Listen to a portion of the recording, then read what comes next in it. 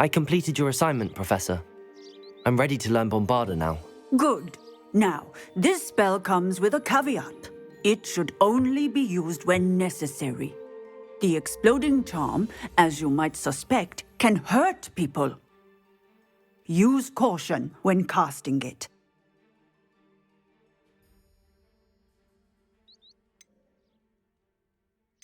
I will, Professor. I will hold you to that promise. Now, you must be precise in your wand movements. We don't want you blowing your hand off. Go ahead. Nice and steady wand movements. Remember, the exploding charm is highly volatile.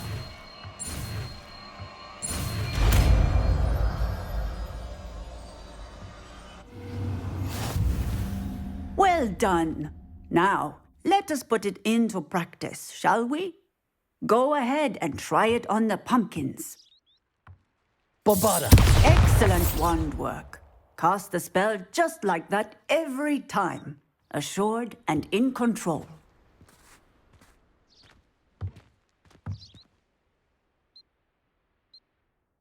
Professor, might I have a moment? Yes. What is it? I was wondering what inspired your interest in magical beasts. Are you considering some sort of profession in the field?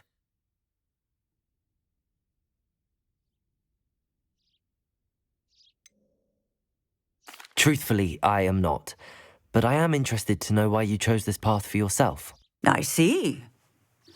I suppose that seeking to understand the motivation for selecting one's path is a worthy pursuit. I believe that when choosing a path, particularly of a scholarly nature, one must take into account both one's enthusiasm for a particular subject, as well as how one may best serve the students to whom one is obligated to both inspire and teach. Of course, Professor. When did your path become clear? I recall it quite vividly. It was the summer between my 6th and 7th years. I read in the Prophet about a wizard who'd been selling alchemy eggs and disappeared in the mountains near my home. I knew of the alchemy, of course, from my studies, but they are native to lands east of here, such as India. I wondered if it was possible that an alchemy could be so nearby. Hence, I went to find it.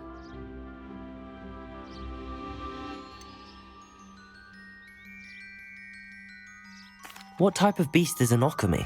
It is a spectacular beast. A feathered, winged serpent-like creature that can grow or shrink to fit a particular space. Its eggs are made of pure silver, hence the desire to trade in them. Seems quite a challenge finding an alchemy in the mountains. It was. After a few days, during which my parents grew increasingly annoyed at my absence, I found what little remained of the wizard egg trader. He was near a tree hollow, and there, inside, was a nest with 7 silver alchemy eggs. What did you do with them? Nothing. Beasts are to be valued for what they can provide for wizard kind. Protective clothing, potion ingredients, even wand cores. Only poachers see the value in ending a beast's life for galleons. I left the eggs alone. I hid, and moments later, the beast flew right over my head. Breathtaking. She then seemed to all but disappear as she shrunk to fit into the hollow. That sounds incredible. Indeed. I knew in that moment that I needed to understand all that I could about beasts and ensure that wizard kind learned to benefit properly from them. Now, I trust that I have answered your question. You would do well to continue your study of beasts, regardless of your chosen path. Beasts and all that they provide will vastly improve your life, and perhaps one day even save it. I shall remember that, Professor. Thank you. Hello, Grace. What are you doing here? Nice to see you. Thank you again for your help at the lake. I've become quite good at Summoner's Court, and I'm waiting for my next opponent. I suppose that's you.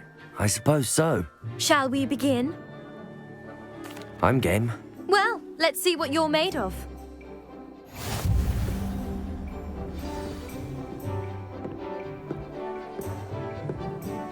Accio.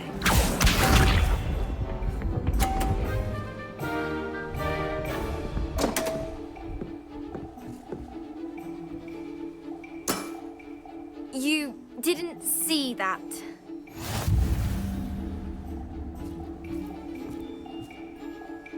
Accio.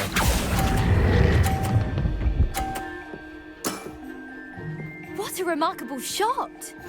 Accio.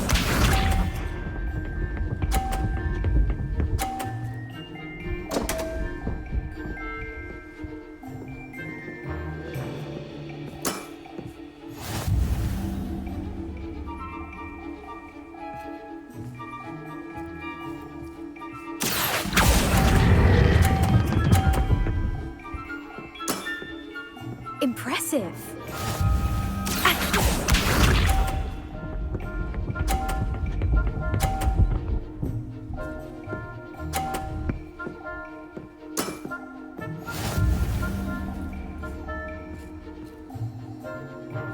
Accio.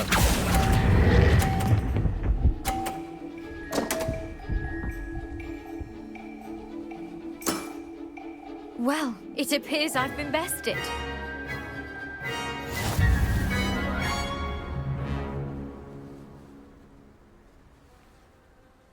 Well done! Diving, Summoner's Court. Seems there's nothing you can't do. You played a good game though, Grace. I did play rather well, didn't I? Only one student has ever beaten me. She's very good.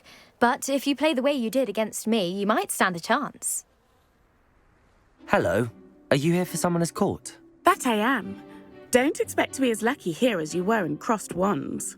Speaking of which, care to play a match? Of course, Charlotte. Then may the best summoner win.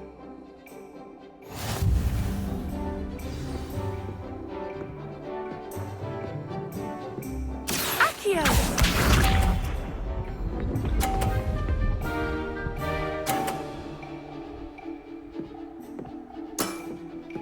Precisely as planned.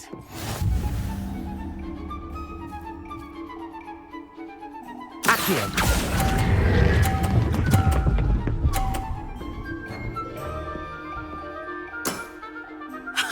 Sting me with a billywig. I'll never top that. Accio!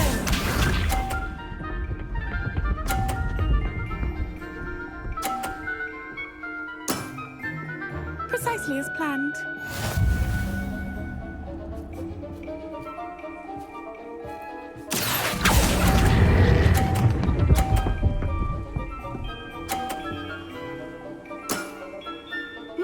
Nice technique. Accio!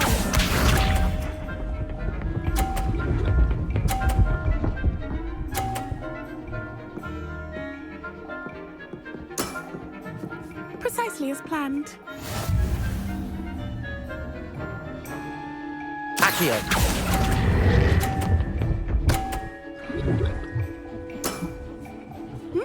Nice technique. Well, you are good.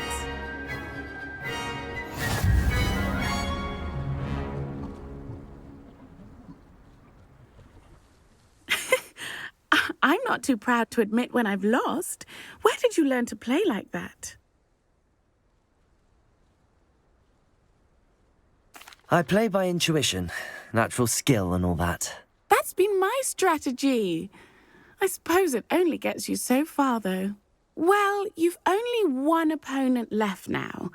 I won't say more than that, but let's just say he's the best for a reason.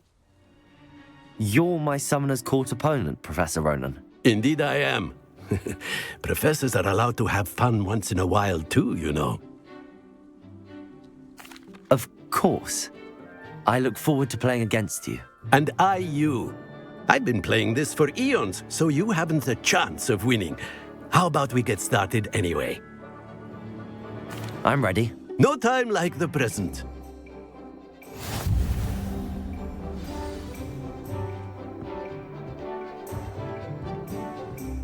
Accio!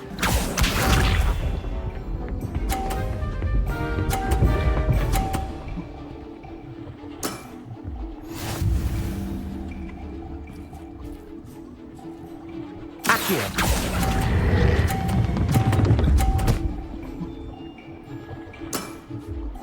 I do not recall teaching you how to play like that. Accio!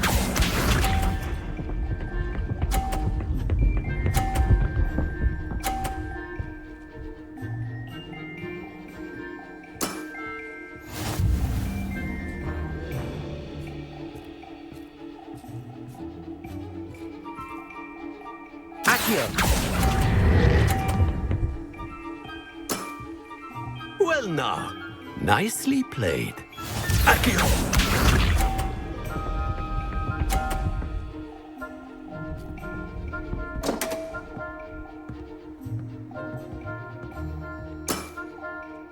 We all make mistakes.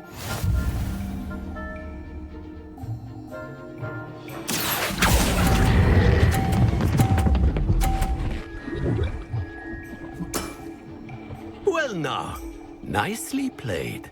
Delightful to see such mastery from one your age.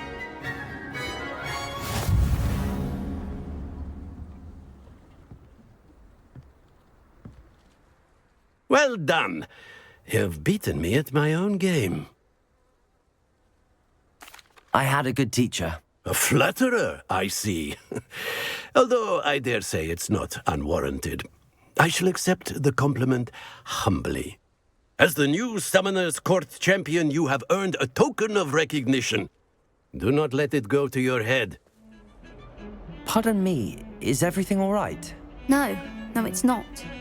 We only had 2 bells to go, but she just had to go and spoil things. I'm afraid I don't follow. Who spoiled things? Was it what bells? Professor Black ordered Mr. Moon to take down the bells in the bell tower. Said they were giving him a headache. Those bells are a part of Hogwarts. I wasn't about to let that happen. So I asked my friend Adelaide to help me put them back. We've always been a duo of sorts, Adelaide and Evangeline. Addie and Evie. Anyway, it was going swimmingly until Black started asking questions. Then she wasn't comfortable with our rule breaking. Now I'm stuck, unable to tell which bell goes where.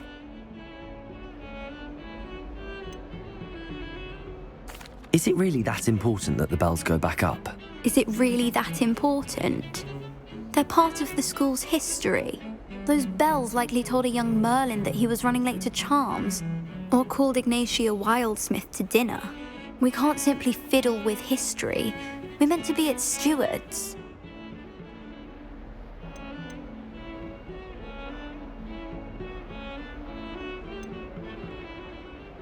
If only 2 bells are left, isn't it fairly easy to tell which goes where? Easy for you, perhaps. I happen to be tone deaf. Mother likes to say I couldn't carry a tune if it hopped on my back like a chocolate frog. No point putting them back in if they don't sound just as they did before, for the sake of historical accuracy. Perhaps I could help put the bells back up. Really? Oh, that would be wonderful. The bells are in the bell tower just above the music room. You're certainly of more help than Adelaide. The bells are back up, Evangeline. Oh, you're a credit to the school. I can't wait to hear them. I can't wait for the headmaster to hear them. I wish I could see his face. Future generations may not truly appreciate what you've done, but I do.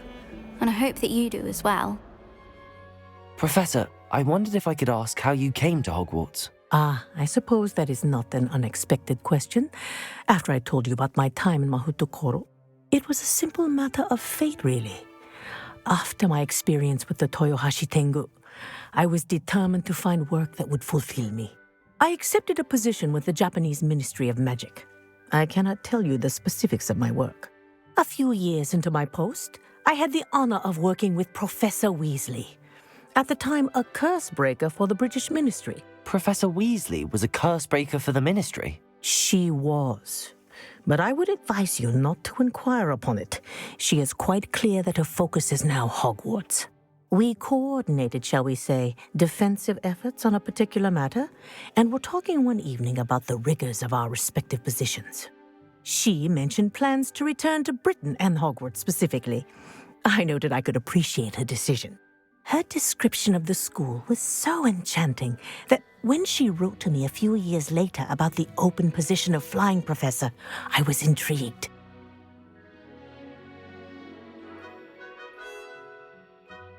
I suppose I can understand wanting to move on from all that you went through with the Tengu.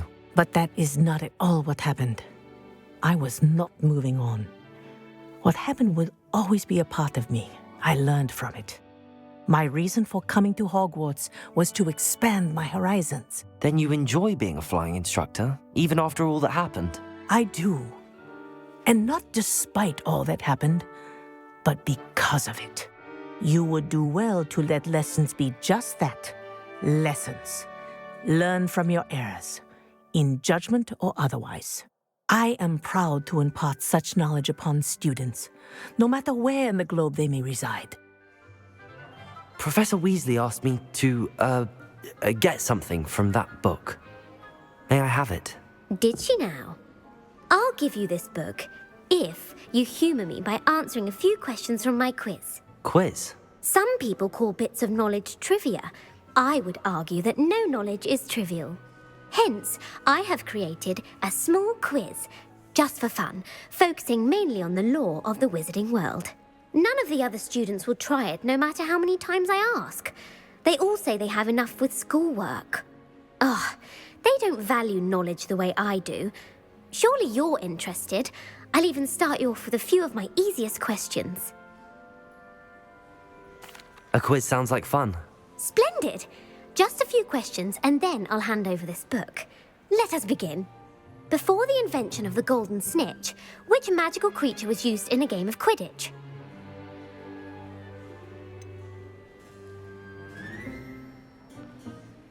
The Golden Snidget. Correct! The Snidget was first introduced to Quidditch in 1269 by a wizard named Barbarous Bragg. Sadly, they're thought to be extinct. Next question.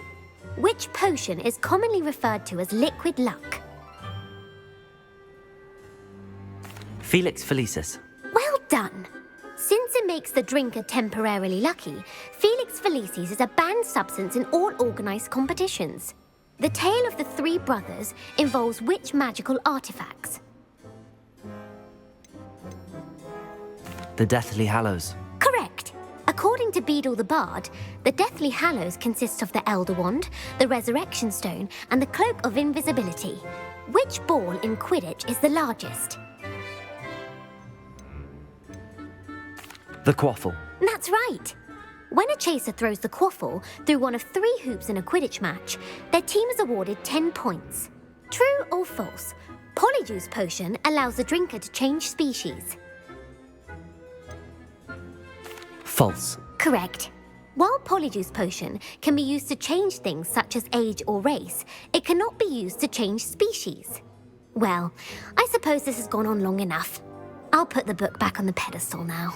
If you're inclined to test your knowledge again, I have plenty more questions I could ask you. And I won't be giving you any more easy questions either. The next ones will be more difficult. I'm sorry. I don't have time for a quiz at the moment. Let me know if you change your mind. I put the book back on the pedestal for you. Revelio ought to make quick work of this.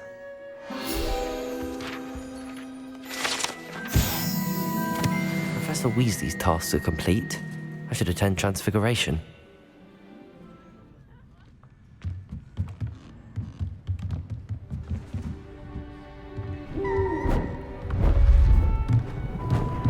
Beautiful. Goodness. Settle down, settle down.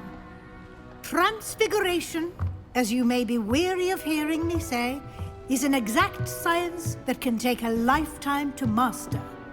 But we needn't be daunted.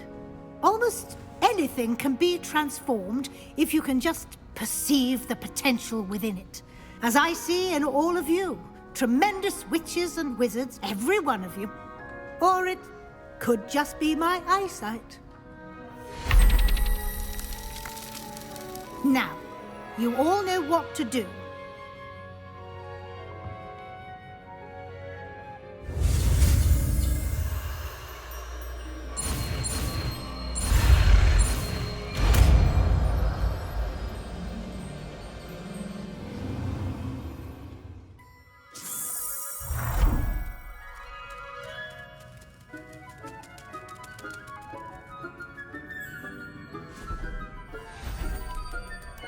Beautifully done.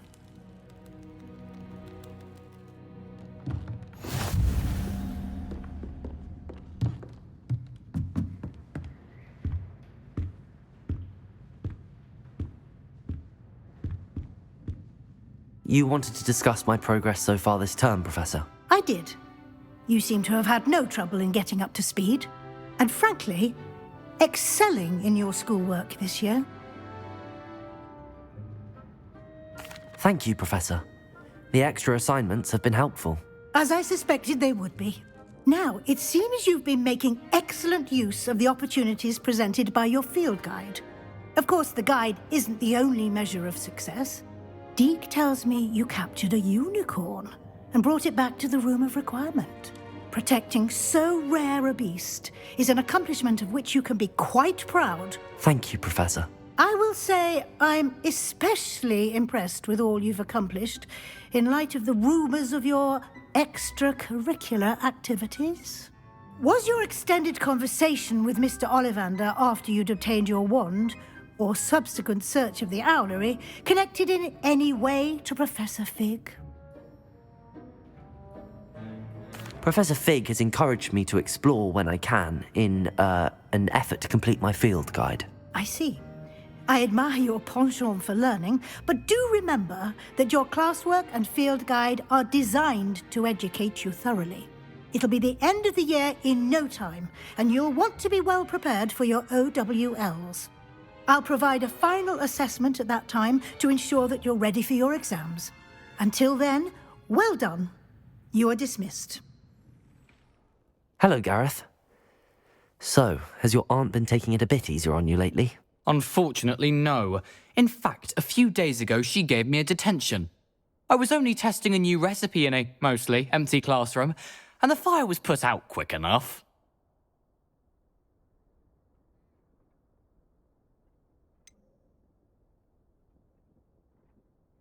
If you're setting things on fire, then perhaps you ought to rethink your choices. That's exactly what Aunt Matilda said. Can't let the doubters sway me. When they taste my latest brew, they'll forget their criticisms and the fires. It'll be bigger than butterbeer.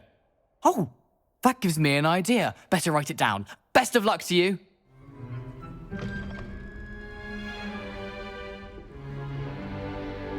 In today's lesson, we will cover a truly thrilling event. The Goblin Rebellion of 1752 and all its triumphant tragedy. But more specifically, we will address the devastating effects it had on the wizard milling industry. Throughout the many goblin battles, countless wizard cloaks were lost. Actually, we do know the number. 632. But history occurs outside the classroom. And look, it's time for my constitutional. One can practically osmose the history flowing through Hogwarts. I think the professor wants us to follow him. And now for a stroll to the bell tower entrance hall. Along with the rest of the castle, it was completed in the late early Middle Ages. The hall and the bell towers that loom above it contain myriad interesting artifacts.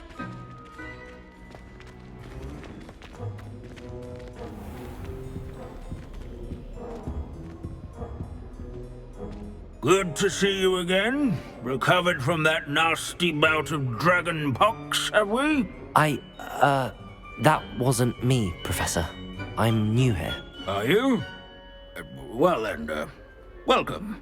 No doubt you're eagerly anticipating my analysis of various wizarding councils, codes, statutes, and of course, goblin rebellions. Not all goblins are rebellious. Some venture into wizarding politics, such as Eargit the Ugly. Some are talented artisans, such as Bragbor the Boastful.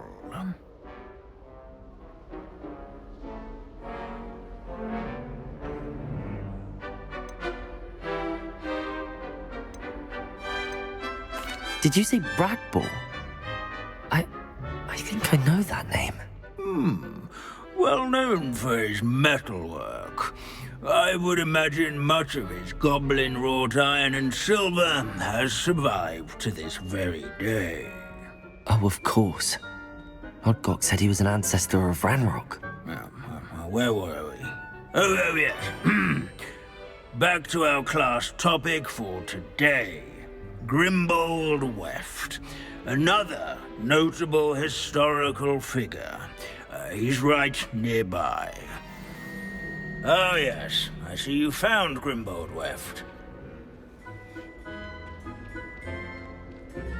Yes, I rather enjoyed seeking him out. The thrill of the scholarly pursuit. I know the feeling quite well. Now, let's turn our attention to the agreeability and general good nature of Sir Afpuddle. He's also nearby. See what you can learn from him for your next assignment, sir. Professor Binns, I found the statue of Sir Afpuddle. Ah, well done. Alas, Sir Afpuddle's affability was his undoing. Died instantly trying to befriend a basilisk. Eye contact is not always to be encouraged. So beloved was he that even some goblins mourned his passing.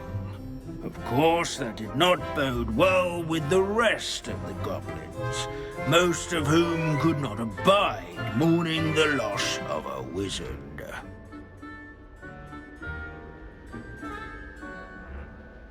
Pity goblins and wizards can't get along. True. But imagine how dull my lectures would be without goblin rebellions to discuss. History does tend to repeat. It is a series of patterns, a thought both comforting and disconcerting. The wise student, such as yourself, will learn from it. Professor, do you have a moment? I do. May I ask what attracted you to astronomy? You may. Might I assume from your inquiry that you wonder how anyone may have an interest in astronomy?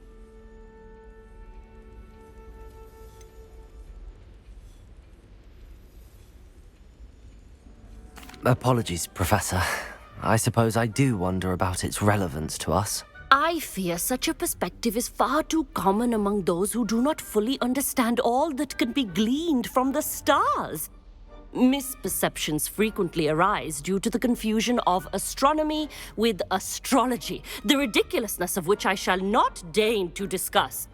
To answer your question, it was my dear sister who first sparked my interest in stargazing. The two of us spent countless nights on our rooftops staring at the cosmos. It was one of the only subjects we could study together. I'm not sure I follow, Professor. Why was that? My sister is a squib. Clever, hardworking, and generous, but a squib nonetheless. The only non-magical child born to our family in generations, poor thing. Although she manages exceptionally well. It sounds as if she's a lovely person and accomplished. She is. And to her credit, while she was once disappointed not to attend Hogwarts, she has excelled in Muggle school. One of the first women, we suspect, to have attended Cambridge, well disguised at the time by our mother as a gentleman scholar. And as astronomy is one subject shared between the Muggle world and ours, she and I have been able to maintain that common interest. We still sneak up to a rooftop now and then to gaze upwards, courtesy of a levitation charm rather than a trellis nowadays. Thank you for telling me about your sister, Professor. I was glad to. It is good to be reminded of all that one can accomplish when one embraces who one is. Now off you go. I am sure you've a star chart to review somewhere. Professor, do you have a moment? I do. I was wondering how you decided to teach divination. The art of divination is an important yet often misunderstood branch of magic. Those of us who possess the sight are rare, and, as is often the case with the unique among us, we can frequently be misread, even feared. When I was granted the opportunity to teach others about my gift and the good it can do, I was most grateful. I see. Natty told me that you and she moved here from Uganda, where she had attended Wagadu. Yes, Natsai and I both loved Uganda and Wagadu, but we are happily settled here now. I had foreseen such a change, but did not know the details until it occurred. I was glad of the outcome. You would be wise to remember that the consequences of our actions are complex. And so, divining what is to come is not as simple as gazing into a crystal ball or studying the bottom of a teacup.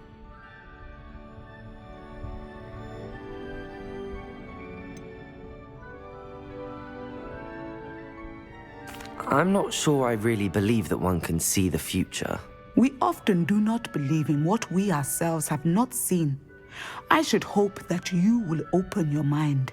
You are a student at Hogwarts, after all. It cannot have escaped you that we in the Wizarding world are forever navigating the seemingly inexplicable. Of course, Professor. Now, I know that we both have places to be. Not because I have the sight, mind you, but because I am a professor and you are a student. I have enjoyed our conversation.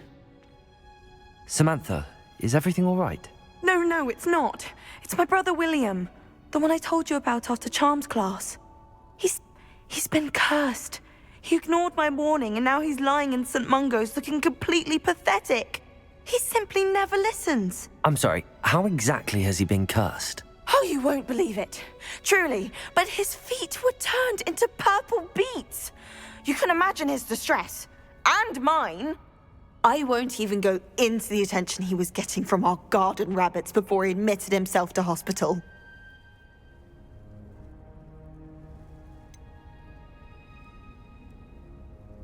Beats for feet. How hilarious. I mean, how terrible. Horrible, truly. You and the entire school may find it funny, but the situation is dire. Well, it is an unusual situation. How did your brother end up like this? It's entirely his own fault. I told him about some research I'd done recently on our ancestor Marmaduke Dale. In particular, my discovery that Marmaduke's tomb was cursed. My brother's always making fun of my discoveries. This time, he laughed in my face. Told me I'd misinterpreted my findings. As if that were possible. And to prove his point, he went right up to the entrance of the tomb and poof! His feet transfigured into beets.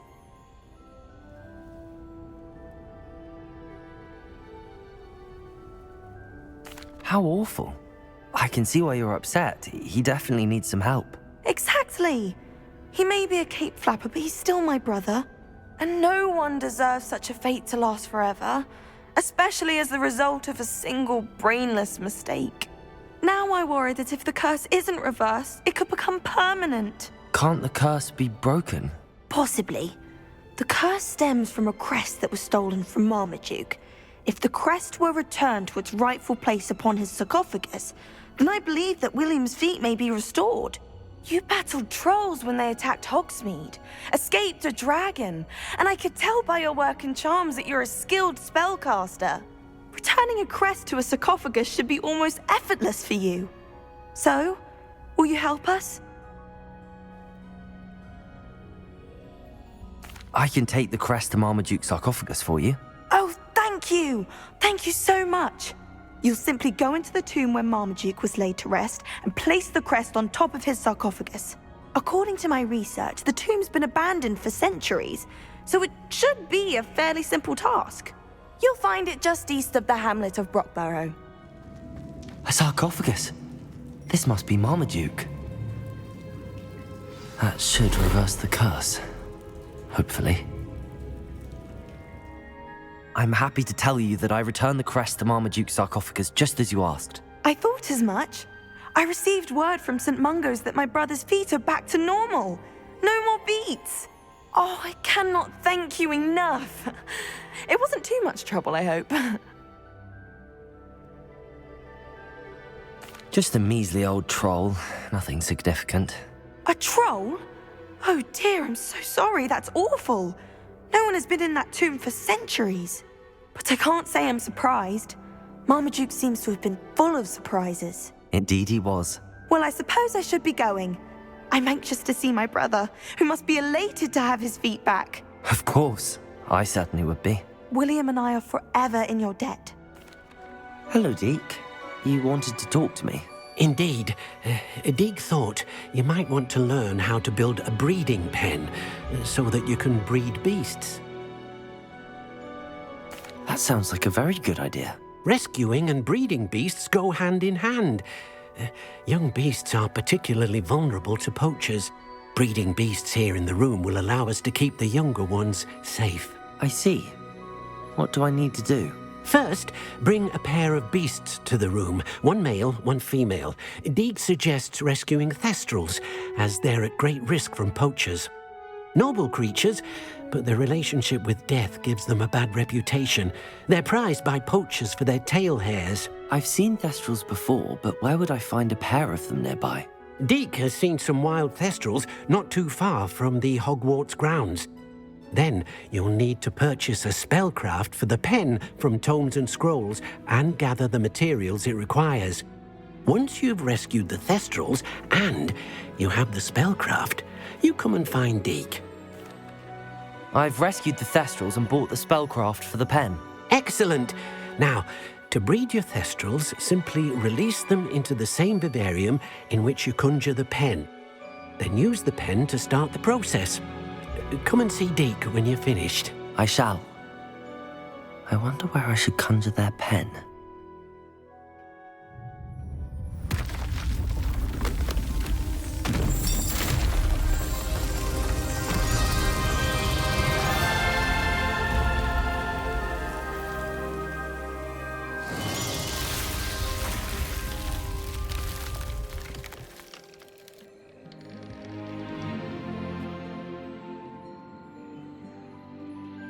Deek never grows tired of the room's surprises.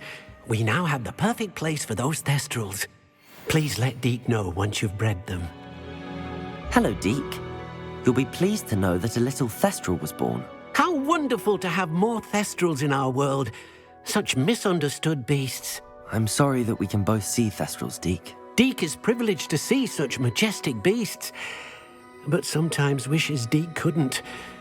Deek is to blame. What do you mean, to blame? Years ago, Deek's master ordered Deek to help him capture a phoenix, the rarest of all beasts that Master had spotted high on a cliff. The phoenix was the most beautiful beast Deek had ever seen. Deek begged Master to leave her be. When Deek hesitated to climb up the cliff as ordered, Deek had to punish himself. As Deek punished himself, Master grew angrier and angrier, and in his frustration cast at the regal bird. Deek suspects the phoenix was protecting eggs when it swooped down in fear and fury. Before Deek could reach him, Master fell from the cliff. Deek stayed on that cliffside for days, punishing himself, before Tobbs found him.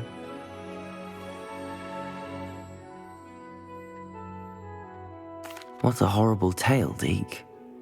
I'm so sorry. Deek has only told Professor Weasley that story, and now yourself. Deek often wonders what became of that phoenix. Deek feels fortunate to be at Hogwarts now, helping you rescue beasts. Perhaps Deek can make amends for what came before.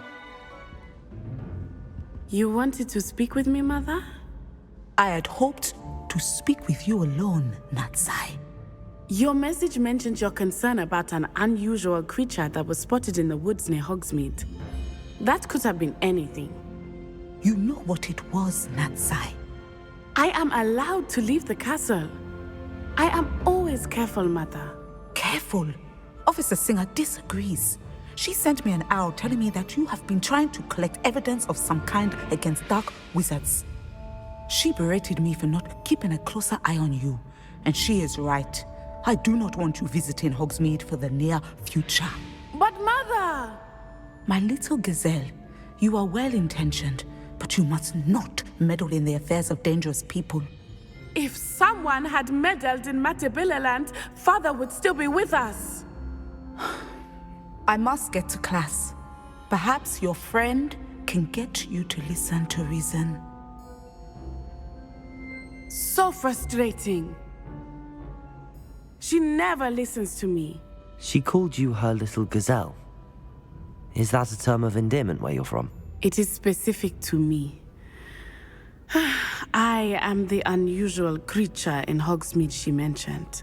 Self-transfiguration is not taught at Hogwarts, so I am gently discouraged from practicing it. However, I am an animagus, and it is in my gazelle form that I have been able to wander the Highlands rather freely until now, much to my mother's chagrin. That is how I managed to spy on Rookwood and Harlow.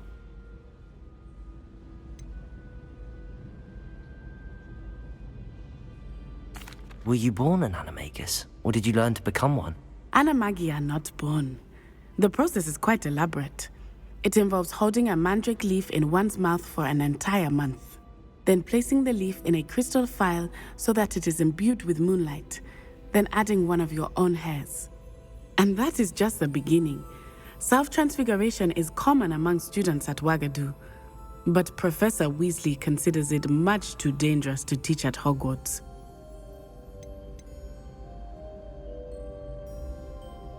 Can you choose what form your animagus will take? Oh no, a person's animagus form is determined by their personality. My mother is convinced that my form is a gazelle because I adapt well to any situation. I believe it is because I can sense danger and keep my wits about me. How does it feel to transform into an animal? Well, the first time it can be a bit unnerving. I felt a kind of searing pain and a strong double heartbeat. But it gets easier the more you do it. I no longer feel any pain, and I must say, I find a sense of comfort in the double heartbeat. And I love being able to view the world from a different perspective. Now the nickname makes sense. What an extraordinary ability to have. It is. I love transforming, but Mother is less enthusiastic about it. She says that no creature, especially one as rare as a gazelle, should be bounding about where poaching has become so prevalent. She claims that she has foreseen tragedy befall me in my gazelle form. But she has used her sight to control me too many times. I no longer believe it.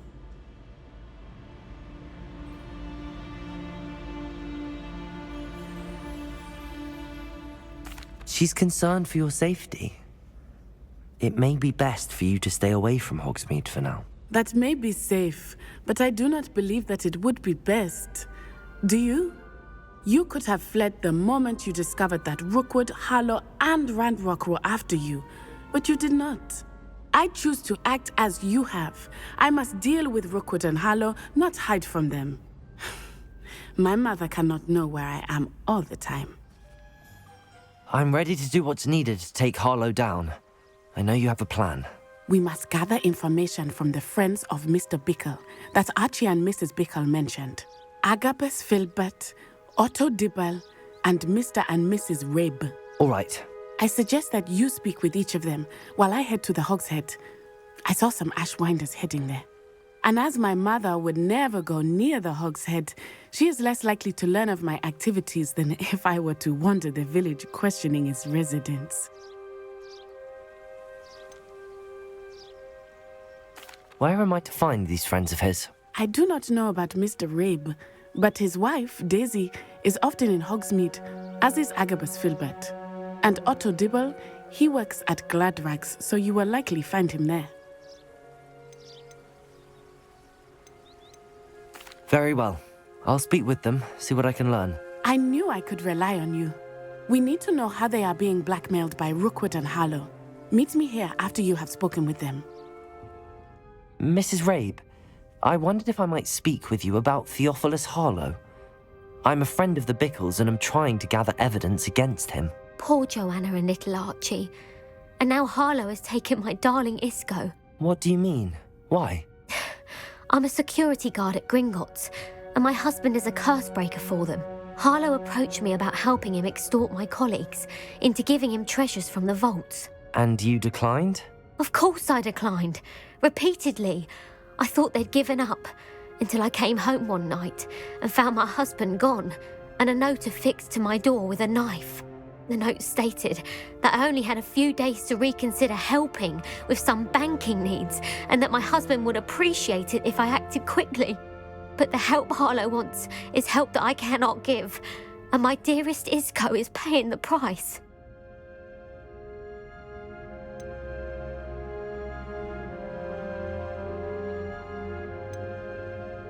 Have you helped Harlow since your husband was taken? No, I'm worried sick about Isco, but he'd never want me to compromise my integrity. I also know that he's extremely clever. That said, I was hoping he would have escaped by now. It makes me concerned as to why he hasn't.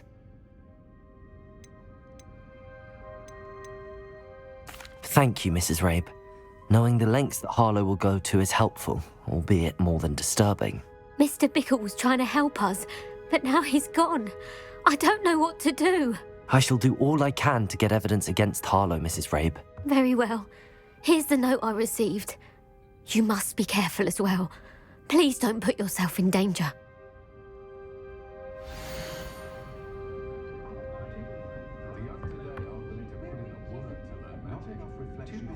Some evidence worth hanging on to. Thank you. I hope it's not too late. Mr. Dibble, may I speak with you? It's about Theophilus Harlow. I've nothing to say about him. May I interest you in a stunning cravat today? Please, sir, I'd like to help. I spoke to Mrs. Bickle. You know the Bickles? All right, but we must be discreet. Can't have Mr. Hill hearing this. I know Mr. Hill. He was kind to me the day of the troll attack. Oh, he's a good man. But even he wouldn't understand about Harlow. It started a few weeks ago. I was distracted, reading a note, when you-know-who came into the shop. I hid the note behind the counter and offered to help him.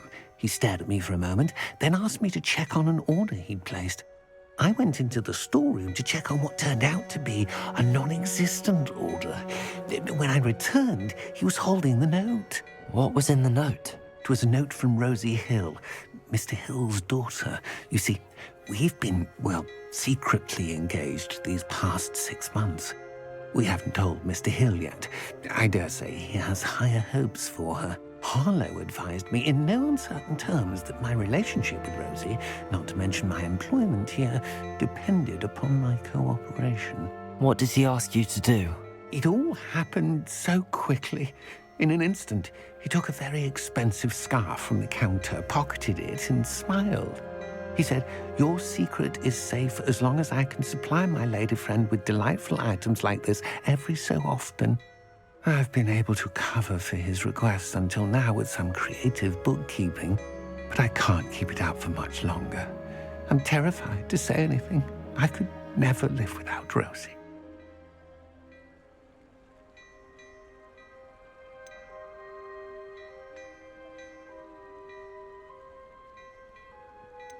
What have you been doing to keep the extortion a secret?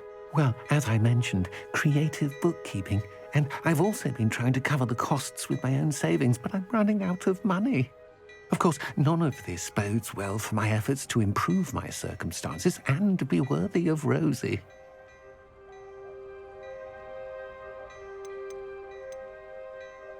Could you give me a bit more detail about the note?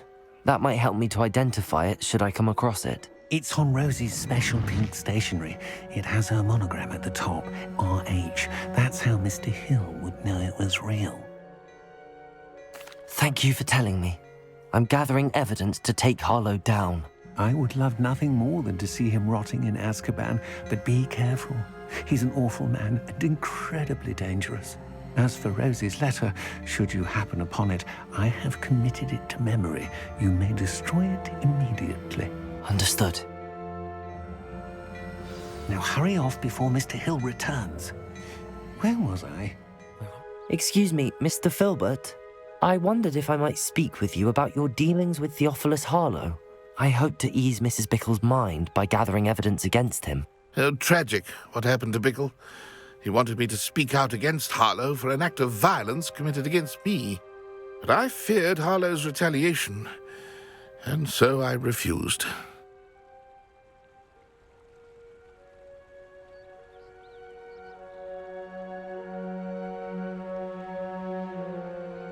If you had spoken out against him as Mr. Bickle asked, perhaps Harlow would be locked away by now. Perhaps. But perhaps I would have suffered a similar fate. You said that Harlow committed an act of violence against you. Could you tell me what happened? Before my extraordinary wife, Dulcibella, passed away, she had just completed a small book of poetry. As a surprise for her birthday, one she never had the chance to celebrate, I had the book beautifully bound and plated in gold. One day, Harlow came calling to punish me for having spoken out against the Neanderthals that comprise Rookwood's lot. Before I knew it, I'd been petrified, and Harlow was rifling through my home. He found the book of poetry, with its exquisite gold plating. I watched helplessly, lying there in my entranceway as he walked away with the book, laughing as he went. I was shaken to my core.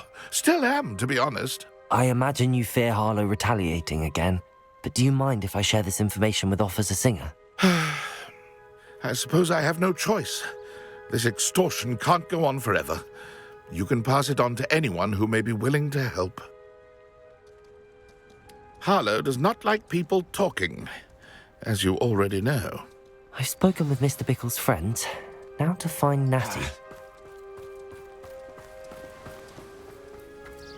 It's not like Natty to be late. She said she was going to the Hog's Head. Perhaps I'll find her there.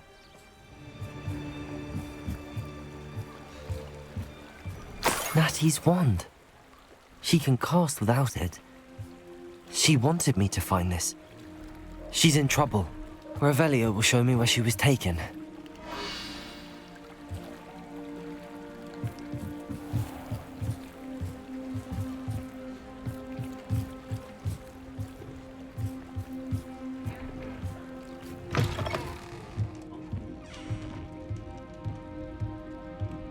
Nosy little students get what's coming to them.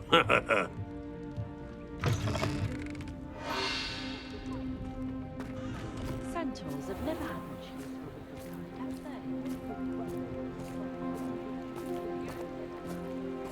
they? Natty must have been taken this way. I need to find her quickly. The footprints led to this room. There must be another way forward.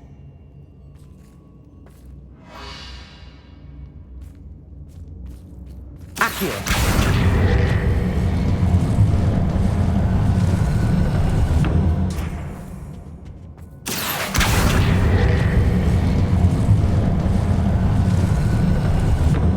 Hidden door.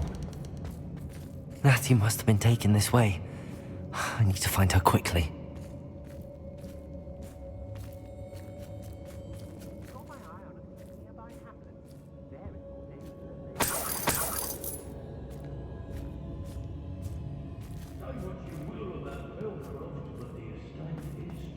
I'd better be sure I'm not seen.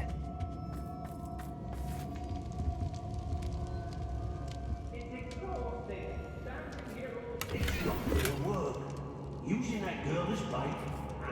What? We ought to just kill her. Only a Hogwarts student would be arrogant enough to come in here alone. Accio! Arrest them! Depulso! You made a great Defender! You will pay. Stupid! Dinner, I'm hearing. Arresto Memento! Can't stop me. Reductor! Confringo!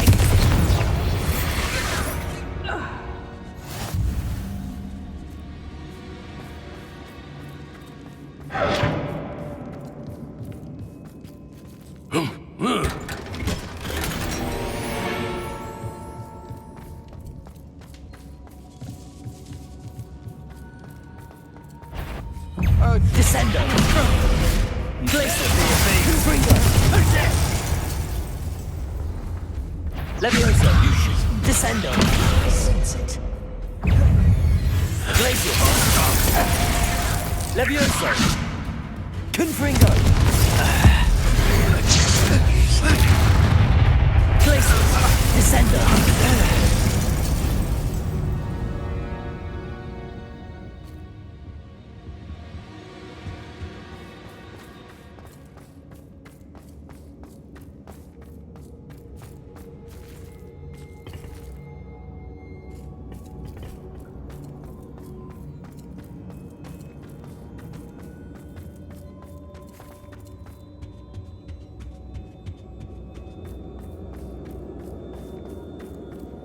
He must be here somewhere.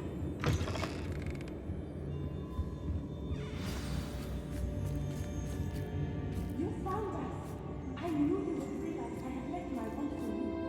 Speak to Mr. Ray. Tell me what you need to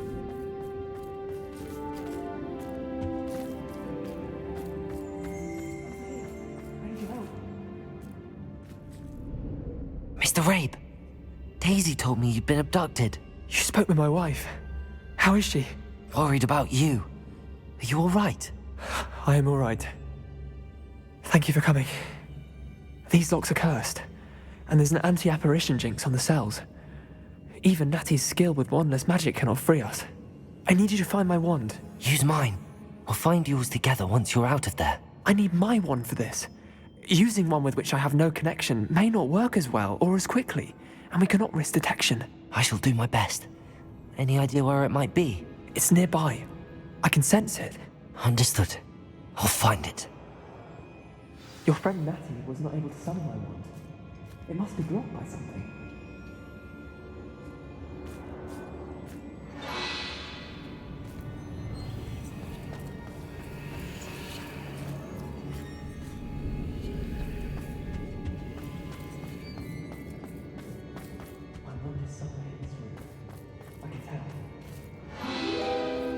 Mr. Rabe's wand could be in there.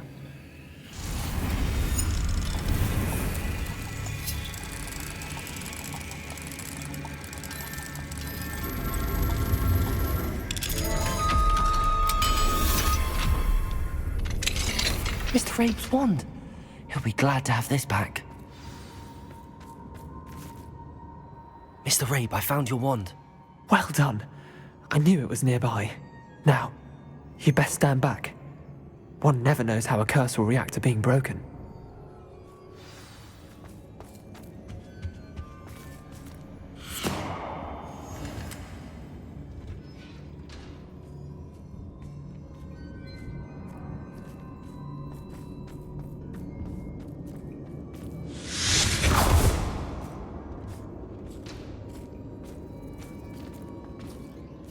Thank you, Mr. Isco. My pleasure. And thank you, my friend. We owe our lives to your bravery. I may be too weak to disapparate with you both, but I can try. You go ahead. Find Officer Singer. We will get out of here on our own. Very well. But be careful. Thank you, my young friends. Be prepared for a fight. These Ashwinders must pay.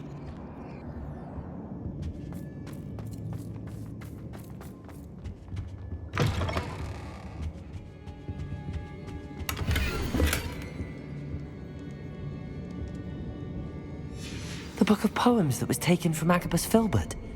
He'll be thrilled to have this back.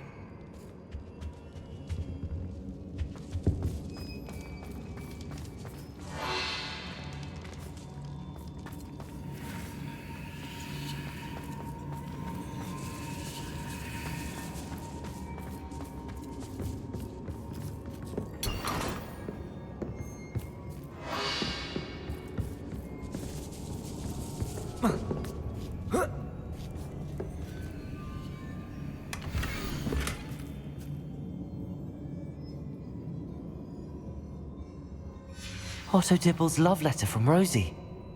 He wanted me to destroy this if I found it.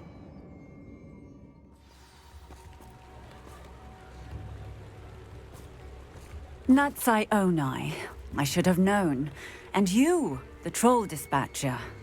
Oh, thank goodness the two of you are safe. Isco Rabe told me a couple of students had rescued him. Should have known it was you two. Is Mr. Rabe all right? He is. I sent him home to his wife. Miss Onai, your mother will not be pleased to learn that you're still risking your safety pursuing these dangerous men. Actually, Officer Singer, Natty and I learned of several Hogsmeade residents who've had their lives threatened by the Ashwinders. In addition to abducting Mr. Rabe to blackmail his wife and Natty, Rookwood and Harlow have also extorted Agabus Filbert and Otto Dibble. I will look into all of that. As for the two of you, I appreciate what you're trying to do, but you are taking great risk. Next time, please let the authorities handle the Ashwinders.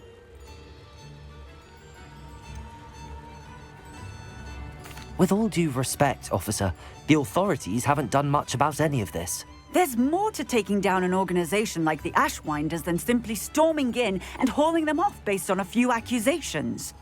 I must insist that you leave them to us. We shall have no further discussion on this. Natsai, you may wish to speak with your mother about this before I do. My mother will not like this. Thank you again for rescuing me. We shall speak soon. Mr. Filbert, I have your book. But how did you... Oh, thank you. I can't tell you what this means to me.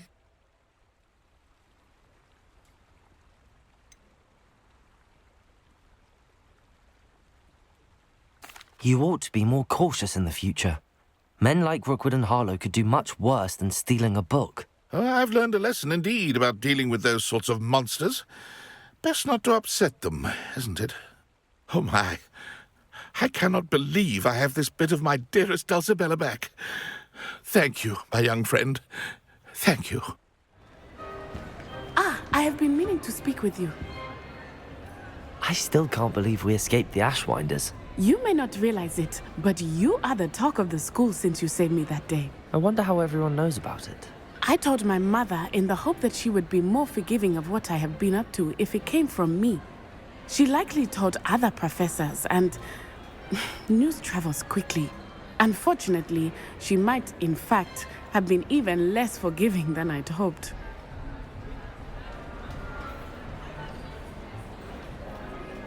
If she knew more about what you've done, I suspect she'd be proud. If she knew any more about what I've done, she would never let me out of her sight again. I'm sorry.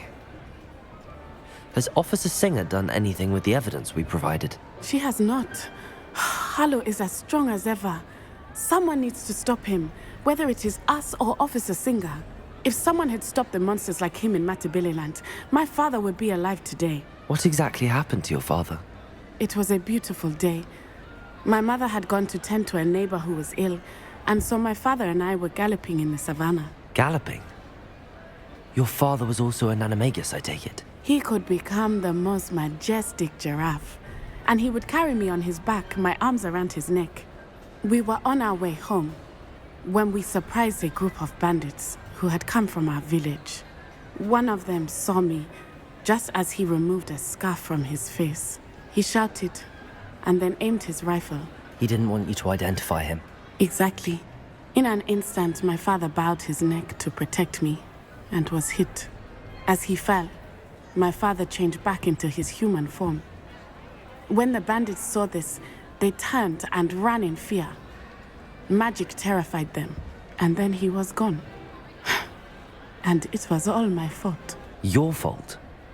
How so? He died protecting me. If I had been capable of protecting myself, he would still be alive today. My mother and I tried to go on without him, but it became too much for us there. A few years later, we left to come to Scotland.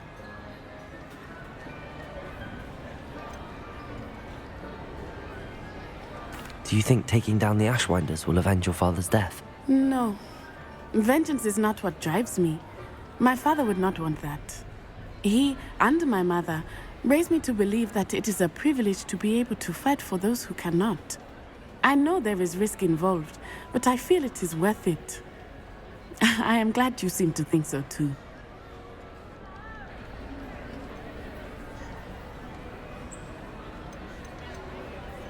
Do you think your father would approve of the things we've been doing? Oh my, that is a good question. In theory, yes. Although he would worry as my mother does. But I think he, of all people, would understand my persistence. My father never shied away from a fight for good, no matter how ruthless the foe. And I think he would have enjoyed knowing that I had a compatriot like you. I'm sorry, Natty. I can't imagine what you've been through. Your father sounds exceptional. He was. Truly extraordinary. And thank you for your kind words. We all have our burdens. My father had a saying about that. Yes, I remember. Rain does not fall on one roof alone. Exactly. Soon you and I will put an end to the Ashwinders, beginning with Harlow. And once he is gone, we will turn our attention to Rookwood. We are making progress, and we will succeed. Thank you again for saving me. You deserve all of the praise you have received.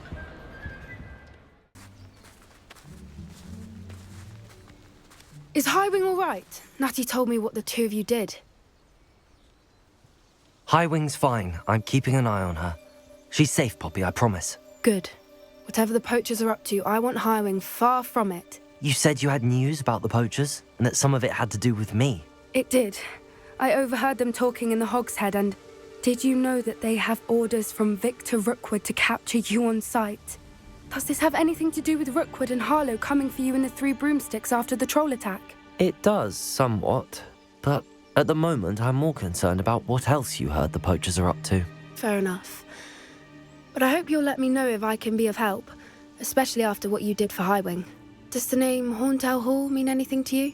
I'm afraid not. Why? What is it? The poacher's best kept secret, apparently. The name came up twice, but they never went into detail. I also overheard one of them bragging about all the gold they're making, at the expense of innocent creatures, undoubtedly. The poachers spoke of this area, and I thought if we searched around a bit, it might give us clues as to what they're doing. If you ever meet my gran, this trip never happened. Not to worry, Poppy. If I ever meet your gran, I shall not speak a word of this. I normally tell her everything. She might be my best friend after Highwing, but she knows how I feel about the poachers. I think she worries I'll do something ill-advised. Whatever gave her that idea? This way.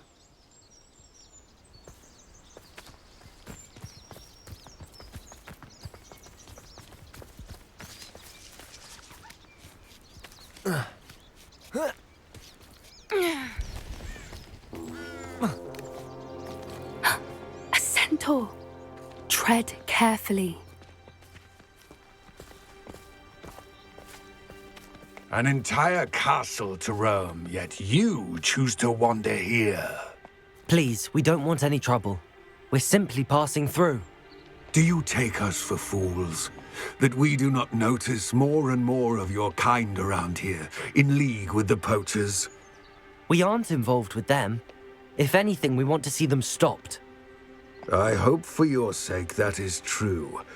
Our kind is swiftly losing patience with the poachers and those they work with.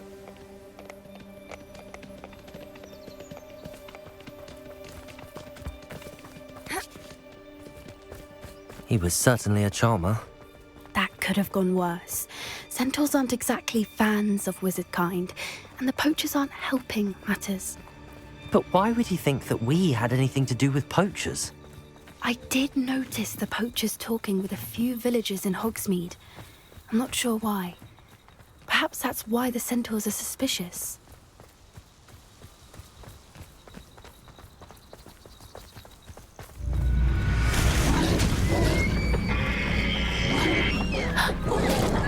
That's the third time I've seen a Dugbog behave that violently.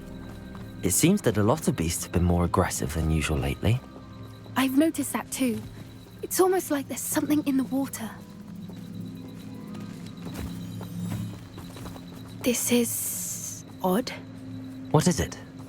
Not entirely sure, but look around. If the poachers were here, perhaps we can find out why.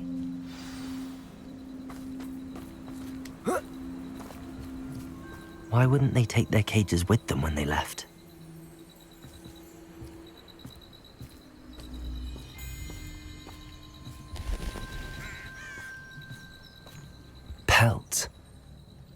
beasts. Still smoking. They can't have been gone long.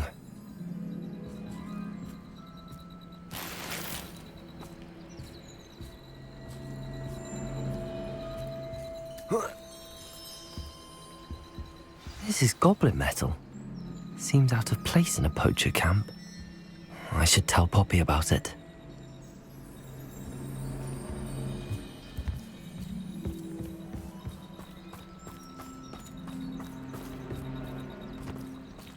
Anything interesting? Poachers were here. All sorts of evidence. But I found something else. It's goblin made. I found goblin armor. Let's keep searching, but carefully. Merlin only knows what's going on here.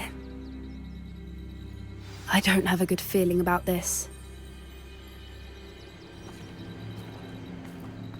How do goblin and poacher interests align? Look, down there. Definitely poachers. No creatures, though. So what are they doing out here? Let's take a closer look. They won't be happy to see us. Should we use disillusionment? Or perhaps a less discreet approach? Hard to say from up here. Let's get a better lay of the land. Now you're just getting on my nerves. Bombada. Expelliarmus. Predator. Expelliarmus. Let me out, Glaciers. Up here. Nothing more than luck. You'll pay for that! Merlin, you'd think they were guarding the Minister for Magic himself. What is going on here? Only one way to find out.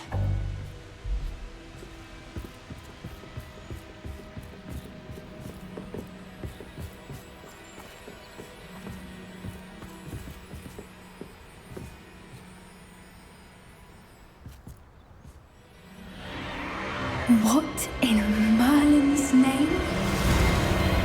Are those dragons?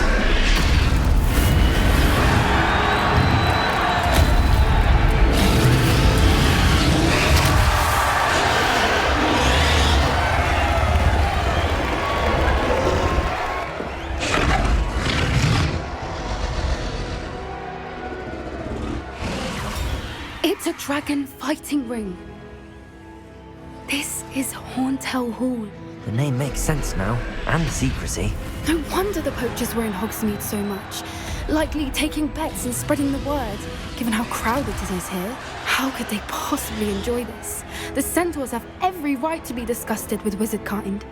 There must be more dragons here. The poachers are far too greedy to run a fighting ring with only 2 dragons. We should take advantage of most eyes being in the fight and look around. But be discreet. You especially can't afford to be spotted.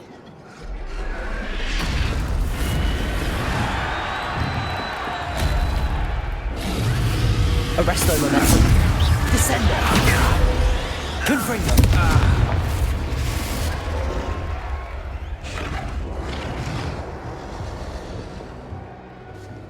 Getting in a bit of practice, are we?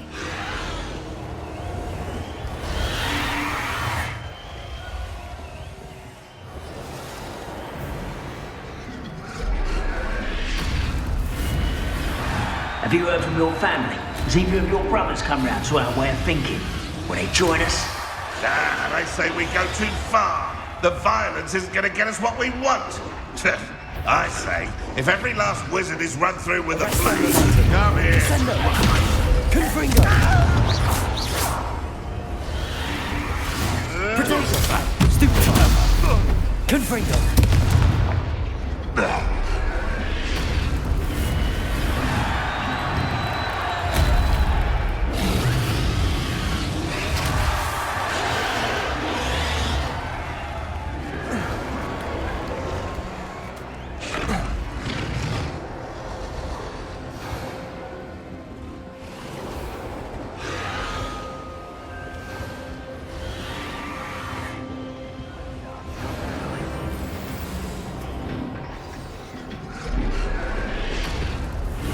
Did you hear those goblins? Ramrock and the poachers must be working together. Poppy, something's going on behind you. What's going on down there?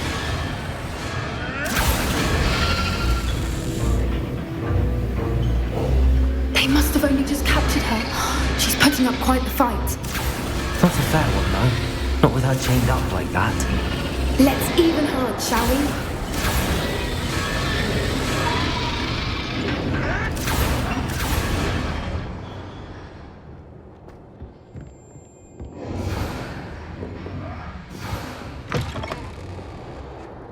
Look, they've got a dragon egg.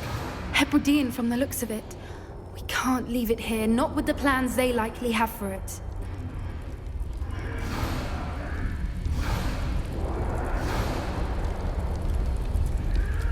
Aloha, Mora.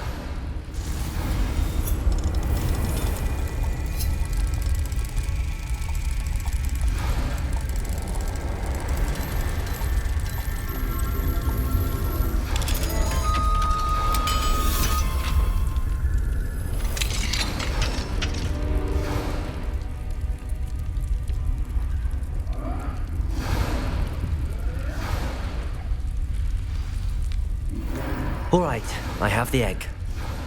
Ready. The elements of surprise will only buy us a few seconds. Let's make them count. Careful! Ramrock will want us to... Confringo! Hold still! Descender! Potato! Stupefy!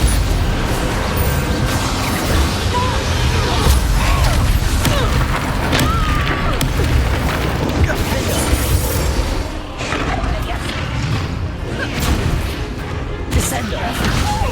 Arresto Movante! Confringo!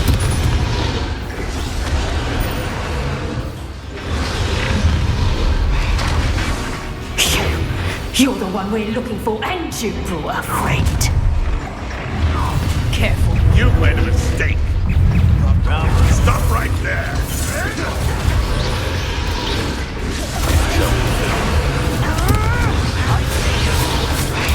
Stupid one! Let me out, son! Stupid one! Enjoy suffering. Enjoy suffering. Let me out, son! We're going in with Queen, darling. Confringo! You don't want to.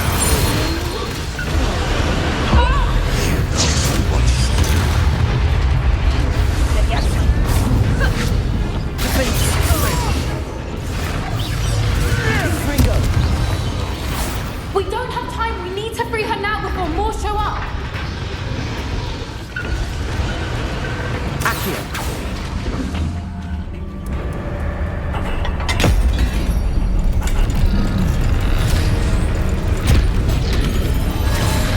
This may have been a bad idea. I suppose we'll find out.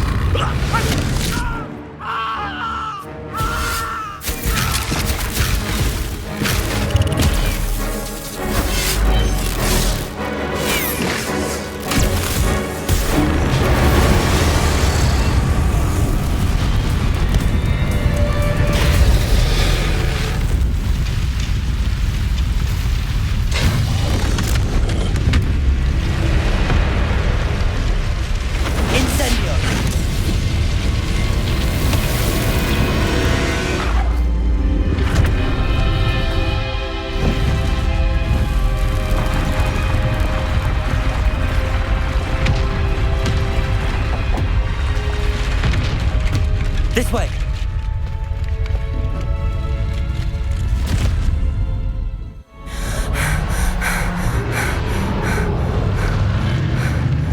That was a Hebridean black. I'm guessing the egg we have belongs to that dragon.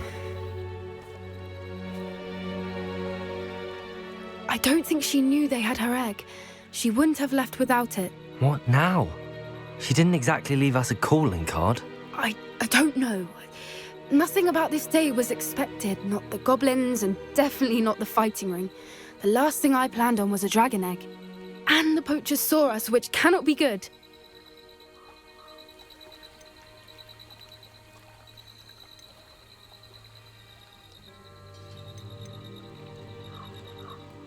We aren't helping ourselves standing here.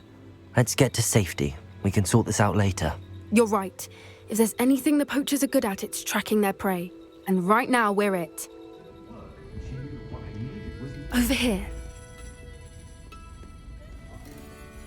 This is a change of pace from our last outing. Don't remind me. The thought of that tent still makes my blood boil.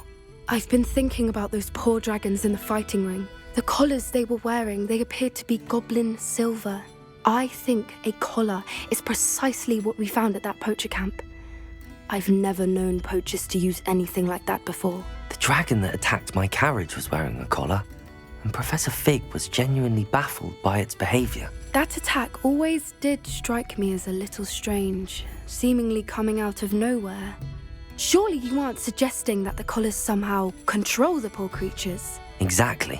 Merlin, I don't think the dragon we set free was wearing a collar, but we should check. And if we can find her, we can return her egg.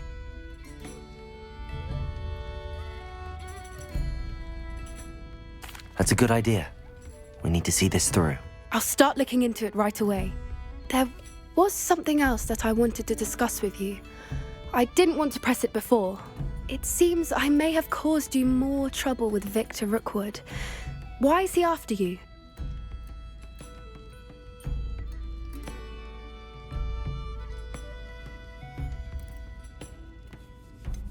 If it's all right with you, I'd rather not say.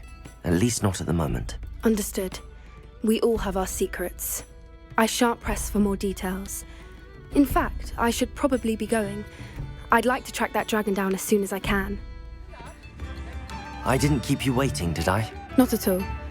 I was just at the post office. Gran told me to expect a package, but it looks as if she forgot to send it. She didn't send me an owl this week either. Perhaps she's busy with her research.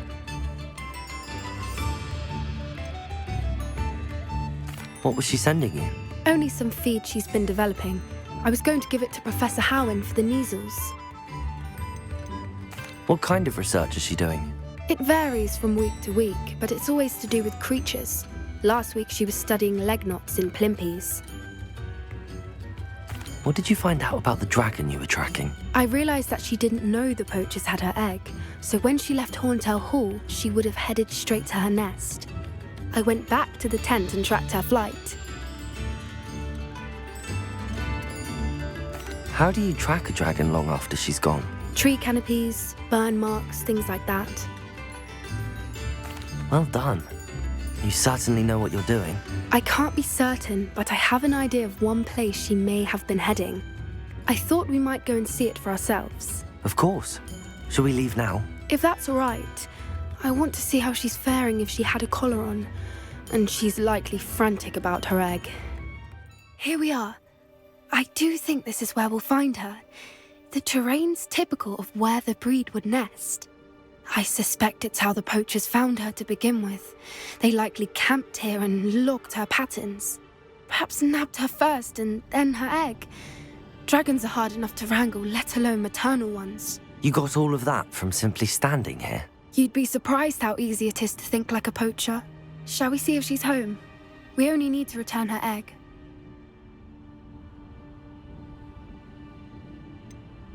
You're making this sound simple, but this is a dragon after all. Hebrideans can be aggressive, but they're also clever. She caught on quickly enough when you showed her how to escape the tent. She'll understand why we're here once she sees her egg.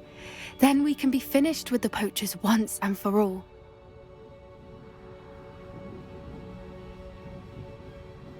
Well then, let's find our dragon and return her egg. Wonderful.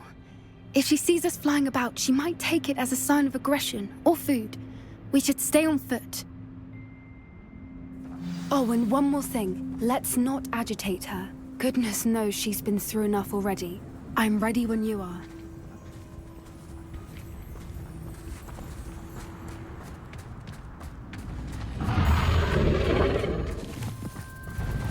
There she is, above us. She did make it home safely. Oh, good. It looks as if she wasn't collared like the other dragons.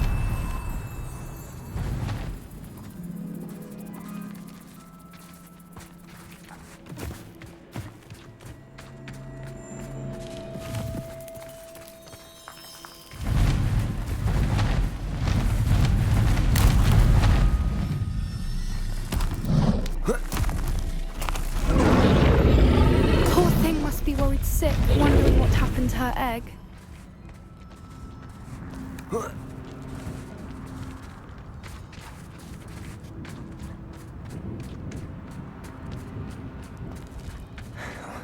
For what it's worth, she doesn't seem to have spotted us yet. Let's hope it stays that way. At least until we've done what we came to do.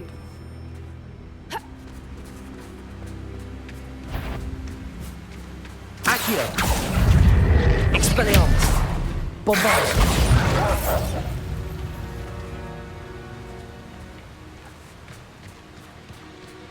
I wonder how many they brought to capture her. At least 10, usually. There she is again.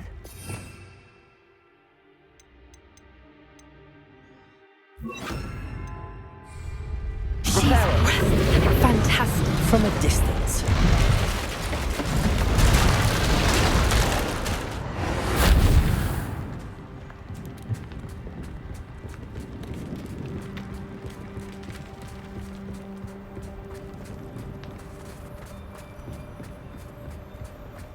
I wonder how good her eyesight is.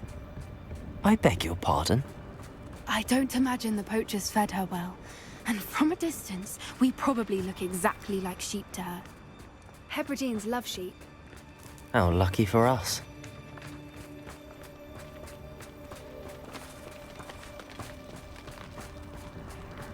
Watch your step.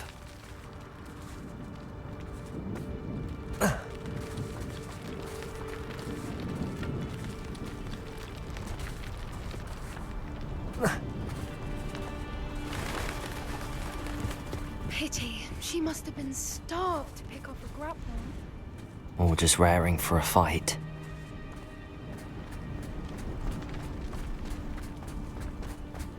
Wait, what was that?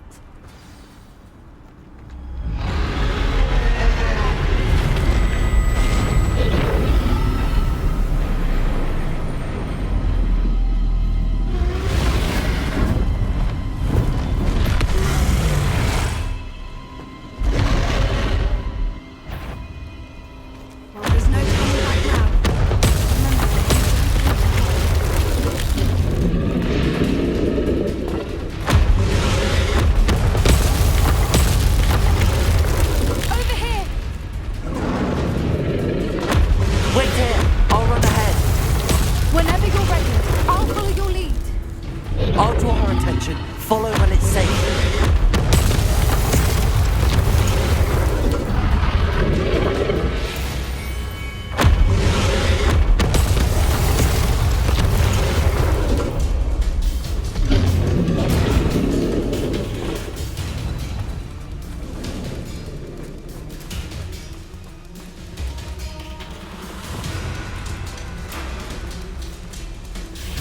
Watch out! It's her domain. She'll make sure we know it. Keep at it. We've just got to make it to the nest.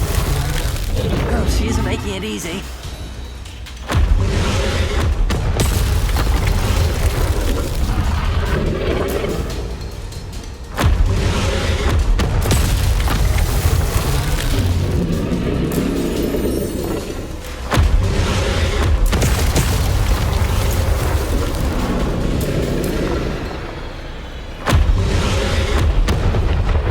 Not a warm welcome.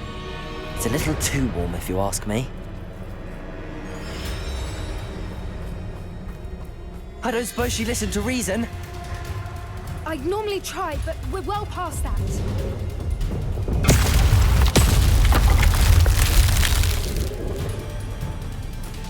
Get to that opening below her.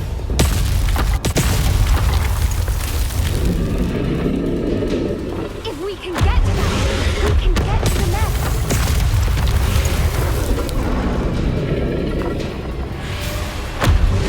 Look! Underneath her! I think we're close.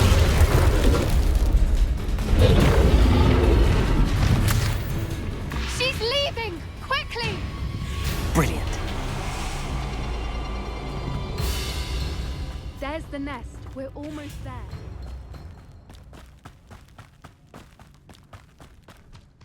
Why is every bridge here broken? Reparo.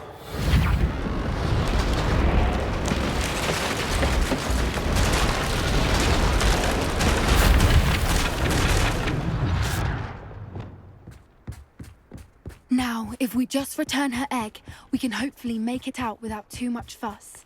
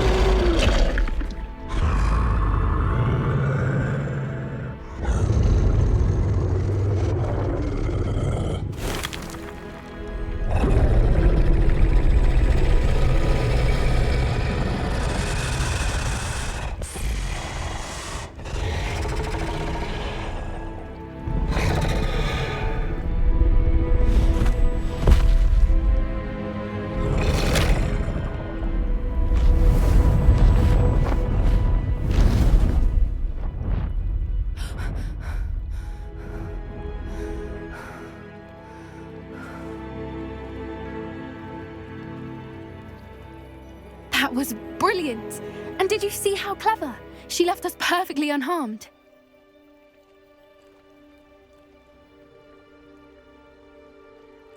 Creatures are a lot cleverer than most people realize. That's what Gran always says. The important thing is that we survived it, and we returned her egg. Thank you for doing this with me. Wouldn't blame you one bit if you wanted to head back to the castle and never think about dragons again.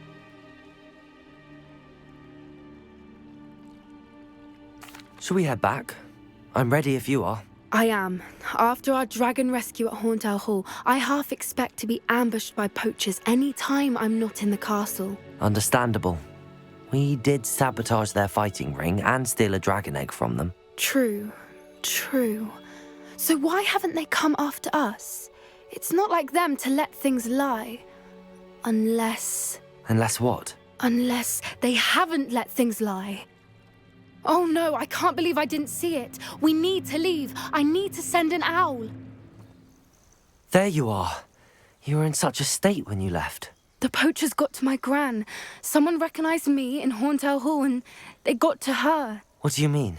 Is she all right? She's fine, thank goodness. But they were at her house, our house. They assumed I'd sent the egg there. She said they took the whole place apart looking for it, screaming that we'd cost them everything. I'm sorry, Poppy. I'm glad she's all right. I don't think either one of us could have anticipated that. I should have known. I underestimated the poachers. And now another creature's in danger. What do you mean? The poachers refused to leave empty-handed, so they took valuable journals that Gran had discovered when she was researching rare creatures. One of them contained theories about a secret hiding place of the Snidget, long thought to be extinct.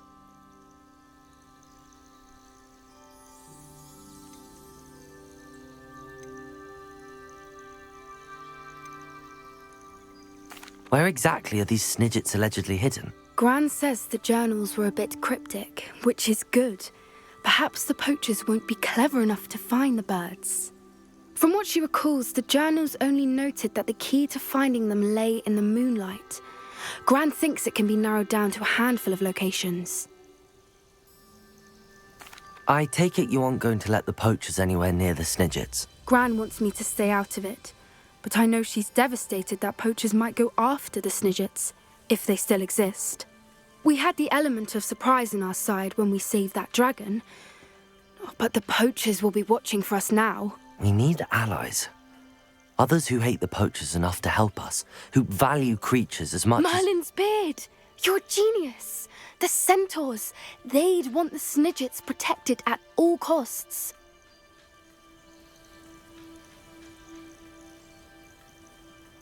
Sounds as if we need to go and talk to the centaurs. We'll need to be careful in how we approach them. Tensions with them are high. Still, I think they may be our only hope. Let me think on it. I'll let you know as soon as I have a plan. I can do this. I can do this. They will want to help. Is this where we're meeting the centaurs? Well, they don't exactly know we're coming, so it's less of a meeting and more of a surprise, I suppose. Once we tell them about the Snidgets, they'll understand why we came and they'll want to help. I hope you're right. Perhaps they'll be able to tell that we're sincere. There's something about them that's so knowing. It's almost unnerving. I suppose they are known for having an air of omniscience. That's exactly the right word. Never mind. What is it? It's nothing, truly. We've no secrets to hide. Speaking of secrets, I do want to tell you why Victor Rookwood's after me. He's working with Ranrock, and Ranrock's after something I found at Gringotts. Fig had a portkey that led us there after the dragon attack. It's a bit of a long story, and Fig's asked that I not speak of it yet. Goodness. Well, that certainly helps explain a bit about what we saw back at Horntail Hall. Of course, I'll guard your secret as if it were my own. Even the centaurs won't know. We'll simply be honest with them about what we're trying to do. They'll have to help us, won't they? Yes, of course. You're absolutely right. We'll meet with them, tell them about the Snidgets, and I'm sure it'll all be fun.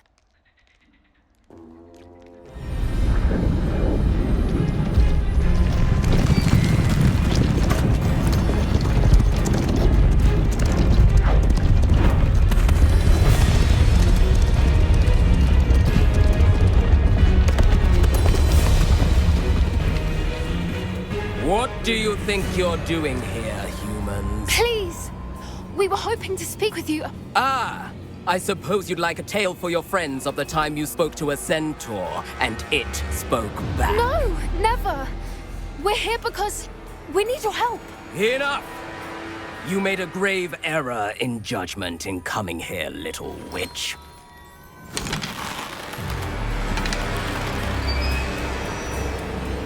Leave them be, Alec. We do not harm the young. It is not our way. You forget your place, old fool. I'm the leader of this herd, and while you cling to our way, their kind continues to slaughter beasts like us without a care! From what I can see, they have slaughtered no one. They will leave here unharmed. Mark my words, Doran. If I ever see them again, it will be all 3 of your heads.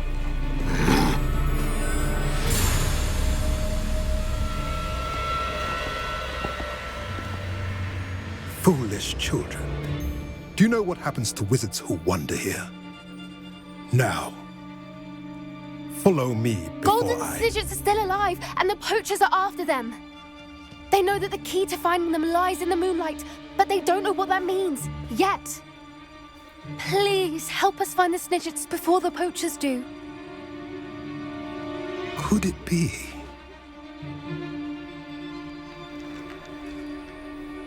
In the south, there is a cave within which lies what the poachers seek. A moonstone. Retrieve it and place it in the henge in the forest. I, on the other hand, must go speak with the herd. Find me after you have done this.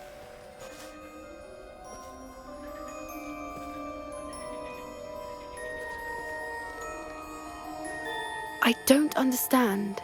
So the moonlight mentioned in the journal doesn't refer to actual moonlight, but to a moonstone. What do moonstones have to do with Snidgets? And why was he so certain about where we could find one?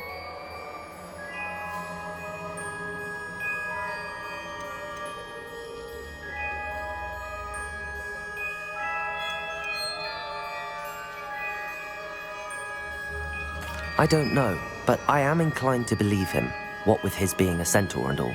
I am too. It is a shame how quickly he left. What was his name? Doran. That's what the leader of the herd called him. Well, if Doran knows something we don't, I'd rather act now and ask questions later. I can head to the library and start looking into the cave you mentioned. I'll let you know what I find.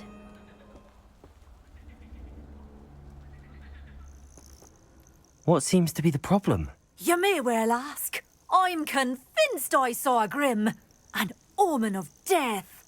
I'm not safe, but if it can't see me, I'll be all right, won't I? All I need is an invisibility potion. Yes, that's what I need.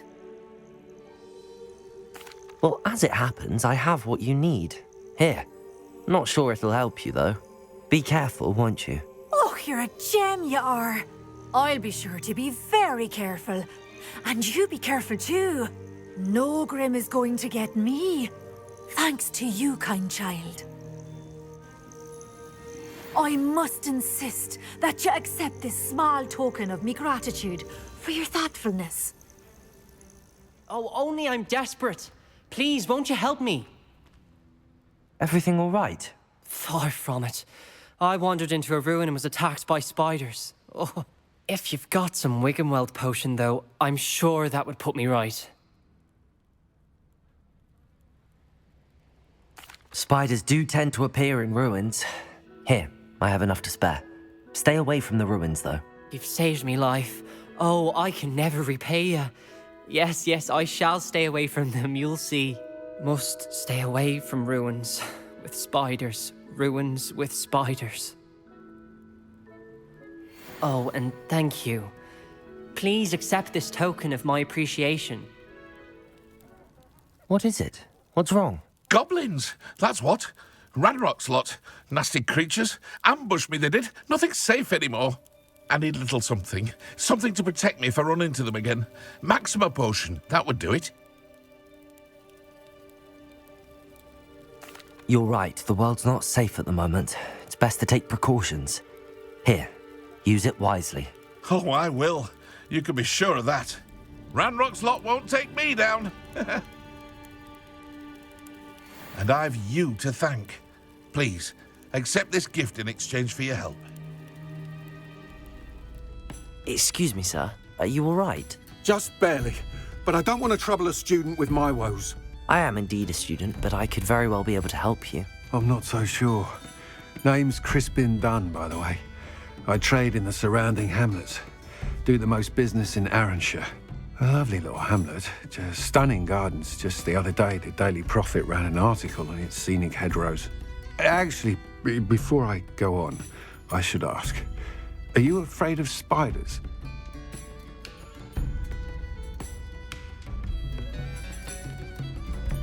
Spiders don't bother me at all. You'd be impressed by how many I've dispatched lately. Lucky you. The hamlet's overrun with the vile things, and they're acting abnormally aggressively. I'm concerned about my customers, of course, but it appears that most of the hamlet's residents fled to safety. It's my friend Mary I worry about. I haven't heard from her, and I fear she's trapped in her cottage. Understandable, but why don't you check on her yourself? I would, but I have a crippling fear of the eight-legged beasts, which I, unlike you, seem incapable of conquering. I don't know what to do. Can you think of anyone who can help Mary? I'll try my very best, Mr. Dunn. Please do. If you can think of anyone that may be brave enough to help, I'd appreciate it. Thank you. They'll find Arranshire southeast of Hogsmeade, just below the train station. This must be Arranshire. I'd best keep an eye out for spiders. Bombarda! Potato! Stupefy! You're even more aggressive than I'd expected. Expelliarmus! Stupefy!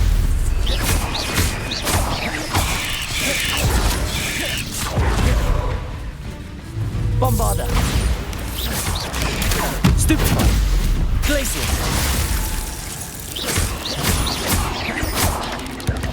Bombarda! Surely that's the last of them.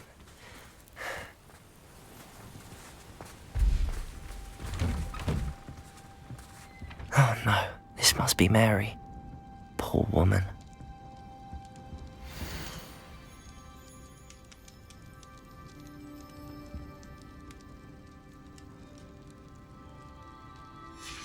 If Mary was breeding these things in her cellar, that means there are more underground. I'll need to destroy every last spider in that cellar if this is to end.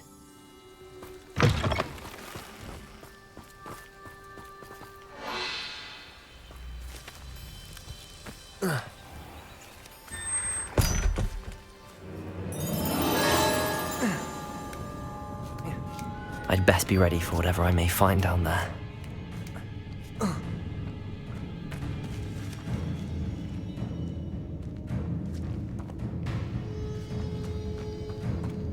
Exacts.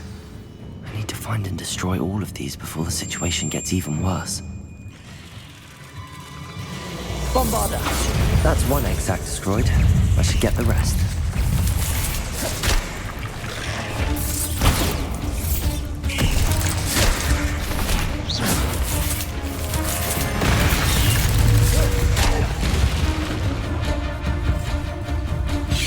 Potato! Stupefy! Expelliarmus! Accio! Bombarder! Not my fault you're a deadly great spider. Can't let you harm Arrynshire any more than you already have. I hate to think that they see me, but I don't see them.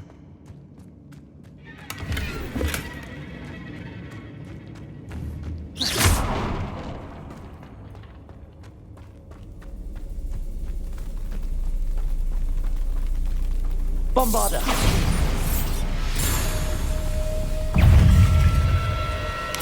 Potato! Stupefy! Stupefy! Bombarder! Confringo!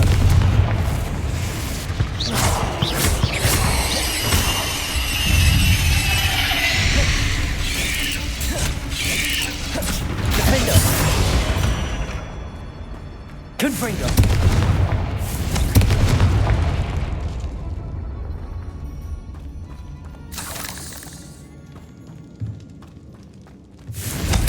The last of the spider sacks.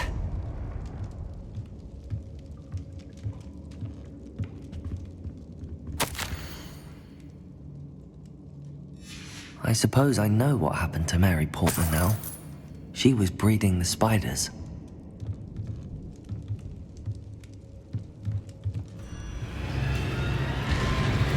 I hope that's the last spider. Descender!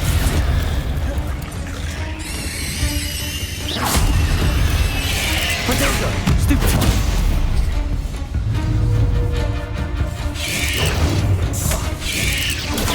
Stupefy! Confringo!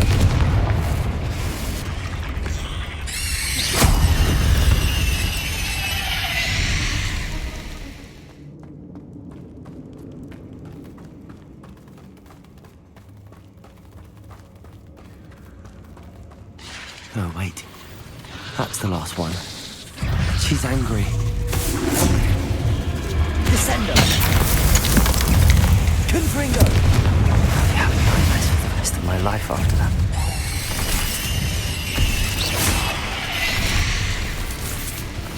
Confringo! Defender!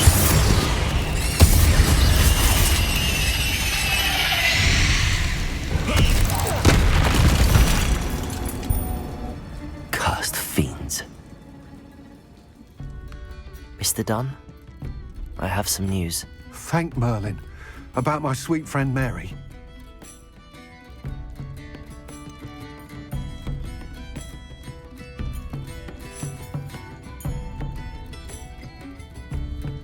It seems poor Mary was breeding spiders in her home for profit, and vastly underestimated their propensity to multiply.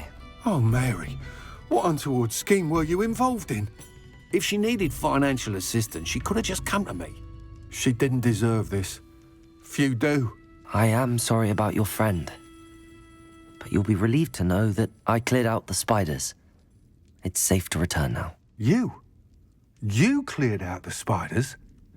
I can't believe it, but I'm certainly relieved. I imagine the first order of business will be to help the amulet rebuild. I suppose I have nothing to fear from dead spiders.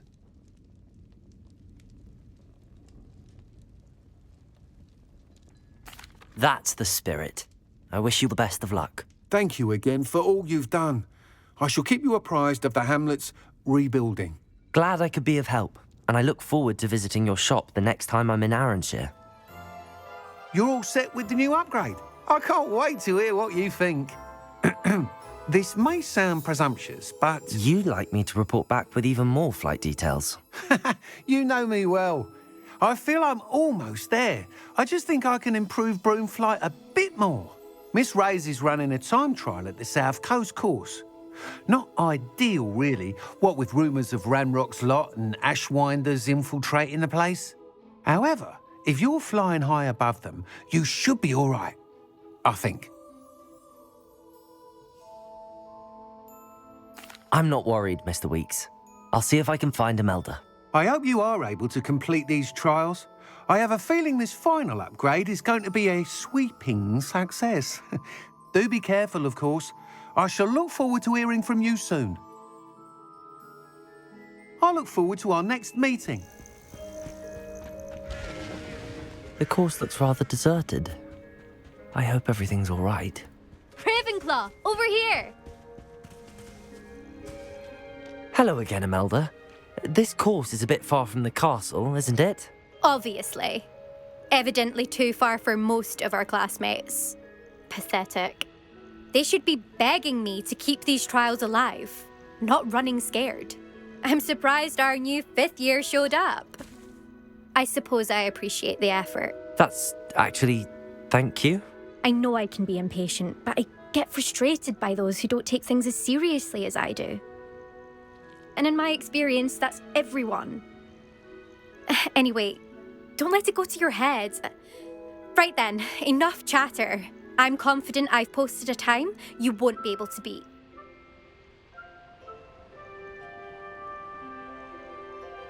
We'll soon see how I fare, won't we? I'm ready. Get ready to lose, Ravenclaw.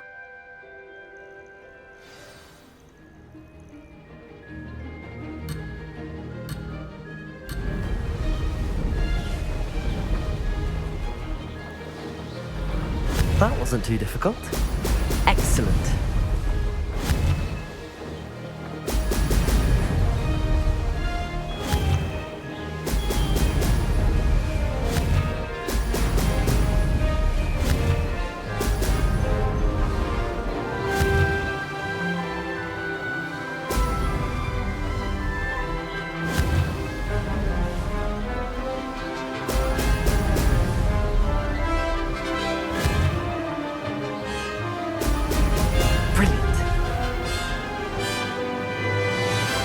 Brilliant flying, if I do say so myself.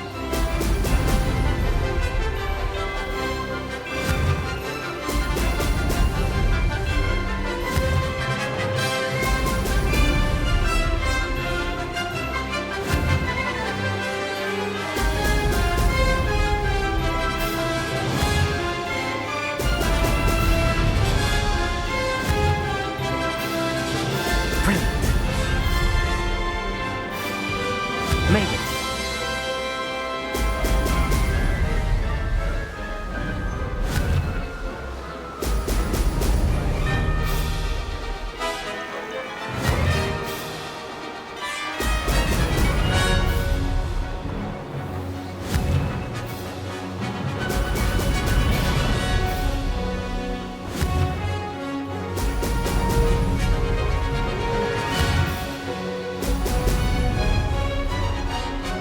This is going well.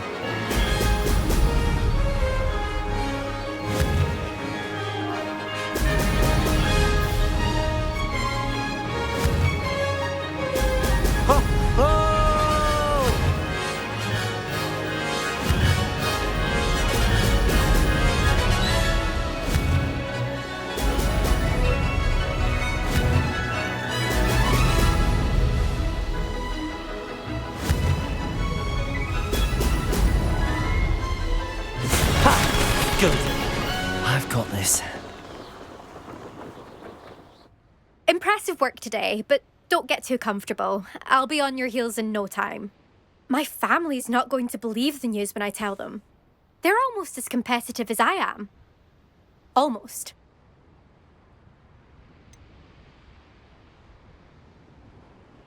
Do you get your competitiveness from your family?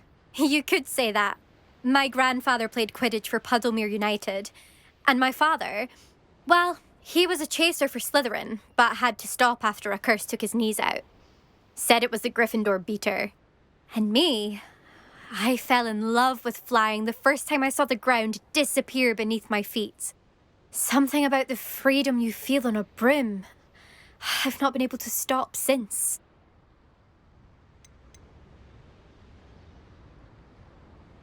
Will you keep running these courses? I'll race them myself. Don't want to get rusty. But I won't be dealing with time trials. You're welcome to run them too. Anyway, hope we find time to fly again soon.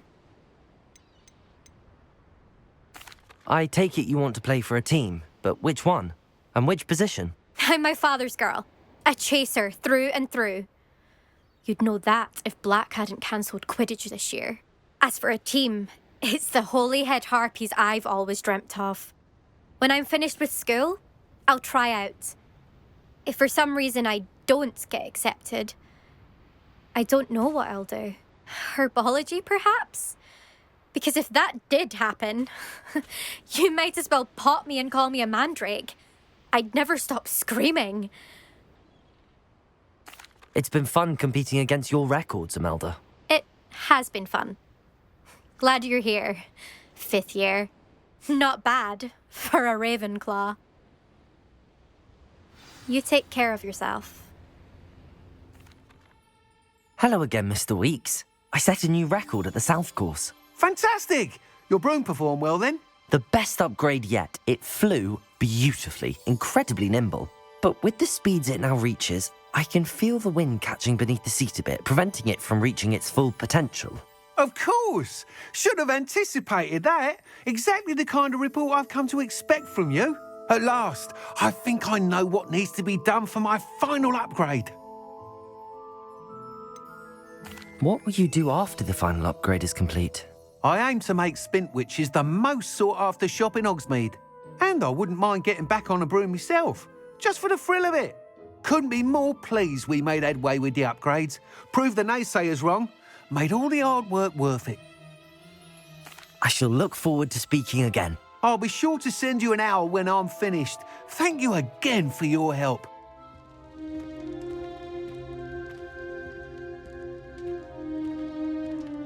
You'll never believe what I've learned. What did you discover in the spellbook we found in the scriptorium? Salazar Slytherin's spellbook was a little difficult to interpret, but fascinating. Evidently, he encouraged teaching dark magic at Hogwarts.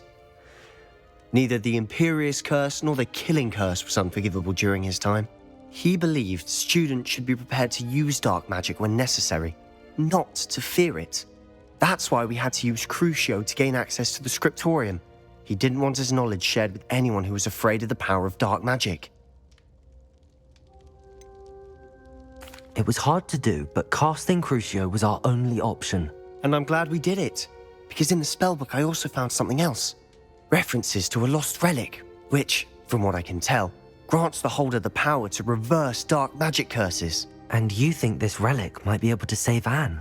Precisely. I plan to search for this relic, but I don't think we should tell anyone. Especially Ominous. He wouldn't understand. We need to tell him. He's the reason we found the book, and he deserves to know what you've learned.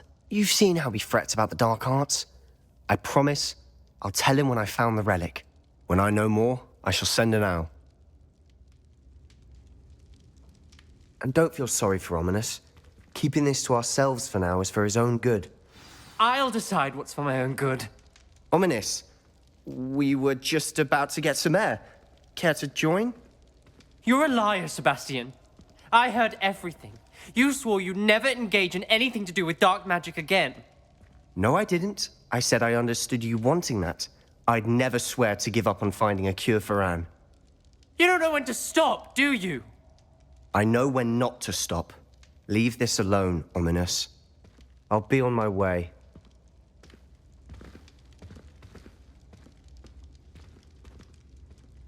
I am not letting this go. Ominous, Sebastian meant well. I appreciate you telling Sebastian not to keep this from me, but going after that relic is not a good idea. Sebastian doesn't even realize it, but he's as irresponsible and reckless now as his parents were years ago. It's why they died. I knew his parents died, but I never heard what happened. Mr. and Mrs. Sallow were professors. Spent nearly every waking moment in the cellar library. Noses buried in books. Anne and Sebastian were upstairs when it happened. They heard a sudden crash and ran downstairs, but it was too late. Their parents had crumpled to the floor. A defect with the lamp in the cellar caused the room to fill with an undetectable toxin. Sebastian and Anne were helpless. They had no magic yet. What a horrible story. It is. That's why I can't understand Sebastian's recklessness. I've practically lost Anne. I cannot lose Sebastian too. Please avoid anything to do with that spellbook. Those references in the book seem promising. Everything to do with Salazar Slytherin seems promising until it's too late. I hope Sebastian pursues this no further, but if you think he might, please let me know. Sebastian, that relic you mentioned... I believe one of Slytherin's students stumbled upon the relic during an assignment to study sarcophagi in this catacomb.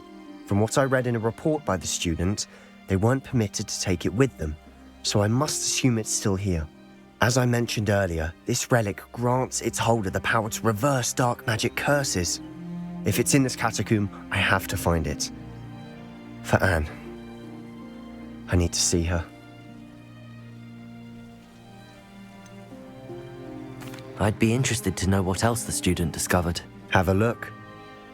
Unfortunately, there's no name on it, but I suspect if it was important enough for Slytherin to stash in his spellbook, it's worthy of further study.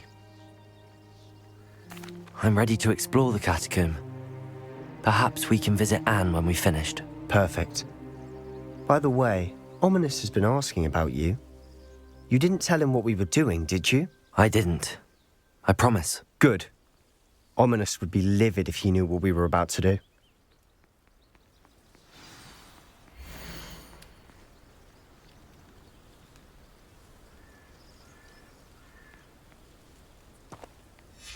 I'll be interested to compare what lies inside to what I've read about this catacomb.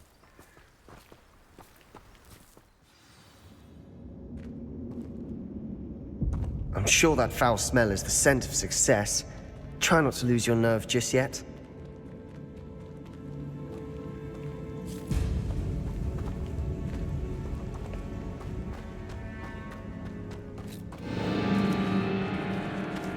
Confringo! At least now we know we're not alone in here. Perhaps that was it. And the rest of the tomb will be insect-free. Yeah, spiders aren't insects. Don't start. Confringo!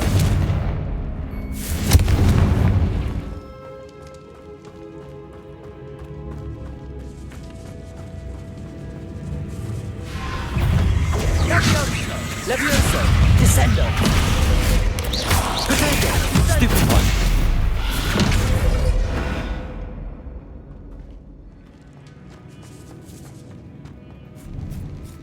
Now this is the sort of great room I want to be buried in. Surrounded by grandeur. Grandeur and then some. Even an altar with a pile of bones. Lovely. Bones outside a sarcophagus? Seems odd. There's something here by the altar.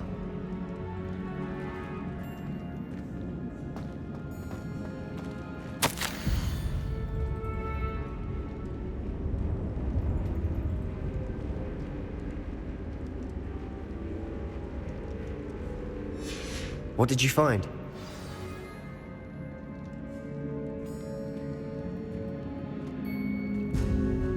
Looks like part of a student's diary.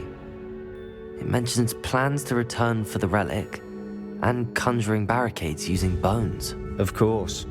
The student's summary referenced a space beyond the Great Room, which means this can't be a dead end. Let's divide and conquer. You work on sorting out the bone barricades, I'll look around and see what we missed. Hold on to that diary entry. There may be more to it. It does mention something else. It says their next assignment was learning the Imperius Curse. Really? Interesting. We need to focus on moving beyond this room. But let me think for a moment.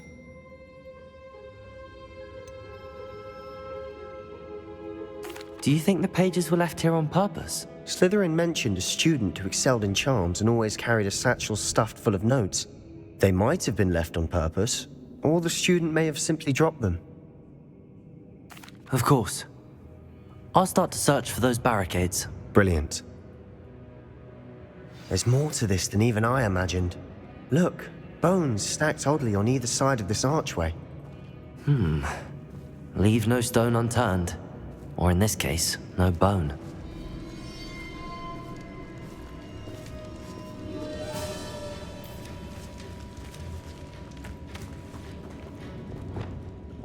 Wingardium Leviosa. That's a lot of bone rattle.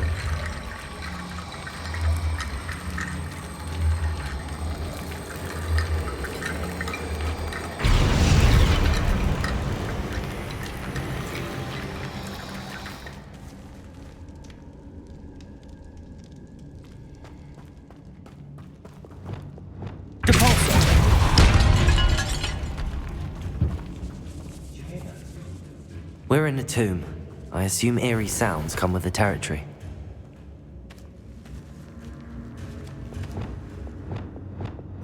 Accio!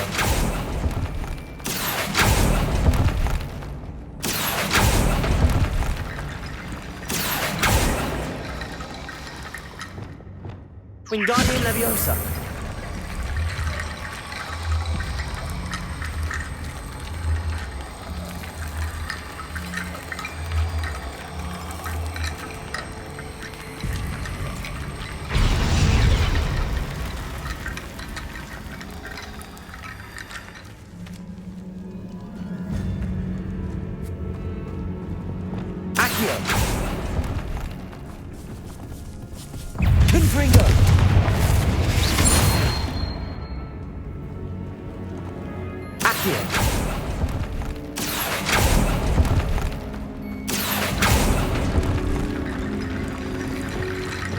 Wingardium Leviosa.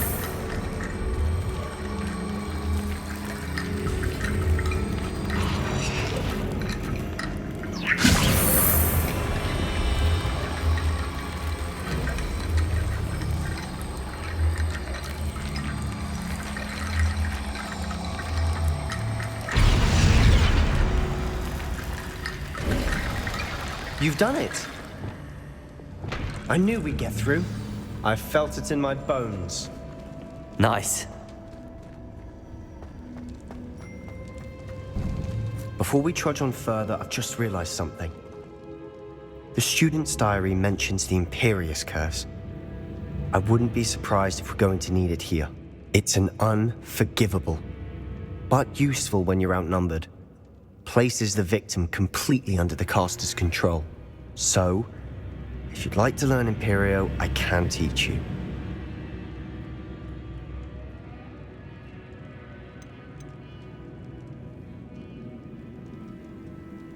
Where did you learn the Imperious Curse? I taught myself. Don't tell Ominous that I've told you. It's not exactly something I can brag about, but it may come in handy. I think you ought to know it. It's probably wise to know the spell. I couldn't agree more. A spell that could save your life shouldn't be unforgivable. You have a lot at stake. You have an ability that evidently no one's seen for centuries. Focus your wand movement. It's not an easy spell to master.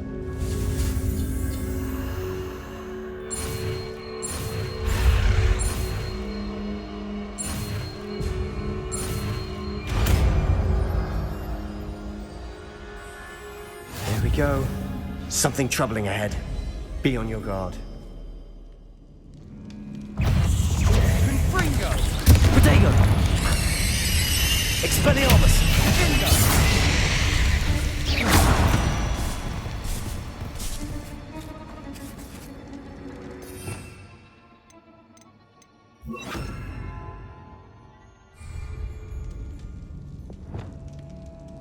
Confringo!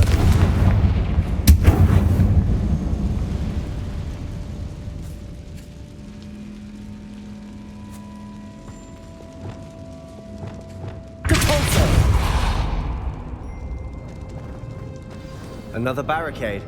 Considering how well you did on the last one, this should be a cinch. How gracious of you. I try. Wingardium Leviosa.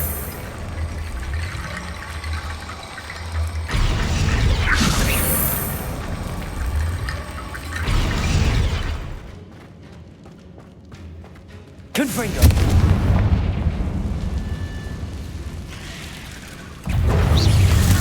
Imperial! Potato! Stupefy! Expelliarmus! Depulso! Confringo! Arresto Momentum! Leviosa! Stupefy! Descendo! Defendo! Never knew spiders could make such a mess. Bit dramatic, isn't it?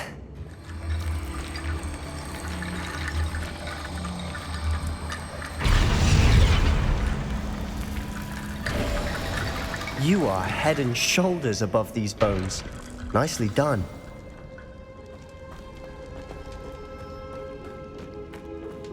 I see why Slytherin's student was so entranced with this place.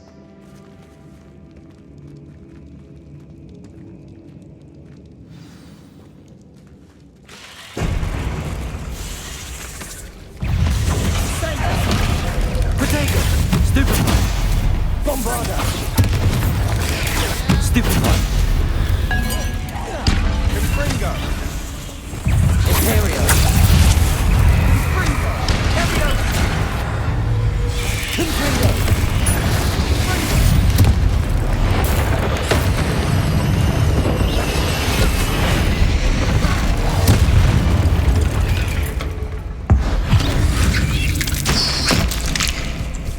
For a moment there, I thought that'd never end.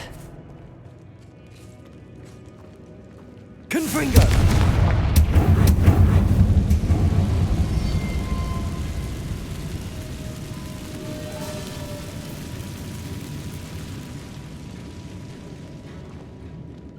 Dead. Lovely.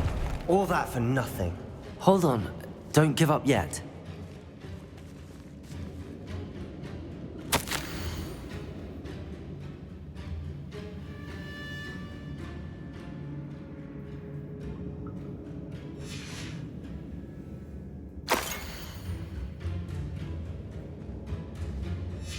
Sebastian!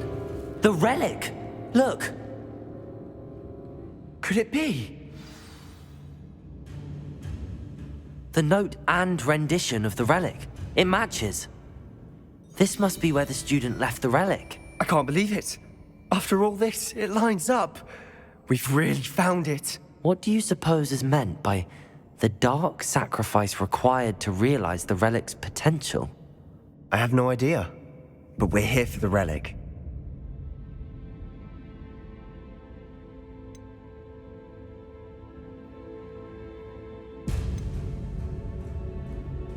The note advises to leave the relic alone. I assure you, we were meant to find this. For Anne's sake. I'm taking it. Let's get to Feldcroft. I must keep this relic secret. Especially from my uncle.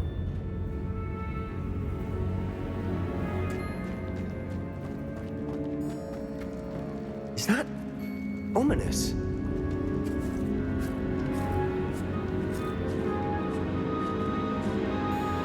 Ominous. The sounds we kept hearing. It was you. You gave me no choice. I had to follow you. Sebastian, please, leave the relic alone. We can find another way to help Anne. I'm sorry, Ominous, but I'm taking it. No, you're not. If you won't put it back, then I will. Hold on, both of you. Sebastian, please, take a step back. Fine. But Ominous knows. I won't step back from a fight. Can't believe this.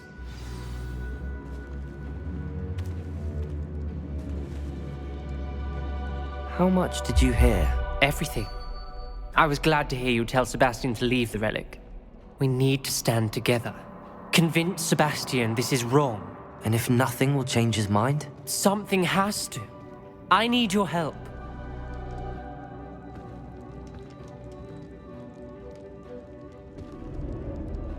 You're right. This seems far riskier than Sebastian realizes. Good. We're agreed. We don't allow him to leave here with the relic.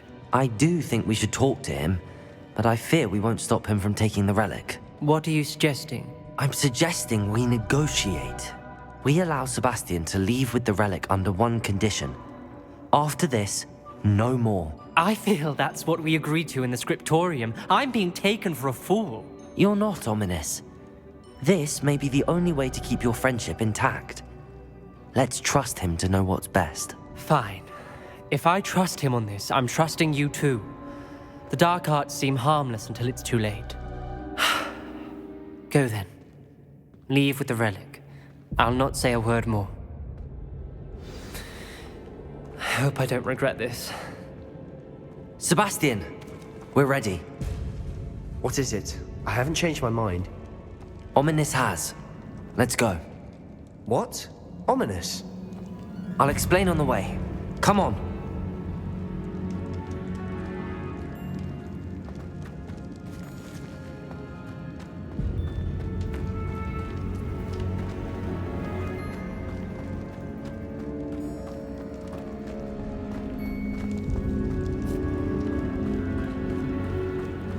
Well, what happened back there?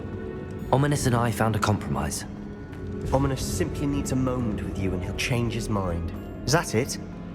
I told him we ought to give you this chance, that the relic is too important to ignore. There has to be more to it than that. Tell me. We agreed on what was needed, Sebastian. You have my word.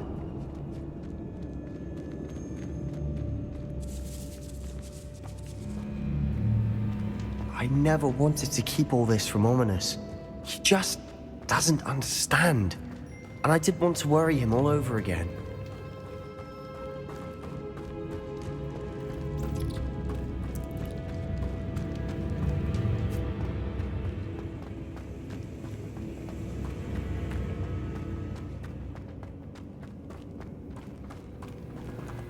As we were leaving, Ominous wouldn't even acknowledge me. That's not like him. He was troubled, Sebastian. Even though we agreed to it all, it's been a lot to take in. I thought he understood. He knew we couldn't give up. All of this is too important. For Anne.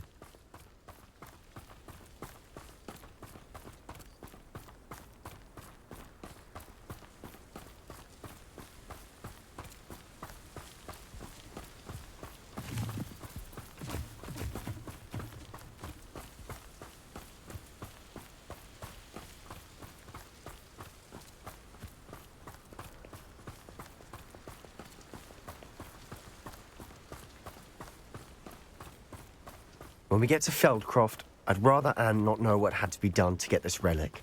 She thinks like Ominous. It'd only upset her.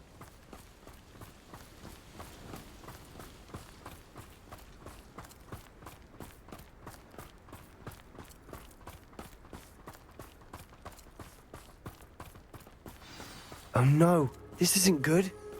What is it? Smoke, over there, by the hamlet.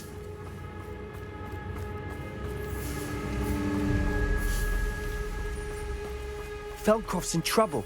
They're under attack. Let's hurry.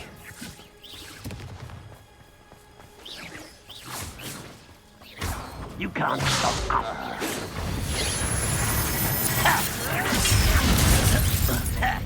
Why don't you come up here and fight? Levioso. Descendo. A miss. Bombarda. When are you going to give up? Is that the best you can do? Bombarda. Keep out the way. There's nowhere to go. Keep out the strong breach. Let's get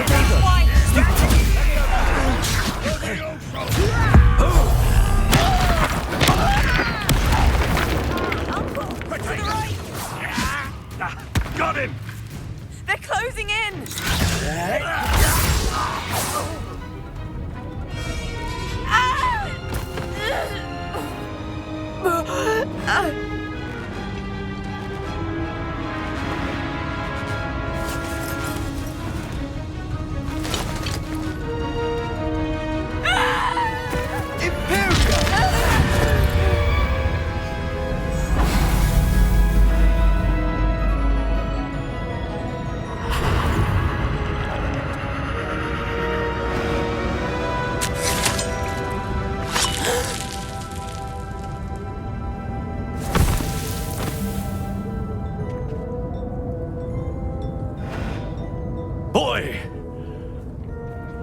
have you done? Saved my sister. With an unforgivable curse. From that damned book, no doubt. Your father would be ashamed. You've gone too far, Sebastian. Stay away from her. From all of us.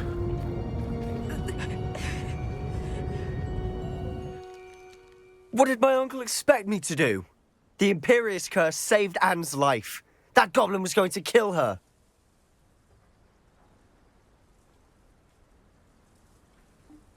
You did what you had to do. If I have to keep proving that to my uncle, I will. He cannot banish me from my own home. From my sister. It might be best to let him calm down a while. May I speak to him? Perhaps I can help to ease the tension a bit. You may be right. Very well. Probably best if I get away from here for a while. I'll head back to Hogwarts.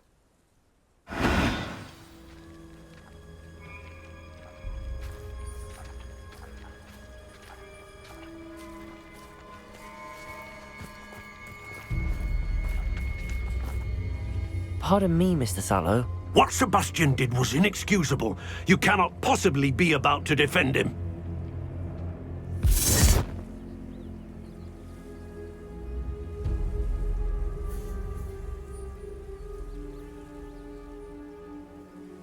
Sebastian and I have encountered Ranrock's loyalists before. That goblin would have killed Anne. This family does not resort to using dark magic, even against our enemies. What Sebastian did cannot be undone. That you are defending Sebastian's behavior at all tells me everything I need to know. You are as guilty as he is. Sebastian is to come nowhere near Feldcroft, nowhere near Anne. Unforgivable curses are so named for a reason. If I hear that either of you continues down this path, if either of you uses dark magic, I will notify the headmaster immediately. Did you speak with my uncle? I wish I had better news about your uncle and Anne. Well, what did he say? I'm afraid he wants you nowhere near Feldcroft. Nor Anne. I had to stop that goblin from killing my sister. He had no right to banish me from my own twin. If he thinks banishing me means I'm going to give up on Anne, he's sorely mistaken. He also said he cannot excuse the use of dark magic in any form, and that if he hears of either of us using it, he'll go straight to Professor Black. Huh? That relic, dark magic or not, is the key to saving Anne. To reverse that curse. I will not lose Anne for good. I should send the crest to Anne. She'll know that we need to meet. I'm afraid I don't follow. Nothing, just a thought. Now I'm more determined than ever to learn what power that relic has. What did you mean you'd send Anne a crest so that she'd know to meet you? We just lost our parents, and we were packing up to go and live with Solomon. We couldn't take everything. She was carefully organizing her prized possessions, a box of artifacts she'd collected to do with our family. Jewelry, cards, old photographs. She got to her favorite, a handmade crest, and without a second thought she handed it to me. This will keep you safe, she said. It holds no enchantment, but I've kept it with me since. That's how I can reach Anne. I'll get the crest to her with plans to meet. Be careful, Sebastian. Your uncle could intercept it. We'll be expelled. Even if Ominous is upset with us, he has no love lost for his family. He'd use their connections to the headmaster if we needed his help. I shall wait to hear from you then. Thank you. I very much appreciate you standing by me through all of this. I came as soon as I could. I'd been so preoccupied by all that happened with Ominous and the catacomb, not to mention my uncle's reaction, that I'd almost forgotten what it was that struck me about that triptych. This is the view painted on the canvas that was left on it. That's incredible. You know this area well. And while I was waiting for you, I scouted around and discovered an abandoned mine nearby, surrounded by Ranrock's loyalists. Do you think there's a connection to the triptych? I've no idea, but perhaps they're searching it, the way they did Rookwood Castle and Isidora's Manor. How do we want to handle this?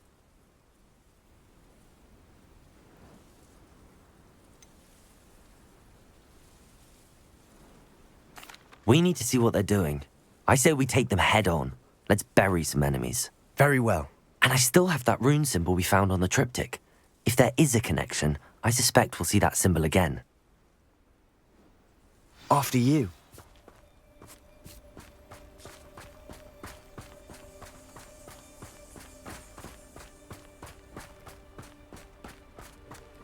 There they are up ahead. I'll let you lead. No one enters this mine. Kill anyone who tries. Accio!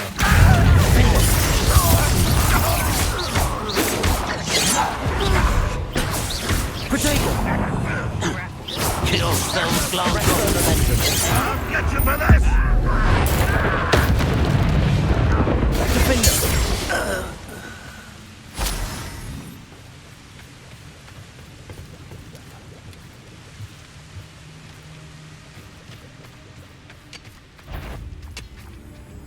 Arresto momentum. Compulso!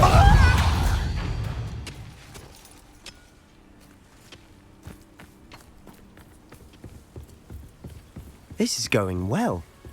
We make a good team. We do at that.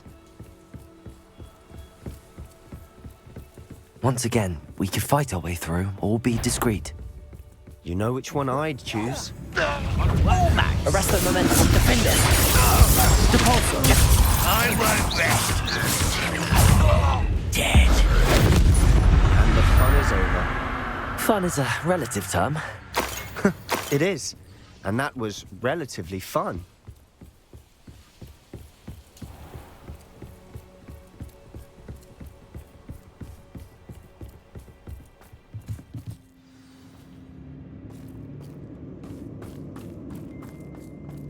For better or for worse, we're in.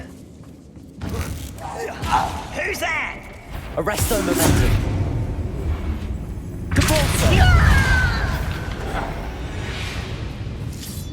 This mine looks like a tomb.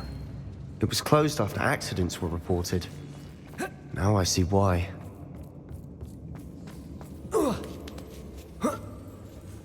I don't see any goblins in these webs. Too disgusting for even a spider to prey on. Not afraid to fight. Stupid one. I won't rest until Arresto momentum. dead. Depulso! No! Defender! How many Ranrock's loyalists are in here? Too many. They definitely think there's something here they want. Accio! Wingardium Leviosa!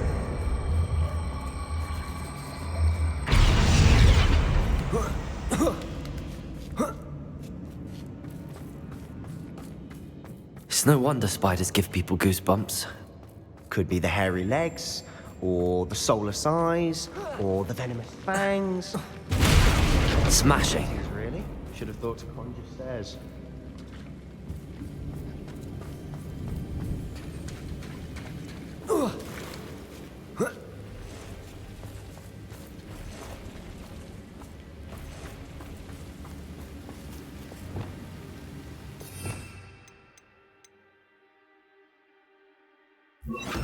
Reparo.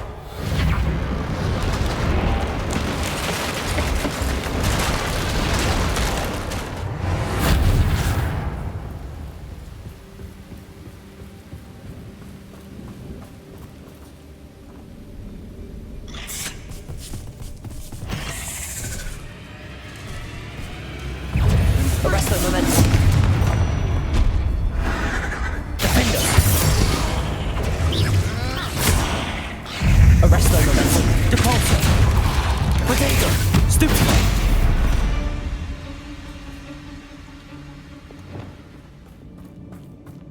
We're making quick work of them. Professor Hecat would be proud. She would at that. Lumos. Ranrock's loyalists have all but declared war.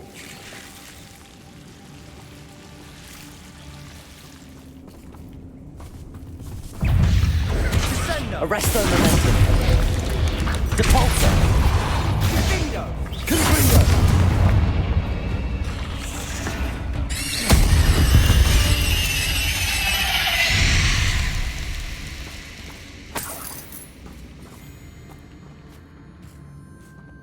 We We've still not seen a single rune symbol. I think we're going to be a bit distracted from runes for a moment. An unwelcome distraction at that. We have another fight on our hands. Why am I not surprised? The brothers, hello? Let me say, Descender. Ringo. Someone is taking out last me. Glacius. Stop it. I won't rest. Leviosa. Descender. Confringo. Glacius. Stupefy. Glacius.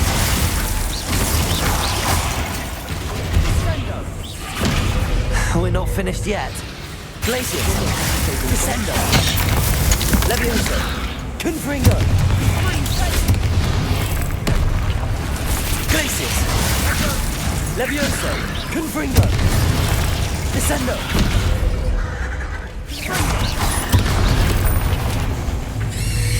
Descendo. Confringo. Glacius. Confringo. Descendo. We certainly cleared the room. You're not a bad chap. For a Slytherin. For a Ravenclaw, you certainly have a lot to learn.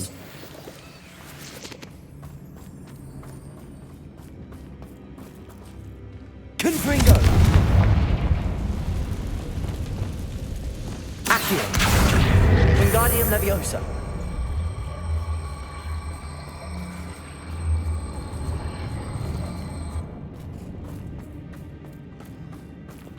Confringo.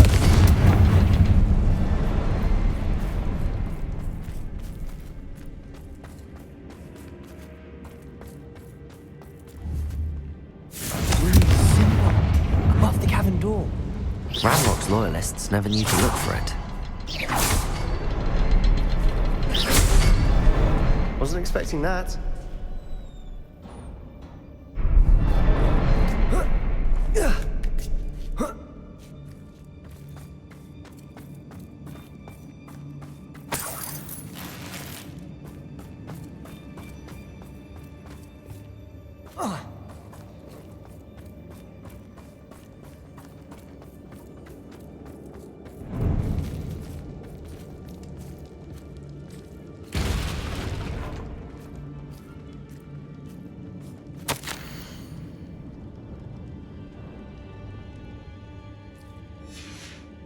What do you have there? A journal entry by Isadora. Hopefully it will help us unravel more of this mystery. Sebastian, I think I found something. A canvas piece. Brilliant. Our efforts weren't in vain after all. Still, something about this place feels odd. If the triptych led us here to find this bit of canvas, we can probably assume that Isadora Morganach was here. She seems to have been everywhere.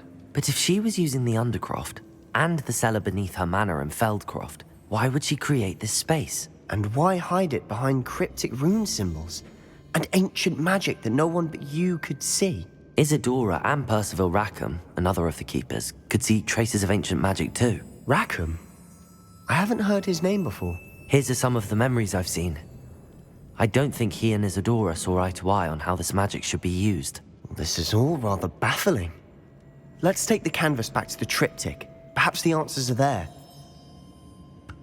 This place is odd, to be sure, but I'm fascinated by it. Now, for the trek back out of here and to Hogwarts. Unless we can find another passageway to the Undercroft.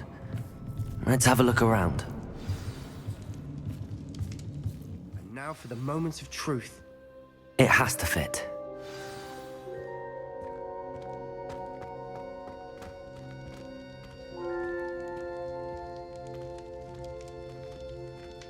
Please tell me you recognize the location in this bit of canvas. The good news is I do, in fact. And the bad news? We're in for more trouble. I know that coast. Ranrock has taken over a huge mine in the surrounding area. Marrenweem has suffered for it. It's as bad as Feldcroft's become. Should we head there now? We should wait. Why? All this time, we've been a step behind Ranrock. I may know someone who could help us get ahead. Who is that?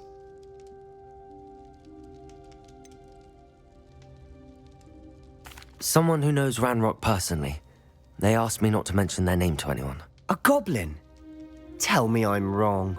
You know goblins cursed my sister to shut her up. Said she should be seen and not heard. I do, but not all goblins Not all goblins what?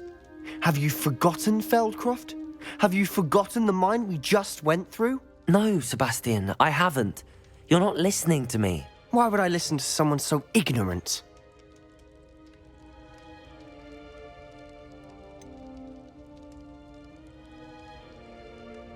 You don't know what you're saying. Take a breath for a moment. Oh, I know precisely what I'm saying. Unbelievable. Hello, Amit. Do I recall you saying that you speak gobbledygook? I did. I do. Speak it.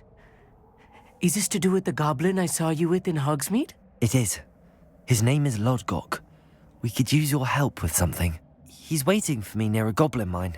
Would you be willing to help? Of course. How exciting. Well, might this be dangerous? I think he simply wants to show me something that involves gobbledygook. If it helps, he's a friend of Sirona's. Good to hear. Good to hear. If Sirona trusts him, then I feel much better. You said you know gobbledygook, but how well? I've been reading it for as long as I've been reading English. My parents have an extensive library. Once I grew bored with the classics, I devoured goblin writings. I'd tell you some titles, but you wouldn't understand them. Have you ever spoken directly to a goblin? Unbelievably, no. I'm so looking forward to it. Actually conversing in gobbledygook with a native speaker. Cannot wait to confirm subtle bits of pronunciation and tone that may have eluded me, being self-taught and all. Lodgok is waiting. Shall we go? Of course. I just want to check the pronunciation of a couple of key terms first. So I will meet you there. A friend who speaks gobbledygook is meeting us. Before he arrives, perhaps you could tell me why we're here? Of course. Unfortunately, presenting Ranrock with the Helmet of Urtkot did not have the effect I'd hoped. Because he knew the details surrounding its plunder, he presumed I'd had help from a witch or wizard in retrieving it.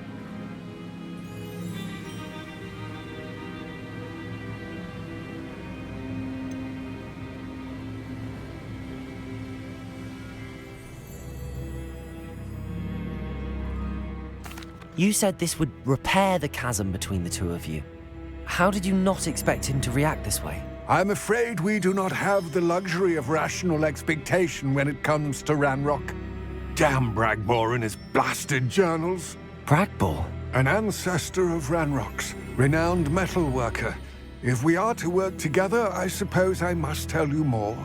Not long ago, Ranrock sent me to collect a recently unearthed set of Bragbor's journals. They described repositories that Bragbor had been commissioned to build for a group of witches and wizards. What do you mean, repositories? Large, magically fortified receptacles crafted from goblin metal. Ranrock recruited others to help me locate the repositories. We were to search anywhere that was connected to 5 names mentioned in the journals: Rackham, Fitzgerald, Bakar, Morganach, and Rookwood. Rookwood Castle. That is where we began our search. Why does Ranrock care so much about these repositories? He cares about what they contain. For centuries, wizards have refused to share their magical knowledge with goblins. Your kind will not even let us carry wands. Thus, many goblins, myself included, have spent our lives mistrusting wizard kind. Ranrock was convinced that the repositories contained a magical power that wizards wanted to keep for themselves. He is determined to take it for goblin kind. But Here comes my friend Amit. Probably best to continue our conversation later. Greetings, Lodgok. It is an honor, sir. You speak gobbledygook. Oh, Bacalio. Enough. Please do not tell me that was meant to be gobbledygook. Well, Yes. Perhaps my pronunciation was a bit off. I imagine certain dialects differ. Pronunciation is not the issue. I barely recognize that as language. I trust you can read gobbledygook better than you can speak it? I can, Sir Lodgok. Just Lodgok. Thankfully, we only need someone who can decipher written plans, since I cannot join you in the mine. What written plans? And why can't you come with us? We need some idea of what Ranrock knows or is plotting. I suspect a careless loyalist may have left plans behind. And I'm unable to join you because I cannot risk anyone reporting my presence to Ranrock. All you need to do is not be seen, either by the eye above the enchanted door or a loitering loyalist. What else should we know about the enchanted door? The door will not open while the eye can see you. You and your friend must be invisible to it to gain access. From what I know of wizard magic, that shouldn't be too difficult to achieve. Amit and I can do this. I will await your return. I shall see you soon.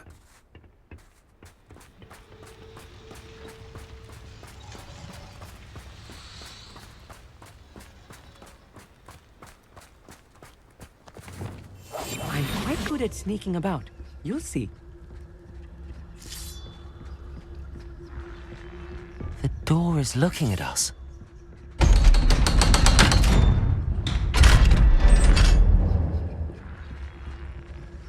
Books so rarely prepare one for reality.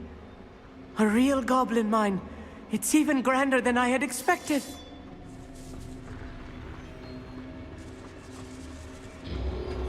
I cannot believe I met a goblin. Let's just learn what we can and get out. Look at this lift. Impressive workmanship for so simple a device. Impressive workmanship aside, it's the only way forward. These machines operate on steam. Interesting.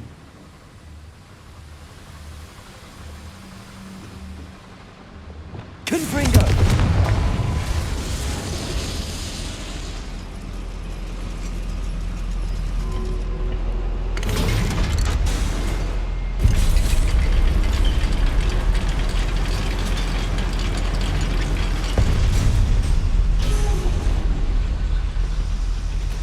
I still can't believe we're inside a real goblin mine.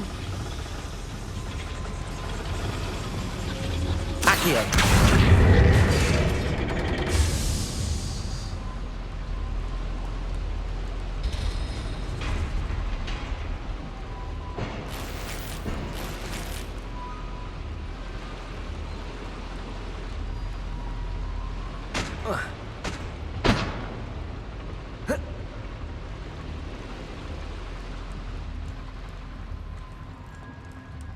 I've read about mines like this, but seeing one is something else altogether.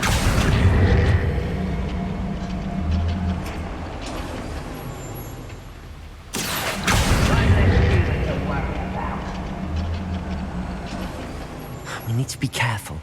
As I'm sure you know, not all goblins are as friendly as Lodgok, to say the least.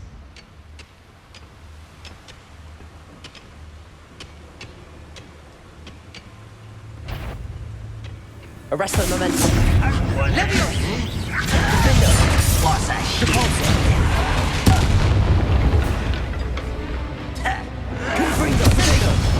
Stupid! More than I'm used to. I'll get us through here safely, Amit. You have my word. We won't get through as long as we can be seen by that eye.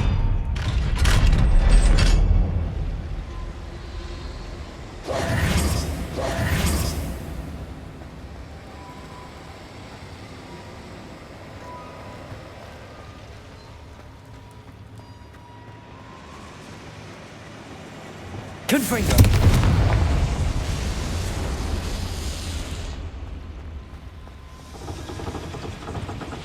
Accio!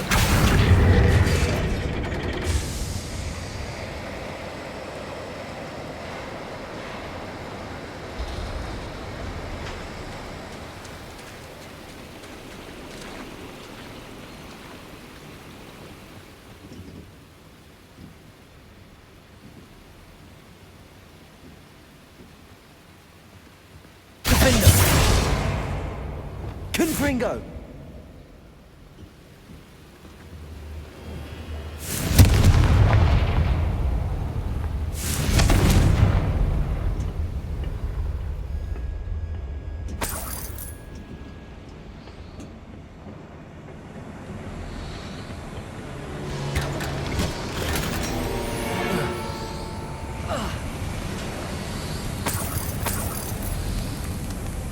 I feel like a character from one of the adventure books I read during the summer holidays. Let's take a look around, Amit. See if we can find any plans. Bound to be plans around here somewhere. A schematic. They're building something.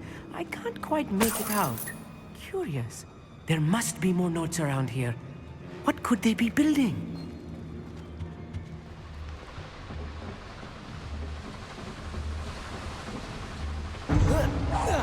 Why is it crap? Levioso! Stop! Descendo! Confringo!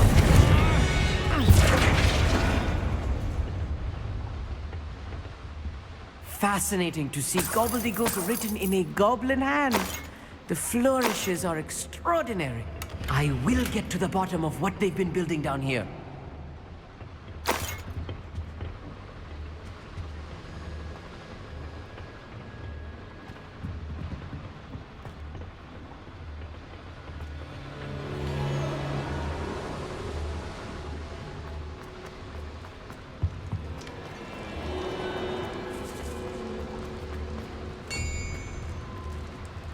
If I'm translating this correctly, and I think that I am, they're building something rather large. But what? Let me know if you see any more plans or schematics. We can't return to Lodgok empty-headed. Best meals I've ever eaten. Levioso! Descendo! Glacius! Levioso! Rather unwise coming back this way. Right, no. Descendo! Potato! Stupefy! Glacius! Confringo! Not quite. Levioso! A miss! Glacius! Levioso! Release me! Why don't you come up here? Oh, this really is too much. Stay close. I've handled much worse. Another boiler. This place is more complex than I had expected.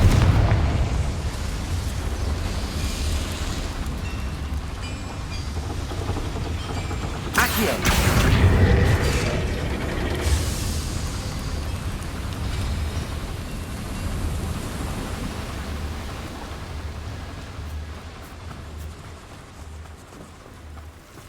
Devil's snare. Nasty Lumos. stuff if we're not careful.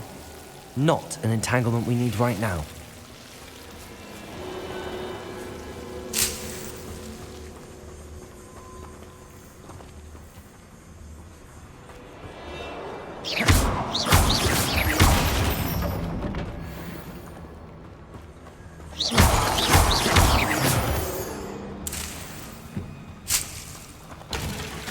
Lumos! Lumos!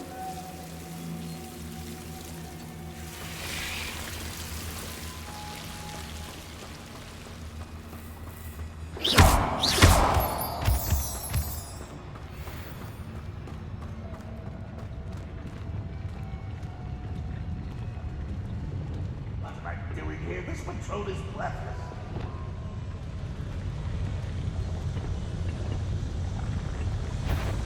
Arresto momentum. An intruder! Cabalso! Was that your best? Confringo! Potato! Tired? Confringo! I'm busy.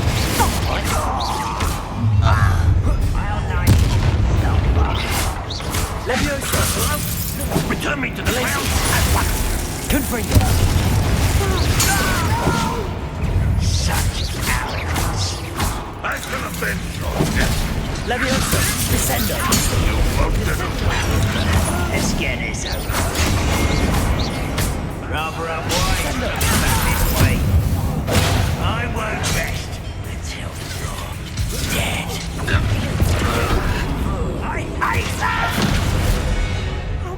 them are there? That should be the last of them, Amit.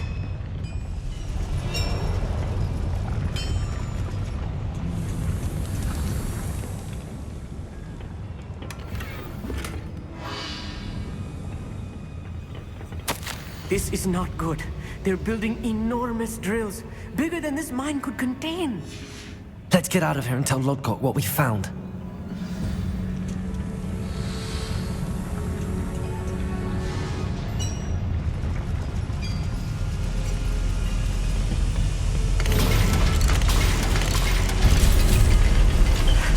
I need a moment to catch my breath. This was more than I bargained for. I'm glad you came with me, Amit.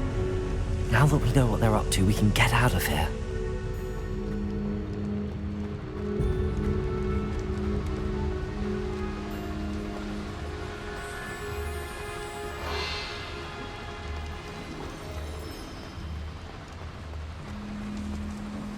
We're almost out of here, Amit. Look, the lift. A welcome sight indeed.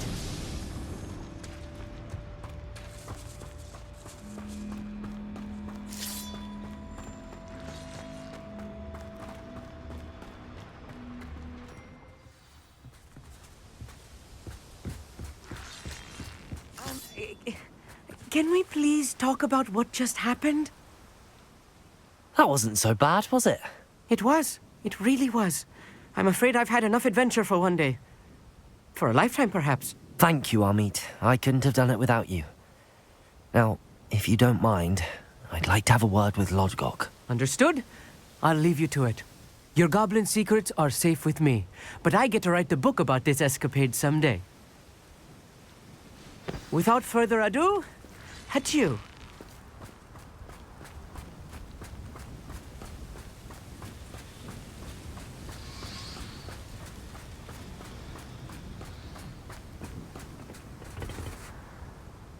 They're building enormous drills. We found their plans. Ranrock must be searching for the repositories. I fear you are correct.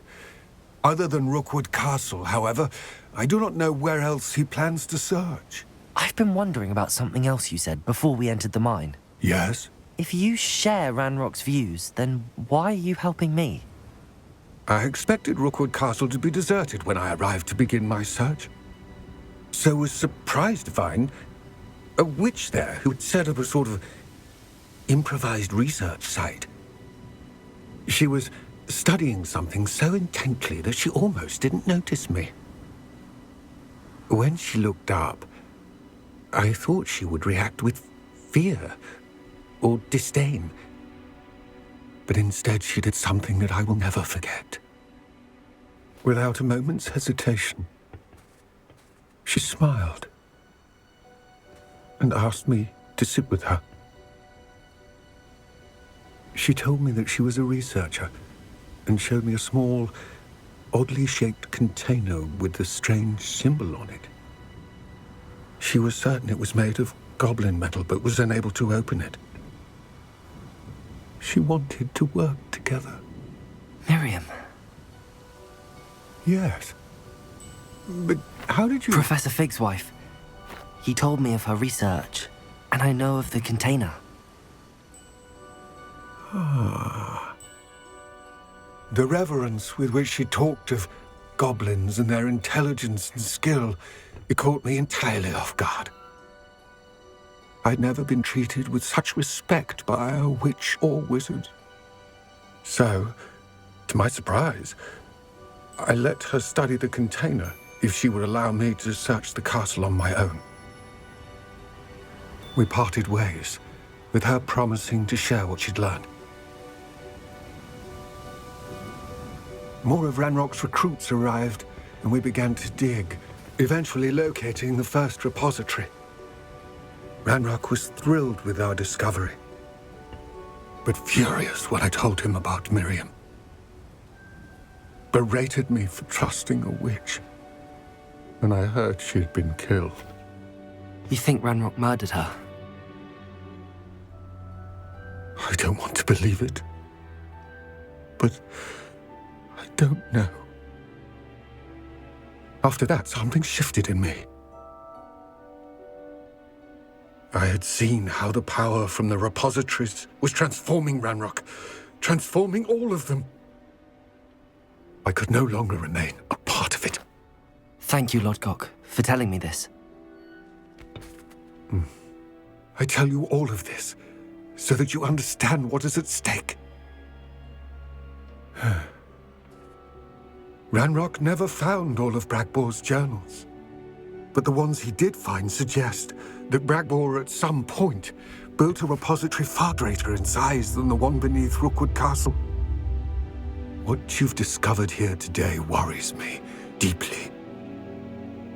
If Ranrock learns of the location of that repository, I fear we shall be destined for a great war. I will find out what Ranrock knows.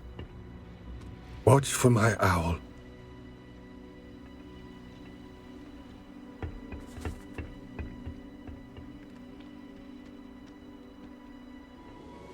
Hello, Professor. I have news. The goblins are looking for something. Another repository. They've built drills to help with their search. Most troubling. Are these repositories like the broken container I found at Rookwood Castle? They are. I fear we have no time to lose. Have a look at the map. Fortunately, the next trial is fairly nearby.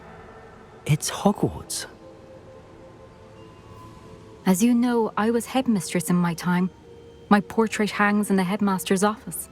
In fact, I witnessed Professor Black learn of your arrival. And I'll confess that I wondered about you. Wait, is the next trial in the headmaster's office? It is.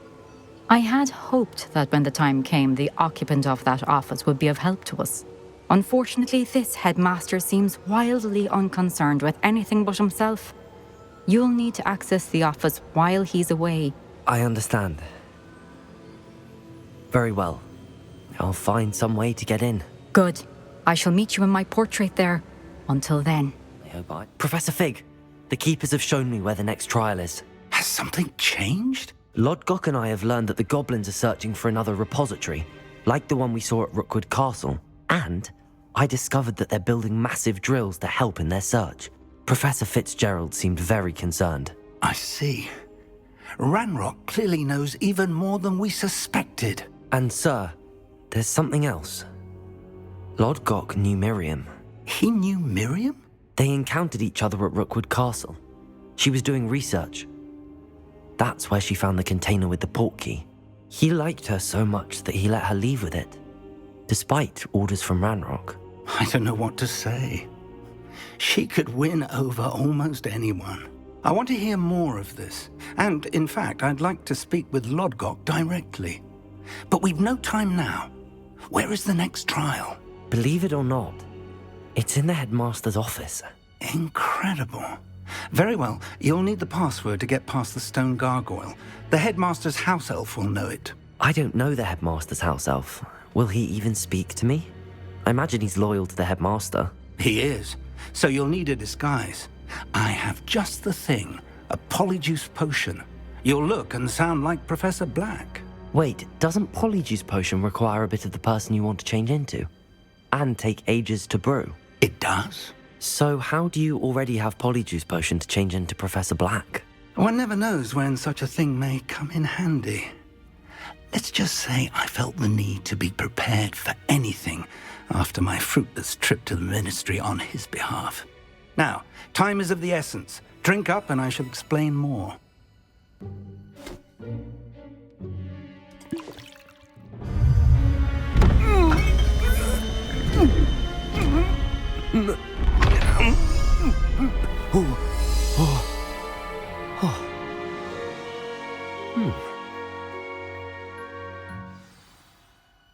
How do you feel? Incredible. I won't forget that taste anytime soon. How do I sound? Convincing. I've taken the liberty of transfiguring your robes. As we discussed, you'll need the password from Scrope, who could be anywhere in the castle. You might look for Professor Kagawa. She's taken to badgering the poor elf about Quidditch in the hopes that he can convince Black to change his mind. Thus far, unsuccessfully. I see. But what if Professor Black sees me? Leave him to me. I shall tell him where to meet a liaison from the Ministry in Hogsmeade. That should give you plenty of time. Thank you, Professor. I suppose we'll meet again in the map chamber. It's rather strange to hear gratitude coming from Professor Black. I'll see you there. Professor, I was hoping to catch you. Places to be, Professor Sharp. Places to be. Of course, sir. Only, you'd asked me about a particular potion, and I did? I did, yes. Well, spit it out, Sharp. I don't have all day. Probably best not to discuss it here, sir.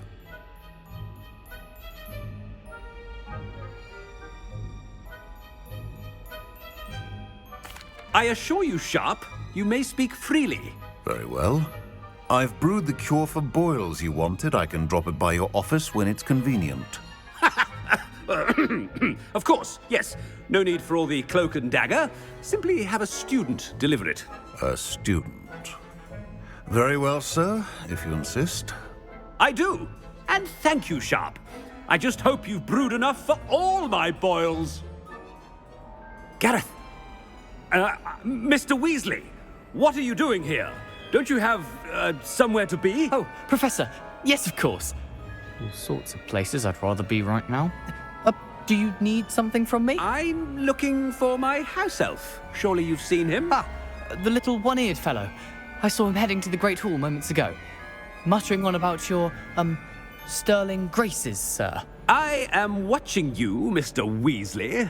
Mr. Redding, who owns Honeydukes, tells me some of his billywig stings recently went missing. Prime potion ingredient.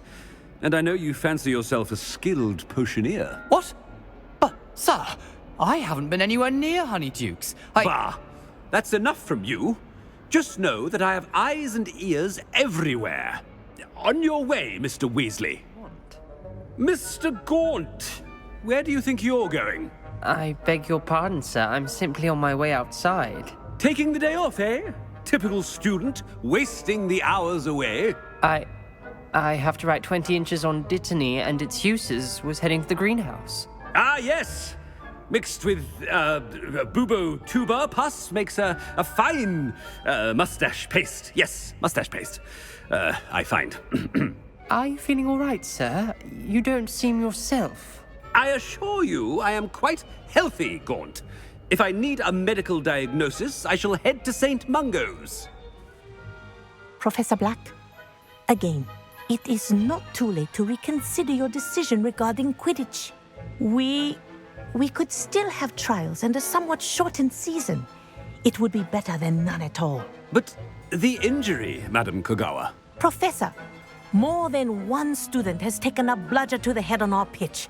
I dare say it knocked some sense into them. And they're fine now. The fact that it happened to be a pureblood, well, that's no reason to... What nonsense! That you would trivialize the health of a student over a silly game. A silly game? You are quite impossible sometimes. Sir, I've a good mind to write to the Department of Magical Games and Sports at the Ministry about you.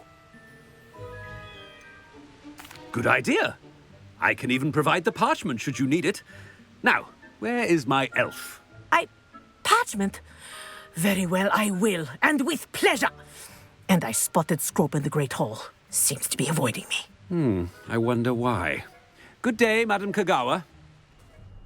Miss Broom, a word. Oh, Professor, this is an interesting surprise. It's Bloom, by the way. Remind me of your area of affinity, Broom. OWLs are swift approaching. Charms, sir. Non-verbal spells. Might work on one that makes me disappear. Well, keep at it, Broom. And before you know it, you'll be as invisible as that new fifth year seems to be. They're not invisible, sir. I've seen them near the library. In fact, they help me with my, heavy books. Speaking of invisible, where's my blasted house elf? Hello, Professor Black. Ah, Professor Weasley. How delightful to see you. Sir? Since I have you here, I wonder if I might, speak with you about Professor Fig. Oh, very well. I've decided to give him a bit more, leeway with his time. Leeway, Professor? Are you sure that's wise? I confess I do worry for his students. He's rarely here as it is.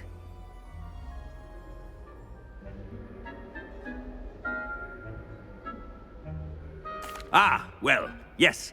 He's handling some official ministry business for me. I see.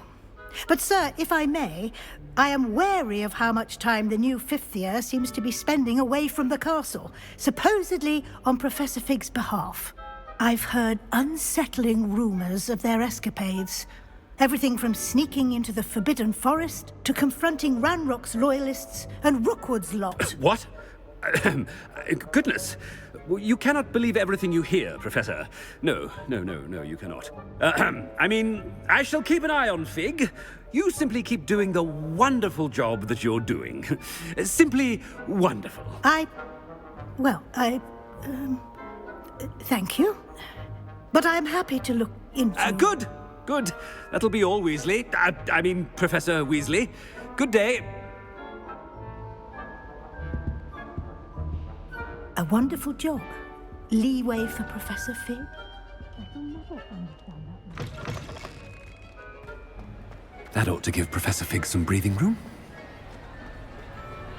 Wait until Master sees what a wonderful job Scrope is doing. Scrope! Oh, greetings, Master. Remind me of the password to my office. Oh, but Master made Scrope swear never to tell anyone, even Master himself. How dare you question me? I've a mind to give you a matching set of ears. Yes, sir. Of course, sir. Scrope begs forgiveness. It is the Black family motto, Master. Right. Of course. Master does remember it.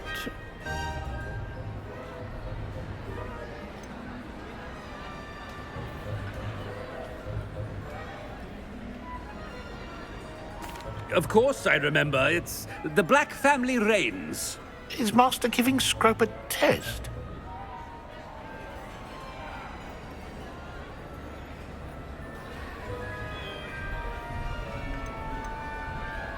It's pure bloods forever, isn't it? Close, Master. Scrope thinks Master is indeed testing Scrope. It is always pure. Obviously. And, of course, as Master knows, in French. Yes, of course. I order you to pronounce it for me. Oh, but Master knows that Scrope's French is most pitiful. Oh, very well. Toujours pur. Ha! Thank you. Never speak of this conversation with me or anyone else. Of course, sir. Scrope shall try his best to keep out of Master's way. The Polyjuice potion's wearing off. I best get out of sight. Attention, students! I hereby decree that the Great Hall be forthwith decorated in the elegant banners of Ravenclaw. I shall be taking no questions at this time. Or ever.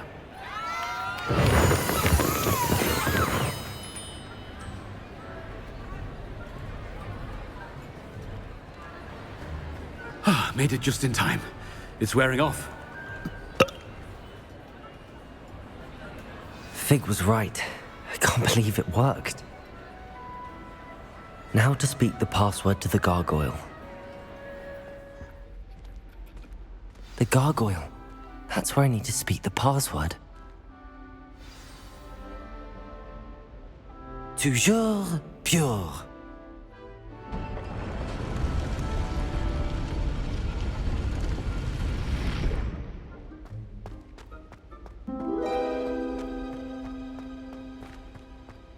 I wonder if all the elite wizarding families have a motto.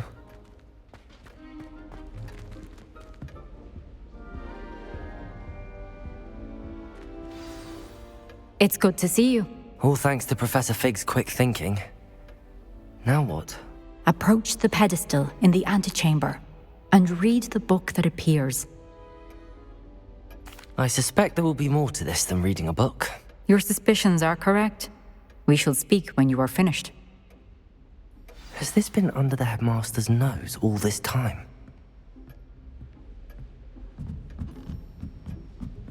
That must be the pedestal.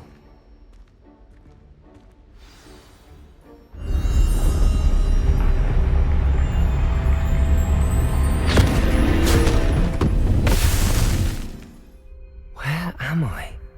Professor Fitzgerald? Can you hear me? I am here.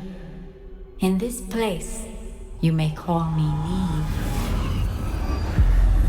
You shall be witness to a fable. Pay attention. Things are not always as they seem. You must move swiftly and cautiously. Use the tools you encounter to find me.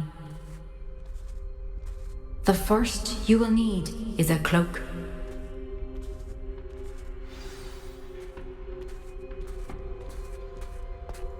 In this place, as in life, death takes many forms. Avoid each of them at all costs.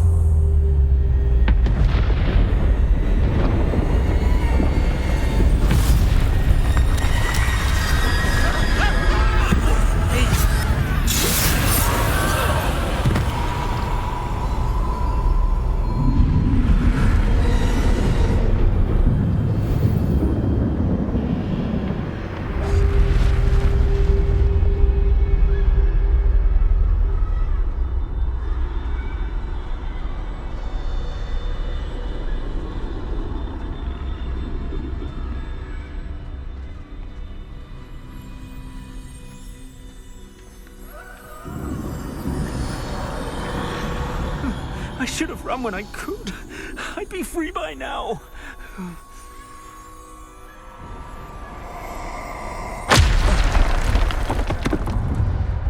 I'd best move while I can. Neve must be here somewhere.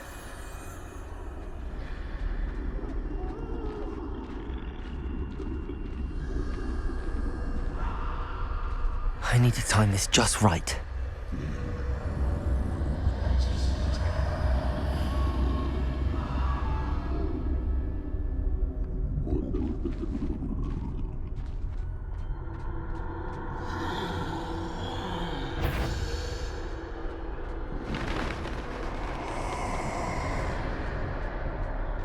I see a staircase straight ahead.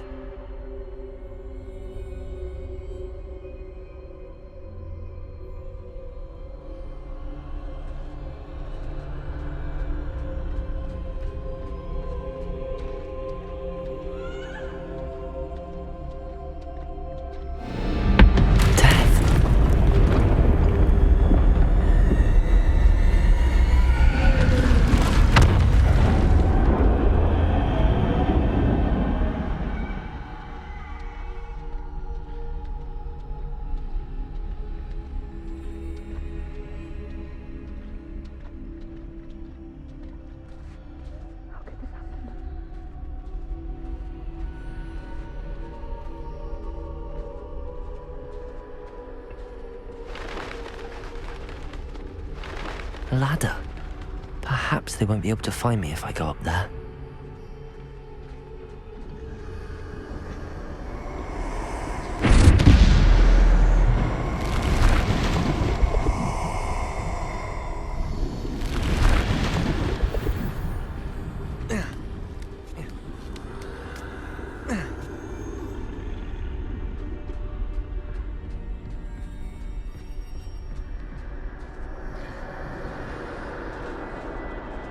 They're gone, for now.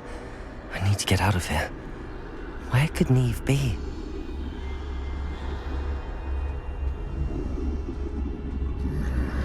Too many. I must cross this road as fast as I can.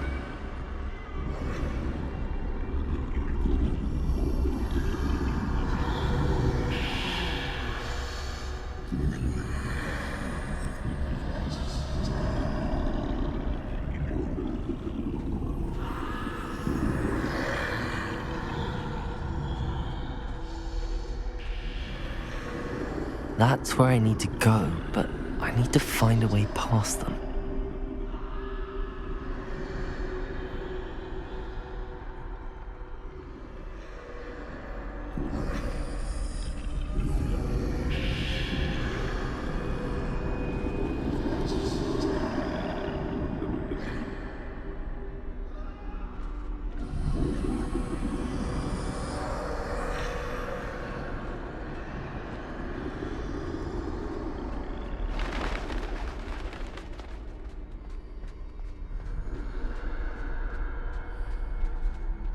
Nothing this way, but more danger. There must be another way to find you. I need to turn back. There's no getting past them that way.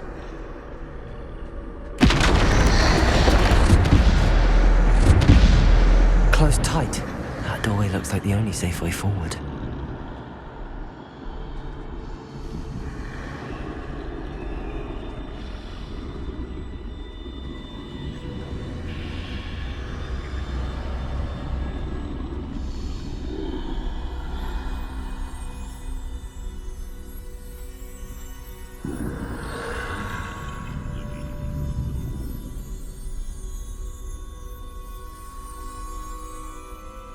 Now's my chance.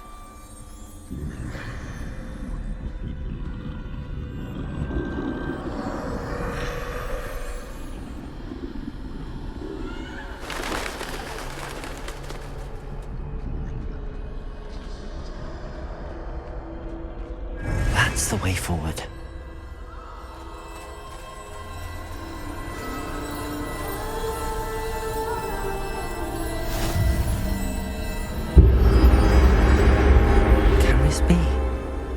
I think I'm invisible.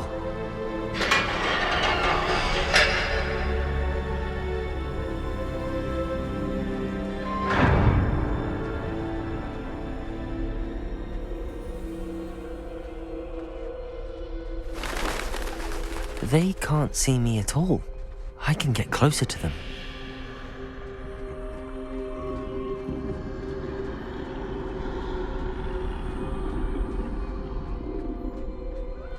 This is the way forward.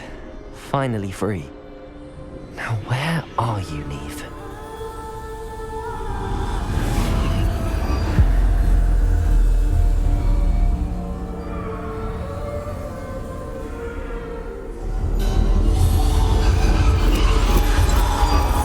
You have outrun death thus far, but have yet to find me. Keep searching, but this time you will be unable to hide. Wield the wand you see before you. Do not squander its extraordinary power.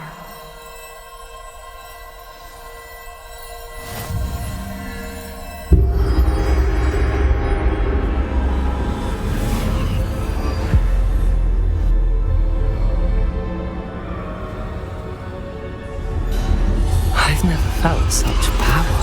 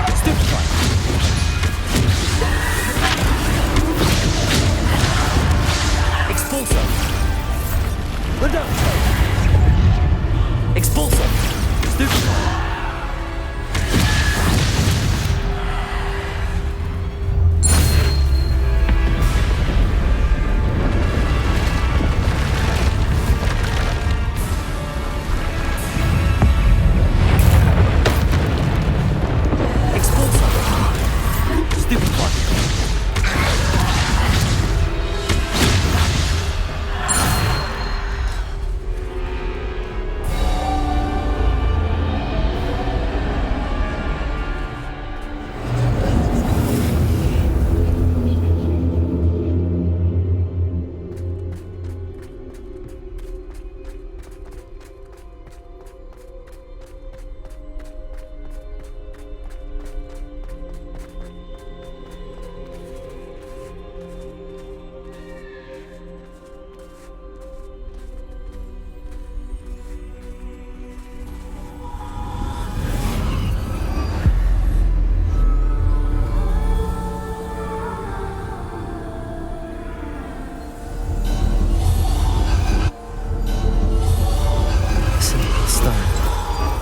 This must be for me.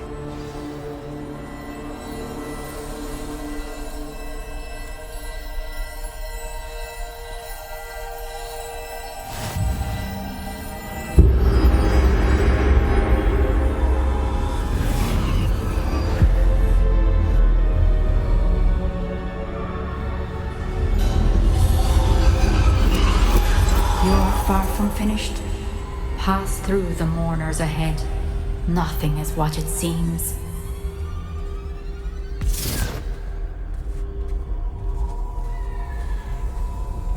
I can't believe she's dead.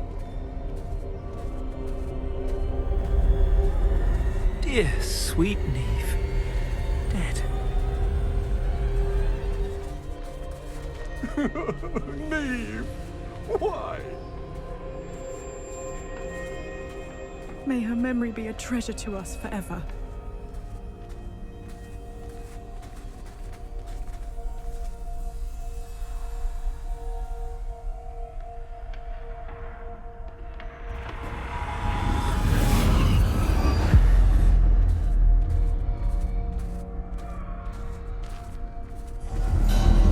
You found me, but you cannot undo what has been done. The magic of the stone can only conjure a shadow of my former self.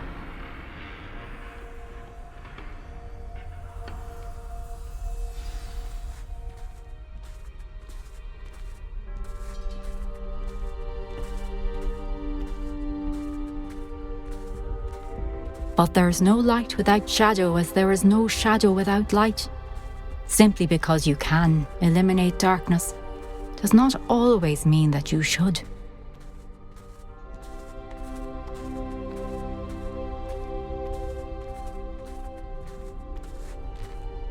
Remember that as you witness my memory.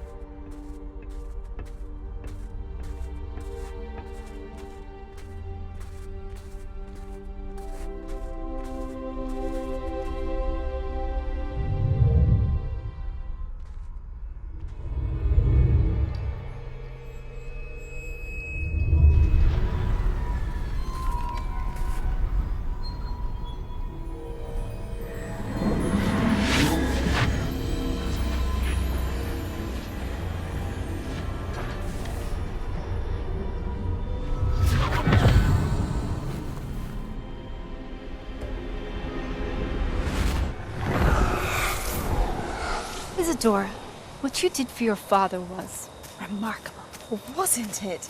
And Percival needn't worry about the strands of emotion or the traces that this magic leaves.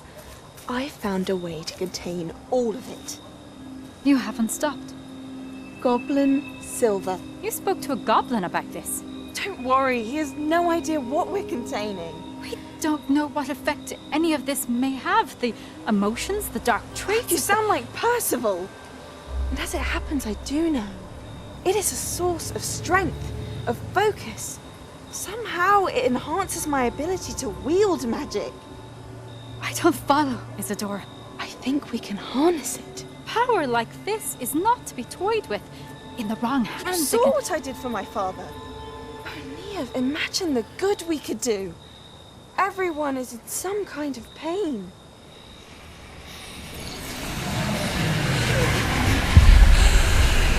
What are you doing?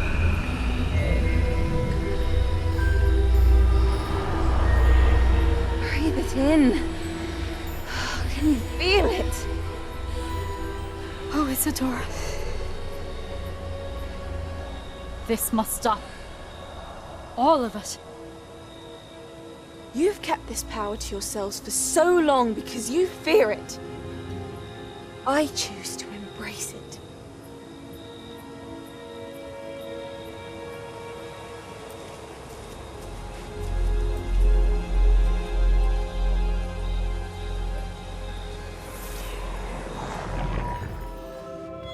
Is it true? Has someone completed the first 3 trials? It is, and I have. But you are so... Young? I know. You must be Professor Bakar. I am. Pleased to meet you. The pensive memory I just witnessed, was Isadora inhaling painful emotions? She was. I found it disturbing. But how did she gain power from it? How did she harness it? It was disturbing. Although, I wonder that you are asking about her power. I hesitate to reveal the location of my pensive to someone who, perhaps, has yet to understand the responsibility of power. I can assure you, Professor, I do. In fact, what you don't yet know is that a dangerous goblin called Ranrock has accessed the repository at Rookwood Castle. He has learned to harness the contents of it as a source of immense power. He plans to use that power against wizardkind. We have no time to waste. I see. Nonetheless, the knowledge you shall gain after you witness my memories is too valuable to share without further consideration. I shall require time to confer with the other keepers. It seems we have no choice but to wait, frustrating as it is. I heard what you told Professor Bakar. Isadora was inhaling emotions to gain power? She was. And she pulled emotions, as she did from her father, from Professor Fitzgerald, without permission. Monstrous. What's more, she said that she found a way to store the traces of magic she extracted in goblin silver. The repositories? Possibly. There's something I didn't get a chance to tell you earlier. Ranrock has been digging at locations tied to the 5 names he found in the journals of a goblin metalworker named Bragball. 5 names? The Keepers, and who else? Isadora Morganac? Precisely. That's how he's been one step ahead of us. Gringotts, the Tower, Rookwood Castle. If the Keepers won't tell you where the next trial is yet, I say we at least maintain a watch on Ranrock. Perhaps he'll lead us to more information. Perhaps. I hope to hear from Lodgok soon. I haven't heard anything since I learned of the drills. Oh, and as you've probably guessed by now, your Polyjuice plan worked like a charm. I knew it would. I may have done too good a job distracting Black. I had no idea he can't hold his fire whiskey. Natty, is everything all right? There are times when my father's absence drifts to the back of my mind. And I feel peace for a day or two. But this is not one of those times. I miss him. I miss running with him. I miss Matibeleland. He should still be here. And it's my fault that he isn't.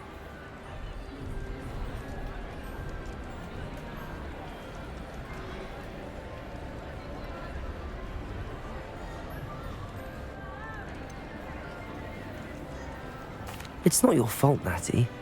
There's nothing you could have done to prevent it. That is what my mother says. But he died protecting me. And I cannot help but feel guilty over that. I find myself reliving the moment more often than I would like.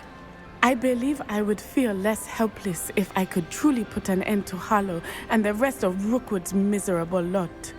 Each day they remain free, they do more damage, leaving people like Archie Bickle to suffer the consequences. I agree, Natty. We'll get them. I've never seen someone so committed to a cause. Thank you. I believe we will get them, beginning with Harlow. Professor, could you spare a moment? How may I help you? I'm interested in the goblin rebellions of the past. Ah, certainly. Their history is part of our history. In fact, you can trace most goblin rebellions to wizard intervention. More specifically, the laws governing wands and who may legally possess them. The Goblin Rebellion of 1612, for example, arose from goblin frustration over lack of representation on the Wizengamot. It became a terrible, blood-soaked affair. Take heart, though. Our current peace and prosperity shows that violence can be transitory.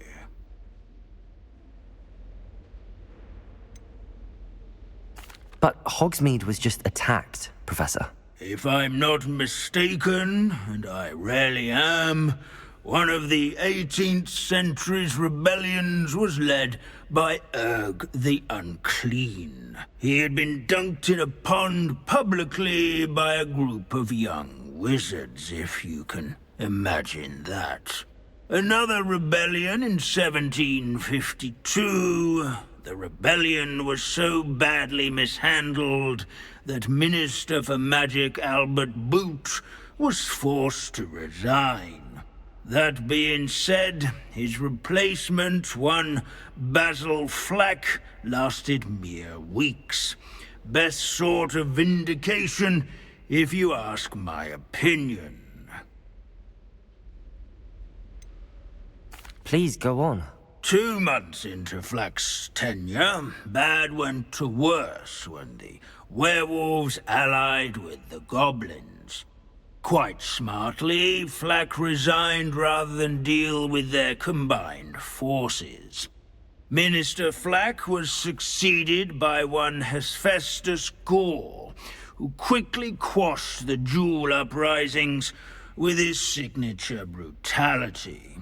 It is worth noting that many historians believe this punitive response led to even more werewolf conflict. You have noted all of this, have you not? Oh yes, Professor. Please continue. Continue? I take it your thirst for knowledge has yet to be quenched.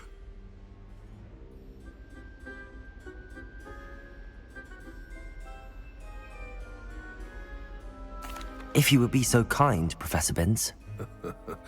I rarely find an audience, captive or otherwise, eager to engage in such historical minutiae. I find your lectures quite engaging, sir. Thank you for sharing your vast knowledge. My sincere pleasure. Now, I do believe I should be preparing for my next class. Good day to you. Sir, are you all right? You seem to be in some distress. All right? Do I look all right? I've been kidnapped! How can you be kidnapped when you're right here? What sort of question is that? Of course I'm right here. I've more than one frame. Do you only have one home? It's my other frame. It's been stolen. And by students, no less. They paid filthy thieves to steal my other frame.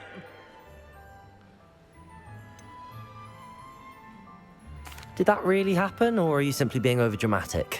Of course it happened! I heard it straight from the horse's mouth! Oh, she is a rather horse-faced girl, that Astoria Cricket. She and her friends were moaning about me of all the nerve. Then I heard her plot to enlist a gang of good-for-nothings to have me stolen from the Three Broomsticks. That's why my other frame hung, hovel of a place, though I suppose one could do worse. I once knew a portrait who ended up in the Hog's Head. No one's heard from him since. Right. So back to your frame. Ah, yes. There I was, powdering my wig, and the next thing I knew, I was being manhandled by rogues and carried off. As if I can afford not to be at my post. I do important work for the headmaster, and I need my other frame back at the Three Broomsticks.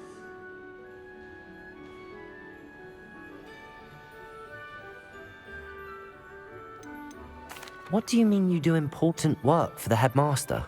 Let's just say I overhear quite a bit in Serona's fine establishment, and the headmaster likes to know all about it. He's come to count on me in this regard. Reminds me of my prefect days.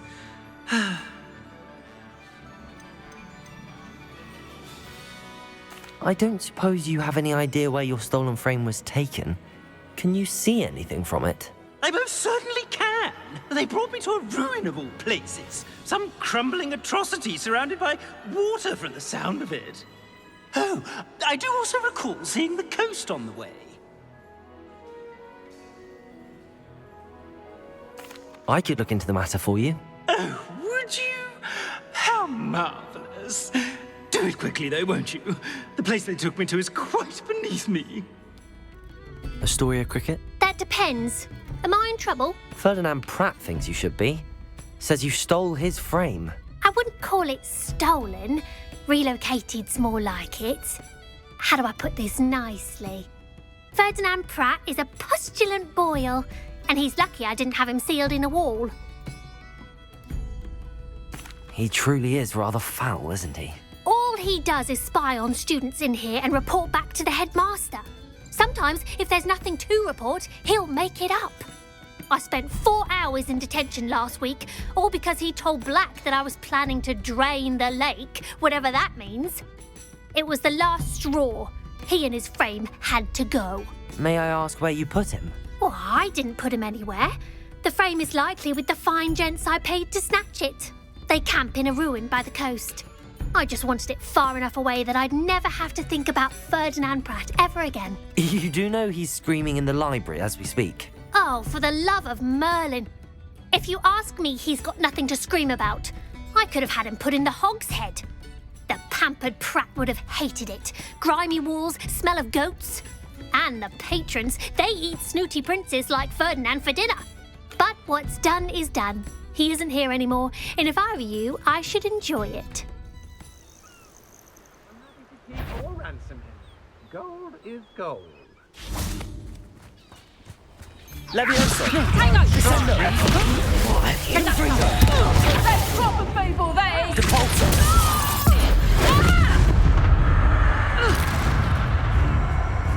Petrificus! I'll get you for what you did to us. You've made a grave mistake.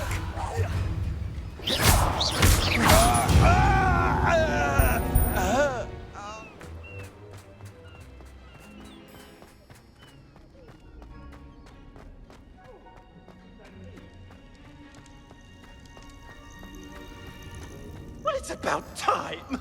It's a wonder there's anything left of me. Calm down, I'm here now. Calm down. Those buffoons outside have been talking about burning me. Me! If they weren't all sharing half a brain, they'd realize I'm worth more to them intact and at the 3 broomsticks. How was that? With everything I overhear, I'm a veritable trove of information. Now, don't just stand there. I need to be back by cocktail hour. The place will be like a funeral without me.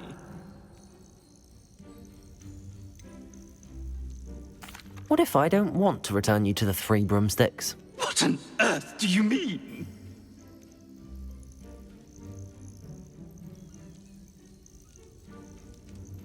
What if I took you to the Hog's Head instead? I've heard such nice things. What a funny little joke. Now, the 3 broomsticks, please. Oh, they're bound to be missing me terribly. Be sure to carry me carefully, won't you? My pantaloons are already creased.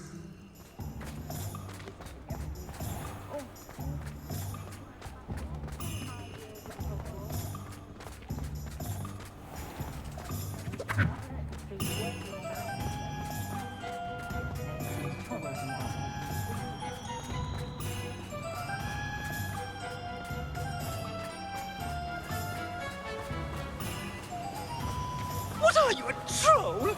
All your heavy stamping about is going to damage my frame.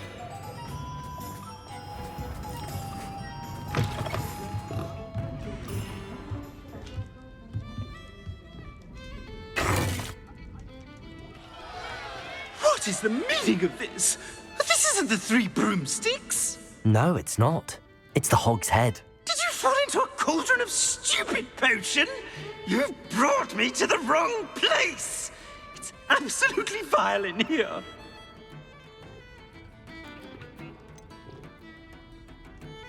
Oh, give it a chance. You might grow to like it. Please, you can't mean to leave me here. Please. Goodbye, Ferdinand. Enjoy your new home. Is everything all right? Oh, bless you. Oh, thank you for asking. I'm Betty. Betty Bugbrook. And no, everything is not all right. It's my dear friend Hazel. She's in trouble. Hazel? Yes. Oh, she's a unicorn. Known her for years. She doesn't like to leave the forest, so I visit her once a week to brush out her mane and bring her some treats. Her coat is glorious. Well, the last time I saw her, we were violently attacked by a pack of wolves. Hazel, loyal friend that she is, leapt in front to protect me, and in the process, I fear she may have been injured. I'm sorry to hear that. I want to help her, but she seems to have gone into hiding. Out of fear, I'd imagine. I know you Hogwarts students learn a fair bit about caring for beasts. Perhaps you could find my unicorn friend and get her somewhere safe so that she can heal. How did you become so close with the unicorn? It was luck, truly. I came across her when she was a little golden foal. Didn't even have a horn yet. Oh, she trusted me straight away. We'd play together for hours. Oh, I do hope she'll be all right. Unicorn hair is a valuable wand core, and I suppose losing a hair or two mightn't hurt her. But I'm terrified those poachers will want her for her blood to keep themselves alive. And that is more than I can bear to think of. I'll keep an eye out for your unicorn friend and take her to safety if I see her. Oh, you've a good soul. I can always tell. Please, don't risk your own safety, though. I don't know precisely where she is, but I can tell you that her den is north of Hogsmeade. And although I haven't been able to brush her lately, I imagine she still has the brightest, most beautiful coat of her entire herd.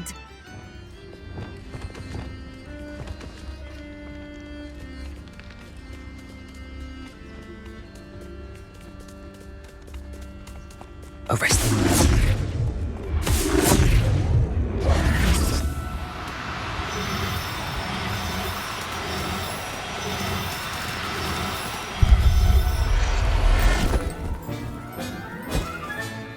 I can take Hazel back to a vivarium now.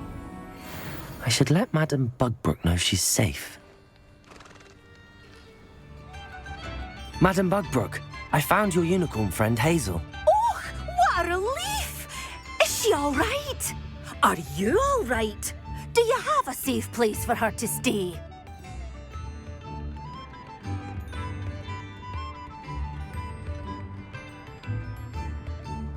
We're both fine.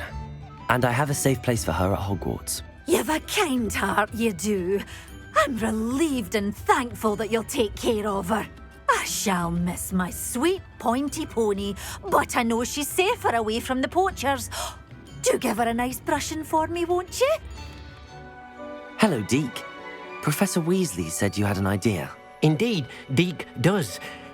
Deke knows that you want to learn about all sorts of beasts. And Deke recently heard rumors of a phoenix nest in a nearby mountain. A phoenix nest? I wonder if it belongs to the phoenix gnat he mentioned. The one Harlow and the poacher pack are after. Deke would not doubt it. If Deke has heard of it, surely the nasty poachers have as well. Which means it could be in danger. Well, I'd better go and rescue it then, hadn't I? Deke thinks so. So majestic a beast should not fall into such vile hands. Deke is not sure why, but Deke feels that saving a phoenix might help to make amends for what happened with Deke's prior master. Deke hopes that you are able to find the phoenix and bring it to the room where it will be safe. Confringo! A blockade. Rookwood's poachers are already here.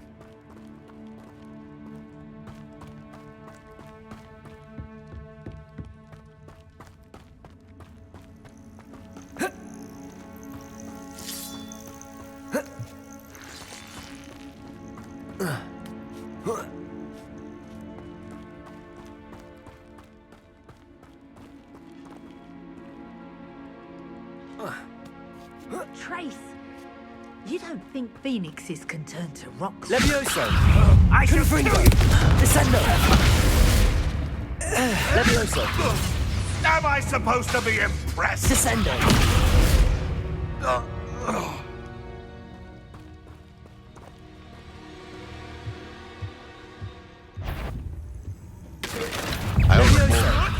This isn't a fair fight!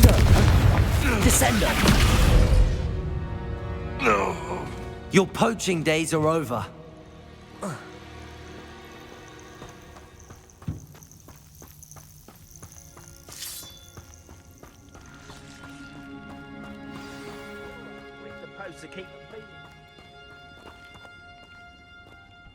We're keeping people out.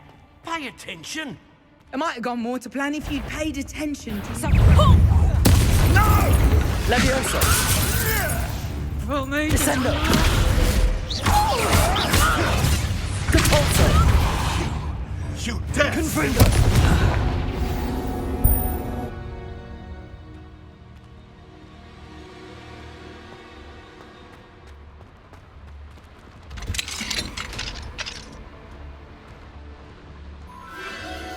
The Phoenix!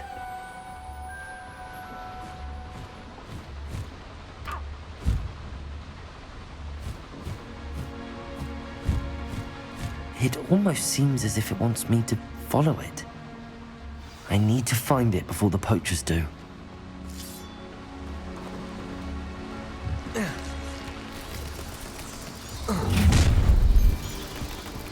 Let's get...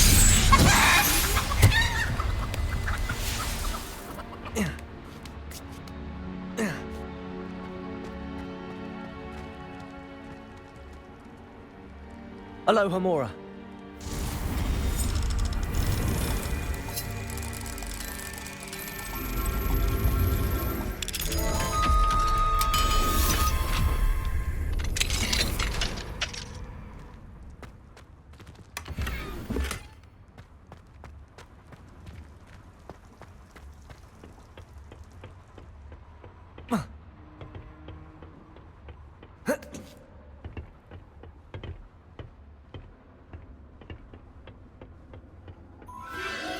There it is again.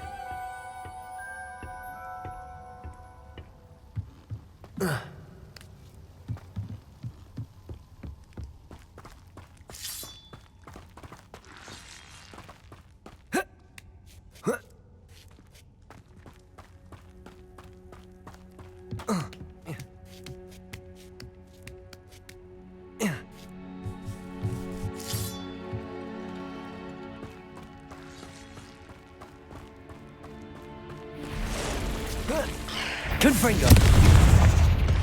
Descendo! Capulso! Levioso! Confringo!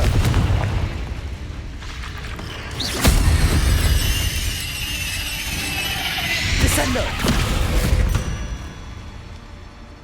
8 legs is simply too many.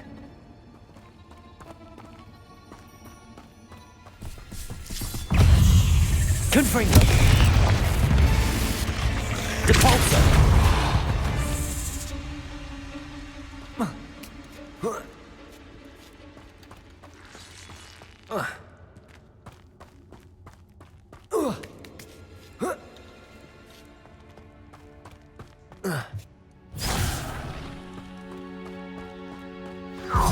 Beware, it is the little hypocrite.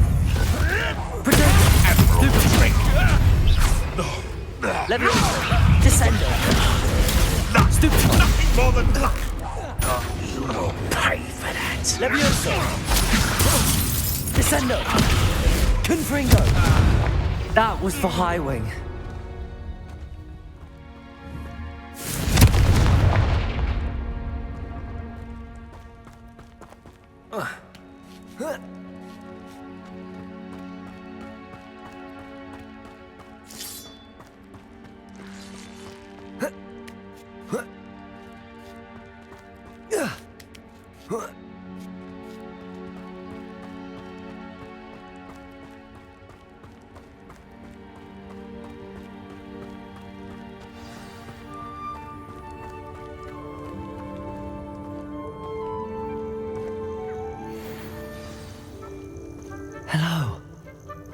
to help. I can take you somewhere safe.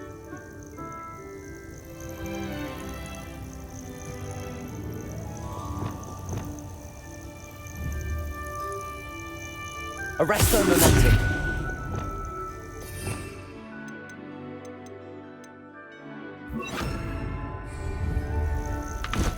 It seems happy to come with me. I wonder if it could travel in the knapsack. Let's get you back to the room. Deke's going to be pleased.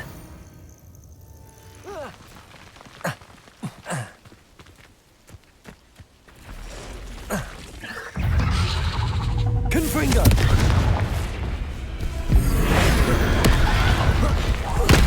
Expelliarmus! Bombarda! Defendo! Arresto momentum!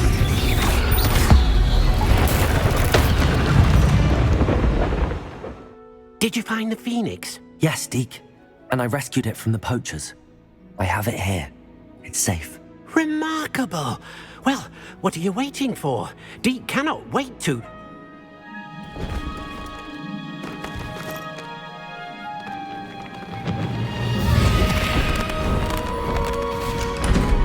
My heavens!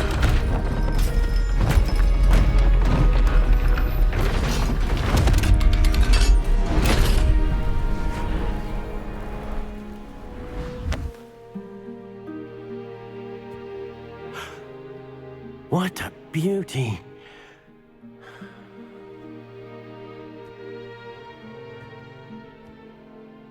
You keep it close.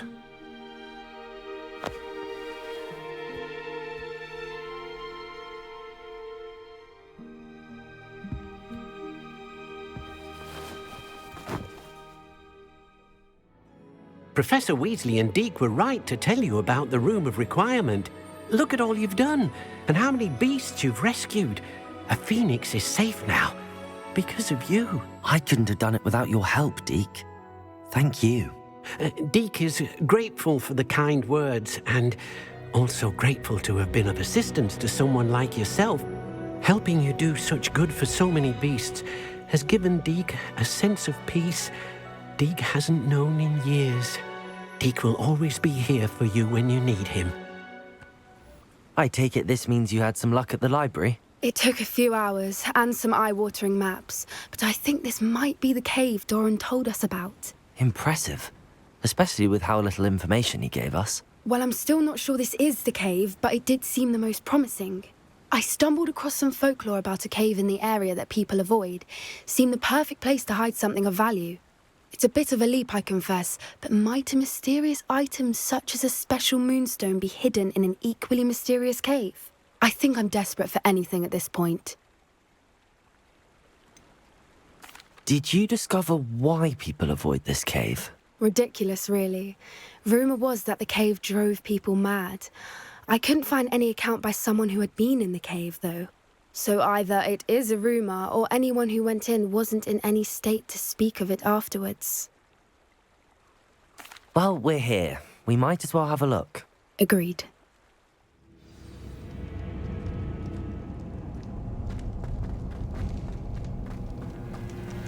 You don't think the rumours about the cave are true, do you?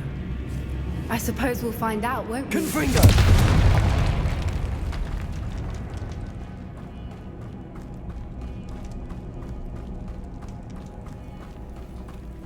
It's another aggressive one!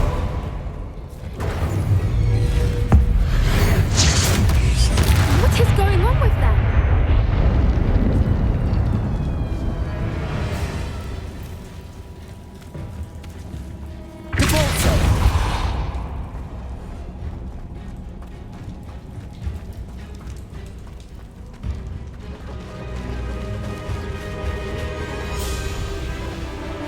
Voipers. I beg your pardon? This must be how the rumour about the cave started. The Whooper's song is said to drive anyone who hears it mad.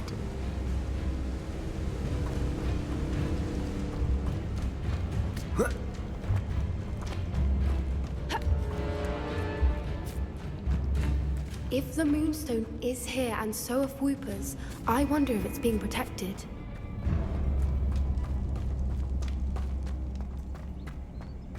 Why am I not surprised? First the Fuipas and now this.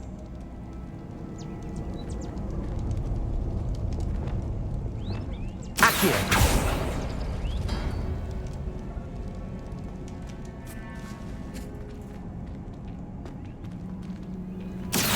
We need to find moths for those spinners.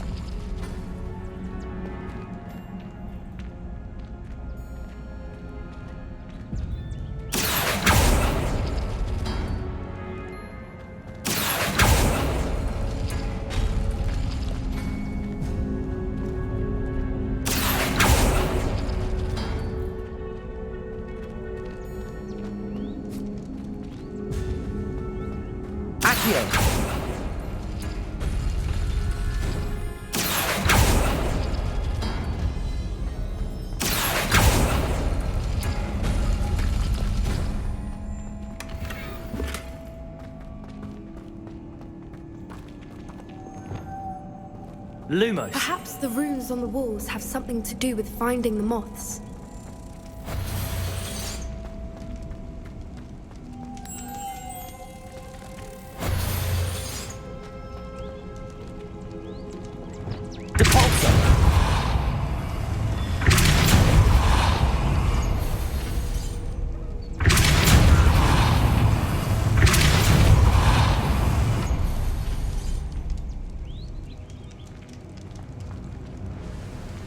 Another obstacle. No matter. I'm sure we can work out a way across.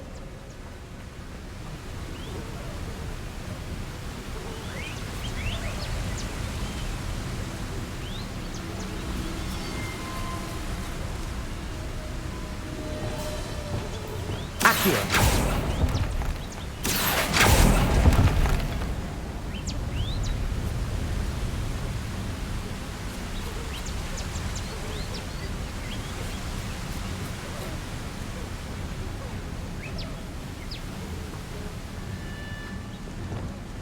Lumos. Lumos.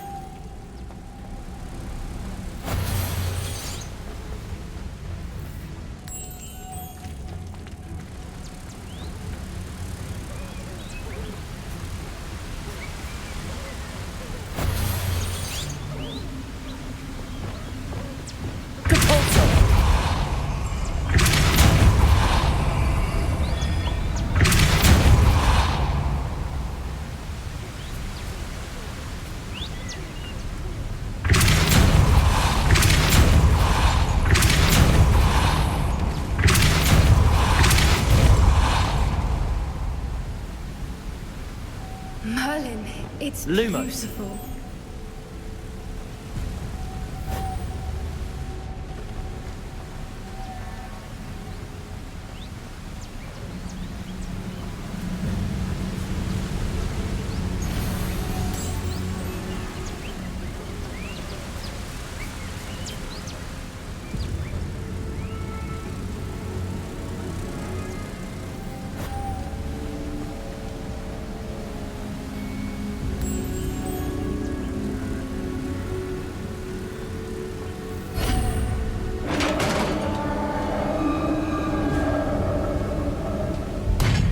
You did it!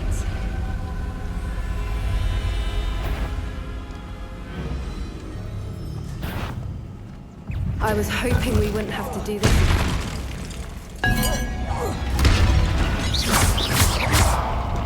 Confringo! Bombarda!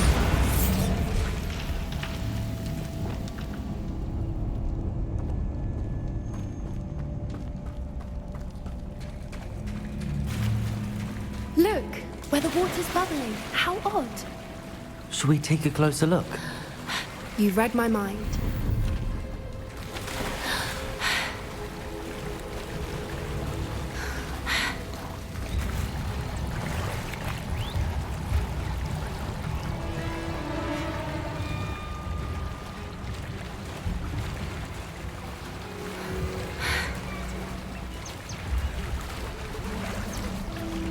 Merlin, it's even more beautiful close up. It's got to be here, I just know it.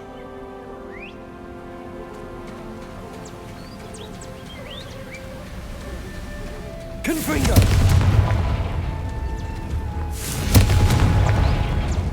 Given what swoopers are known to do, I never thought I'd be so happy to see this many of them. I don't know. I've been listening to them for a while now, and I'm starting to lose my mind.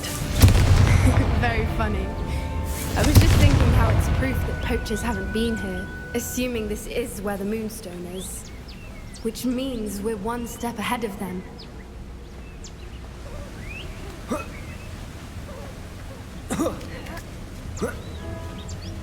We found it! It's like staring directly at the moon. Well, we found what we came for. Now we just need to bring it to the henge.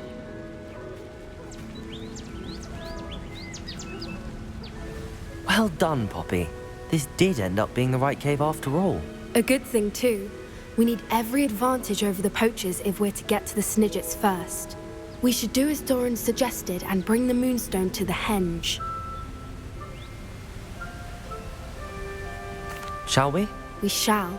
If we leave now, we should make it there by nightfall.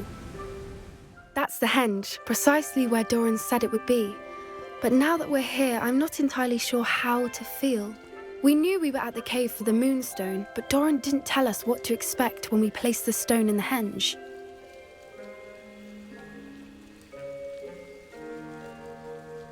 I don't think Doran would knowingly send us into danger. You're right. I suppose I'm worrying over nothing. Let's make our way down. We're nearly at the end of this.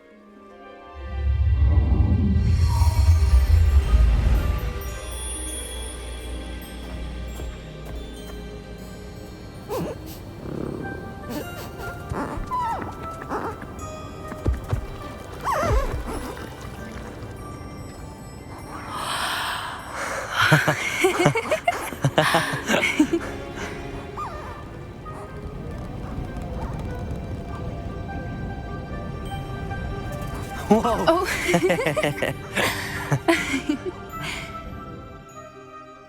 That was a mooncalf dance. Do you know how rare it is to see even one? They only ever happen under a full moon. Though I suppose the Moonstone allowed it to happen now. Is the pattern they left behind on the ground normal? All part of the dance. No one pattern is ever the same, though. We'll need to draw this one to get a better sense of it. Can't wait to tell Gran that I've managed to see not one, but 2 mooncalf dances. She'll be jealous. You've seen this before? It was pure luck the first time. I was on Highwing, or I'd never have spotted it. It was the night Well, the night I met Highwing, actually,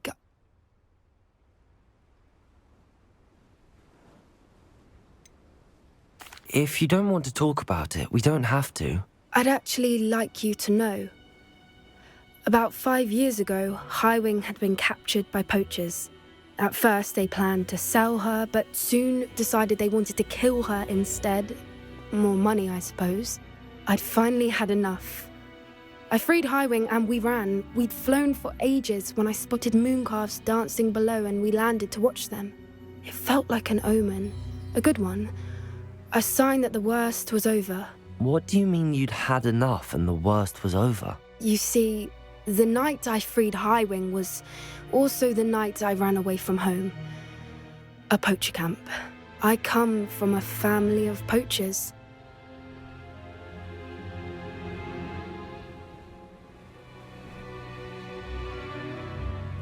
Merlin? I don't know what to say, Poppy. I can't imagine what that must have been like for you. I never fitted in, but the older I got, the more apparent it became. Gran tried for years to convince my parents to let me live with her.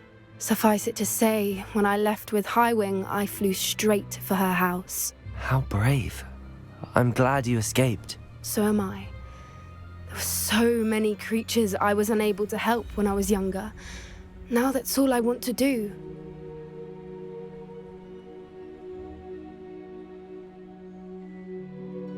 From everything I've seen, you're doing precisely that. I've had a bit of help. I've never told anyone any of this, but I'm glad that you know.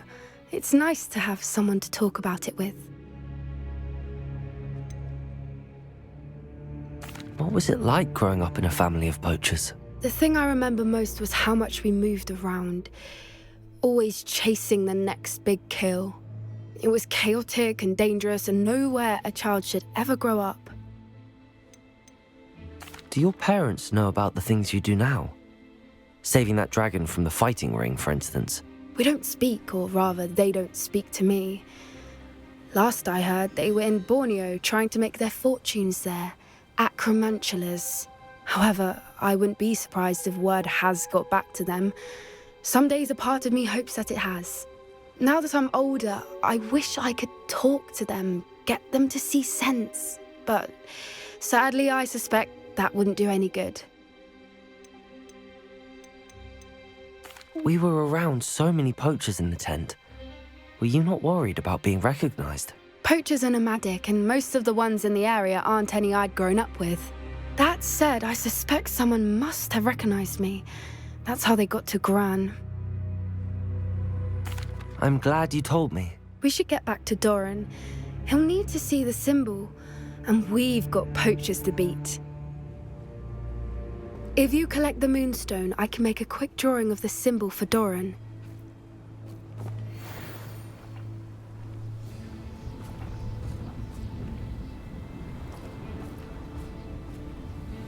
Are you finished with the drawing? Just barely. I think the pattern's a bird. At least that's what it looks like. Didn't the journal say the key to finding the Snidget lies in the moonlight? Of course. That's it. We need to show this to Doran. Not that I'd know where to find him at this hour. Perhaps we should head back to the castle and we can track him down after a good night's sleep. Agreed. I'm ready to leave if you are. It's good to see you again, Doran. Did Poppy tell you about everything that's happened? She did, and I am glad to see that you are both safely returned. I did question the wisdom of sending you on a path at a time when that path was unknown at best, deadly at worst. But the acumen of the centaurs is neither personal nor partial. The skies tell us what is to come, and often we do not know what we have seen until it has come to pass. You knew the poachers would try and kill Poppy and me. I did not know, my young friend, but I shall say that I was not surprised.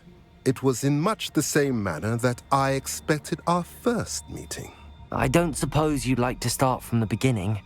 I think Poppy and I could use that. Of course. I find it is often the best place to start, is it not? Many, many moons ago, I divined a series of events. Their meaning long evaded me, until you brought news of the Snidgets and their poacher pursuers.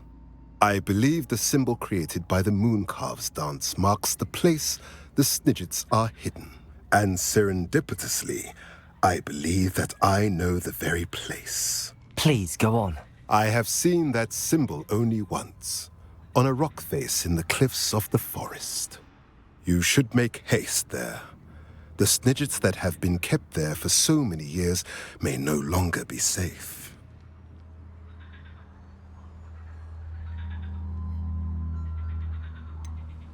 You said you divined a series of events before our paths crossed. What were they? I saw the arrival of a stranger, the threat of an enemy, and the return of an old friend. I believe now that you are the strangers, the poachers are the enemy, and the old friends are the Snidgets. I also saw two places tied to these events, the cave with the moonstone, and the henge. The latter was bathed in moonlight. What makes you so sure the symbol is where the Snidgets are? I do not know. It is what I have read in the stars. Fortunes play out as they are intended. I am merely a messenger. I shall say that fortune favors us today. That you would show me a symbol whose provenance I recognize is not coincidence, but fate. If you're right about this place, then we should make our way there. I shall see you there. I got here as soon as I could. Did you see the symbol above the entrance? It's the one the Mooncalves made at the henge. Of course Doran implied as much, but to see it up there... Could this actually be where the Snidgets are hidden? Let's find out. Doran's waiting for us just up ahead. I'm ready if you are. Can you believe it? Actual Snidgets. I'm glad we seem to be a step ahead of the poachers. It is a little strange we haven't heard anything from them. If we're lucky, they're still poring over Gran's research. There was a fair amount.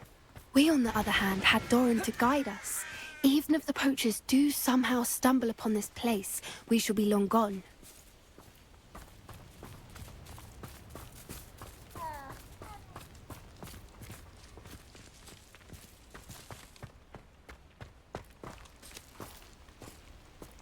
Greetings. I hope we haven't kept you waiting long, Doran. Not at all. Then again, it is not I who awaits your arrival. Do you have the Moonstone with you? We do. Good. It is as important to what happens next as both of you are. So, what does happen next? What are these pillars here? A safeguard, I suspect. There is only one way to find out. And as for how to go about that, the two of you may know better than anyone.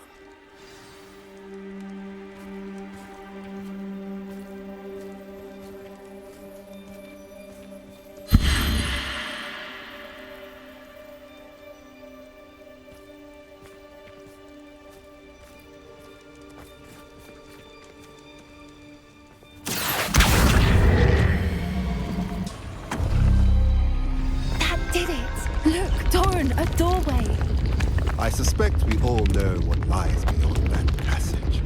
And now, I'm afraid I must leave you. At least for a time. You're not coming in with us? If the Snidgets are here, the herd will want to see the truth of it for themselves. Alec especially. Go on without me. I will rejoin as soon as I am able.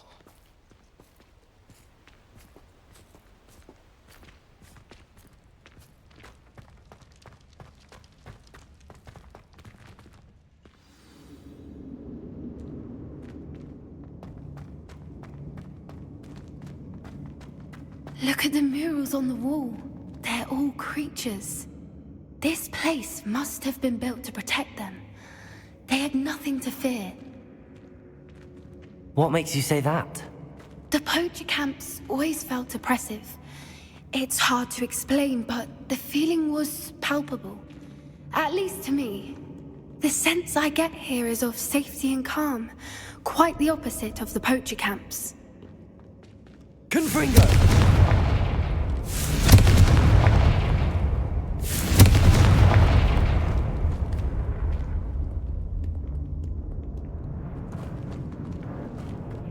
I'll wager this isn't the dead end it seems to be. But how to get through?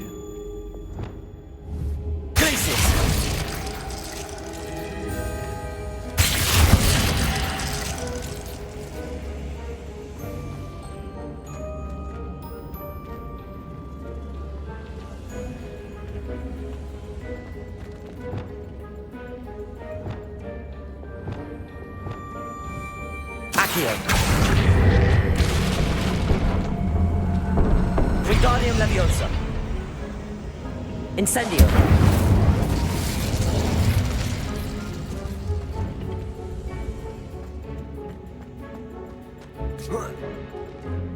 The plates on the floor have symbols on them.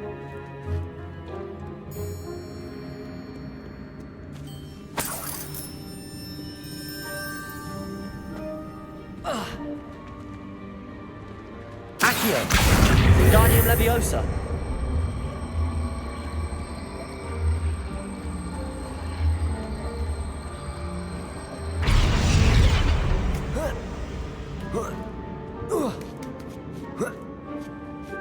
Accio. Wingardium Leviosa.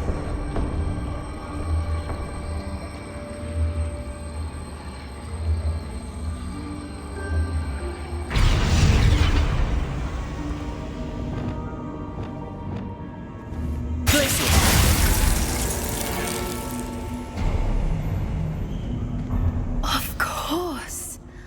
How clever. Look at this place. Little puppy squeating. Forgot how to cover your tracks. What was that? Not Doran, that's for certain. Leviosa! Thunder! Stupid! Potato! Leviosa! Stupid! Depulsor!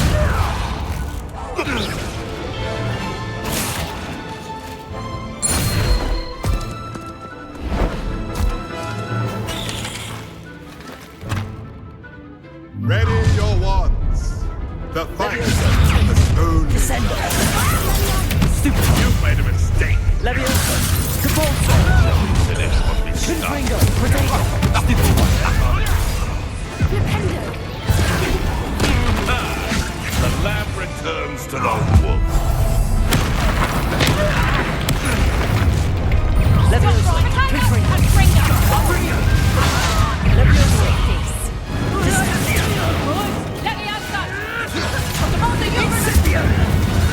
Feel the plan. Not the right. Potato! Stupid spinach! You know not what to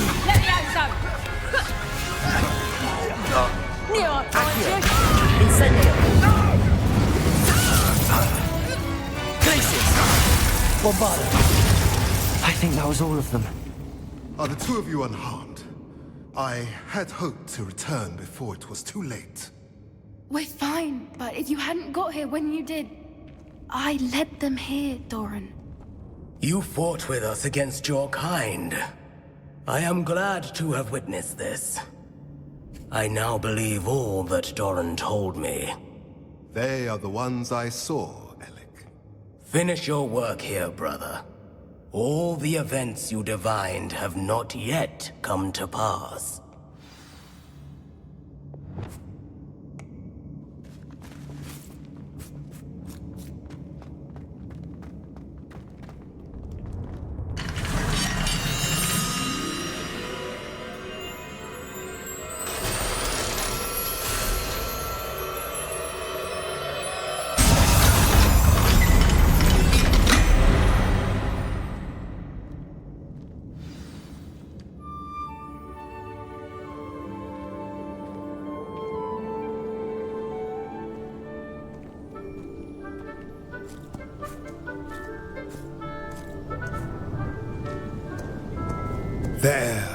There they are.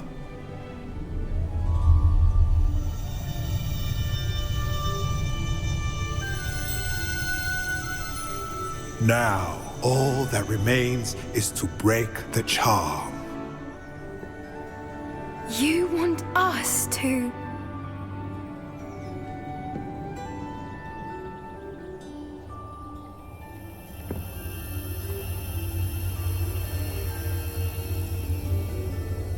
I only ever wanted to see them safe, which they are. You should do it.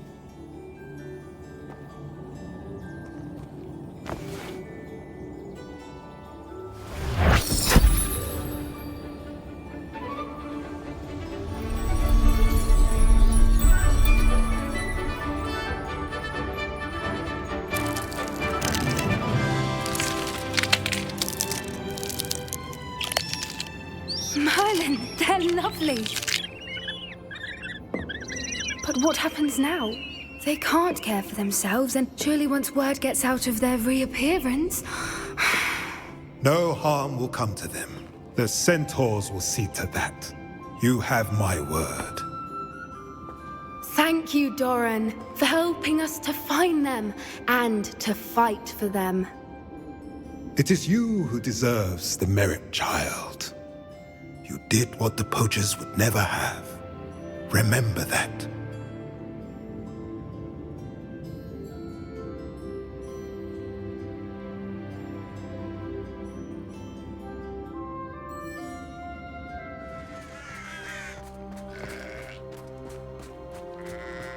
Sebastian, a lost relic from a catacomb which requires a dark sacrifice. I know how it sounds, but if this can help you, it's worth the risk. Does Ominous know about this? He helped find the scriptorium where we discovered Slytherin's spellbook. Very well. If Ominous will be there, I'll meet you. We don't have much time. Solomon wants to leave Feldcroft. What? Leave? Never mind. You need to stall him. Buy us time, Anne. Please. I shall do my best. I'll be in touch. Solomon can't take Anne from Feldcroft. Where would they go? When would I see her? Sebastian. Don't think I've forgotten about your goblin friend. I haven't. But I appreciate you setting our earlier discussion aside for now. Of course. I can't believe my uncle wants to leave Feldcroft. Anne's going to stall him. She must. We need time. Time? For what? I've learned more about the relic. I cross-referenced Slytherin's spellbook with everything in the library on relics and dark sacrifices. That's when I realized something. I believe the relic will only work inside the catacomb. So we have to get Anne to the catacomb and then conduct a sacrifice. Seems risky. It'll be worth the risk. Our biggest hurdle may be convincing Ominous. And we'll only give this a chance if he's on board. And we have to keep all of this from your uncle. If he goes to the headmaster, we could be expelled. Let me handle Ominous this time. As for my uncle, he's not an Auror anymore. What he doesn't know, well, won't hurt us. Do you think your uncle would tell anyone at the ministry about all of this if he found out? If he found out, I doubt he'd go to the ministry. He didn't part ways with them well, from what I understand. He won't say, but I believe his strong aversion to dark magic has something to do with his time there. Anne thinks he once decided to fight fire with fire, so to speak, and resorted to using an unforgivable curse in a fight against dark wizards. At least that's what she thought she heard. When he realized what his job had led him to become, he left rather abruptly. So, I'm not sure he'd go to the ministry to report on his own family using dark magic now. Good luck with Ominous. Until we meet again. I shall let you know when the four of us should meet at the catacomb. Look for my owl. I received your owl. Thank you. I'm glad you came. I spotted droves of Ranrock's loyalists coming up from the coast. Overheard one of them say they're headed to another cavern, like the one we found. How are they still one step ahead of us? They can't know about the triptych. I don't know. I did see another memory. This time it was a keeper named Neve Fitzgerald. She was unnerved by Isadora's use of ancient magic. But I still can't be sure how any of it connects to Ranrock. These keepers are playing games with you. You need to press them for more information. It doesn't work like that. To access each of these memories, I have to complete a trial. It's not as easy as you think. They're showing me the memories in a particular order. Either they don't trust you, or you don't care enough about Anne to ask the difficult questions. Of course I care, Sebastian. We've come this far. Don't let your frustration get the better of you.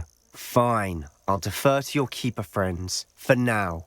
But I don't like it. We don't have a choice. Now, shall we see why the triptych led us here? Let's go, quickly, before we're spotted. Keep a close eye out. I saw some of Ranrock's crew moving off the path just ahead. I wonder why. Raiding, I imagine. This mountain used to safeguard local hamlet valuables. But it's been abandoned ever since Ranrock took hold of the coast.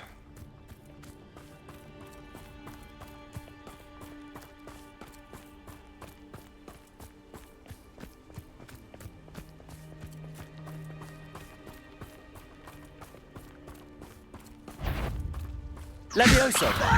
Confringo! Depulso!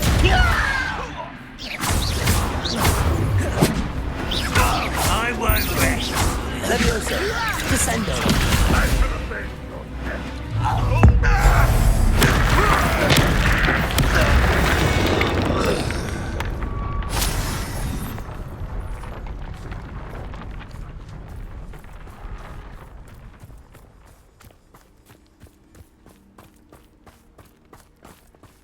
Thestrals overhead? Some consider them a bad omen. Not everyone does. I know that. All right. I'm making small talk. I'm not going to trek up this mountain in silence.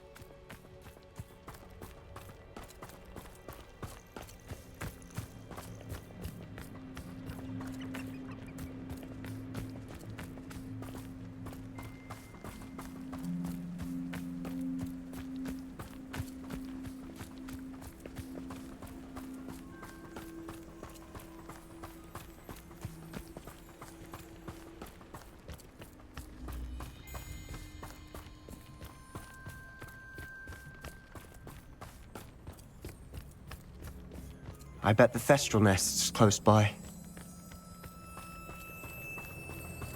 Kill any who trespass. There they are. Let's go. Wait, we should have some sort of plan. I'm through planning. One less. Leviosa! Descender! Really it is.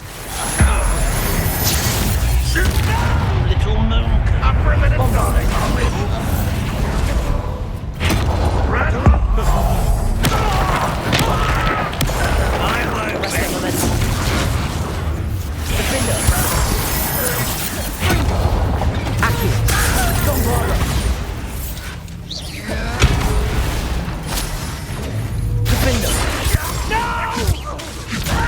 Bombarda!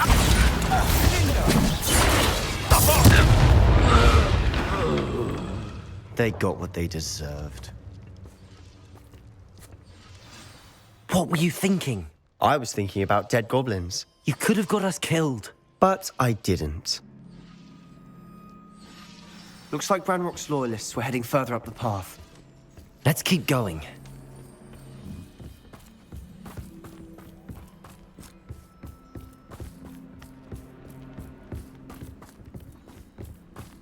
Ramrock's gonna make everyone pay. Anything made from goblin silver belongs to us. Whether it's a sword or a repository, whatever that is. Did you hear that, Goblin? Ridiculous notions of ownership.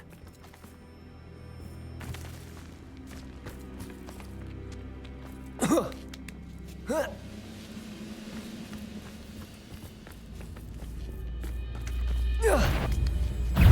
one there. Leviosa! Kaboom!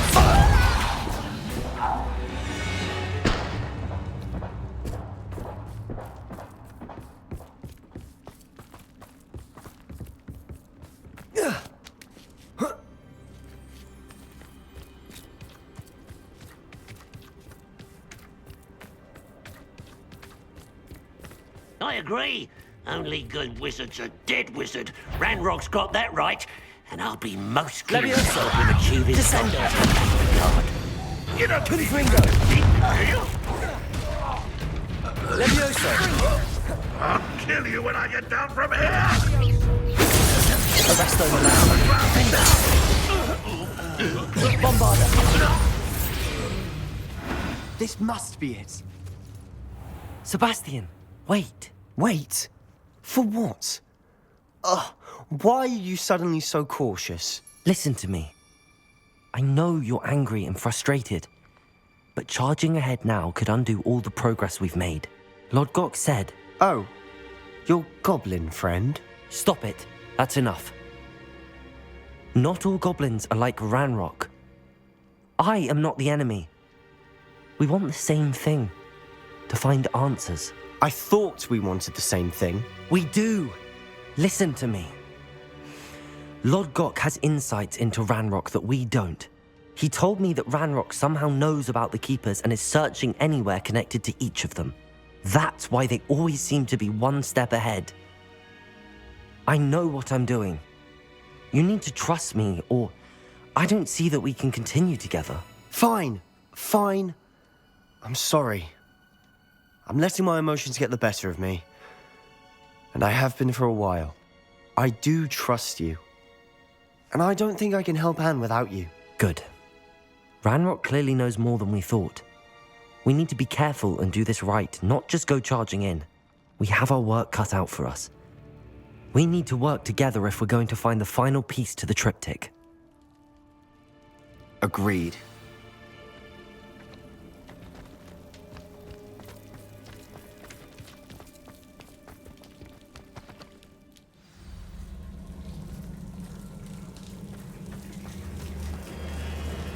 So far, so good. Charming. Spiders! How fitting. Levioso! Confringo!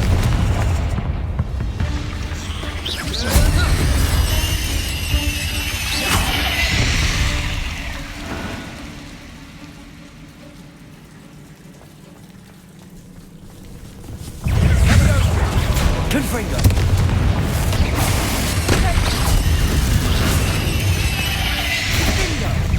Confringo!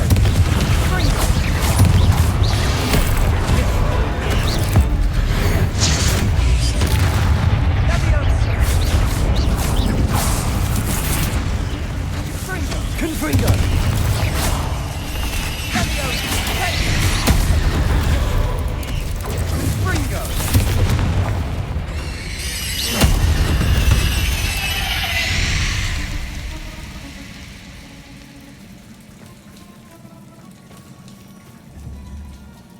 Confringo! Almost as good as if I'd done it myself.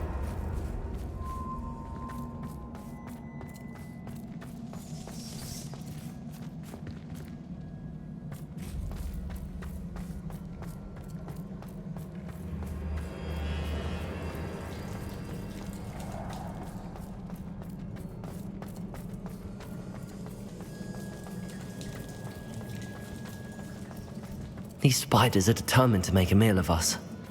I'm sure we taste better than a goblin dinner. Confringo!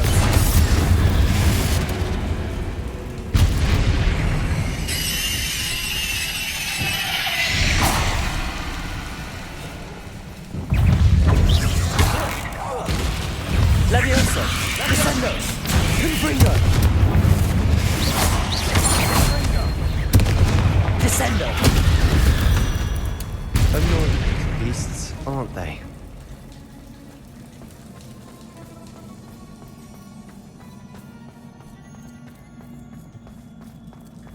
A staircase leading here. Whatever for? I don't think Confringo! ranges.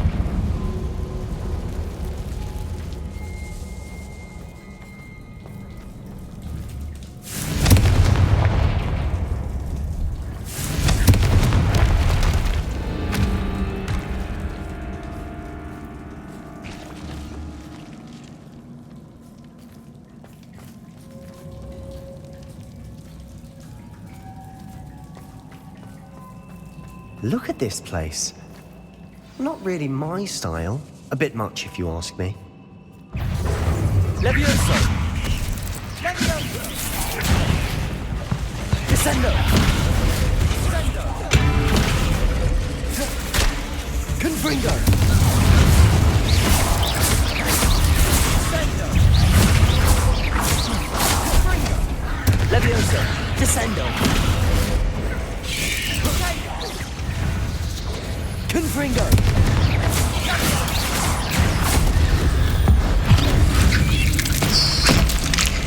Confringo!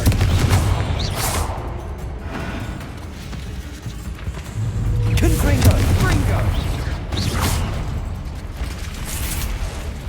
Levioso! Descendo! Getting through the cavern can't have been the only challenge.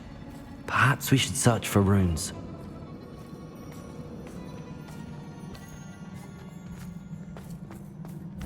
Confringo! We've seen rune symbols. Is finding these chests luck or instinct?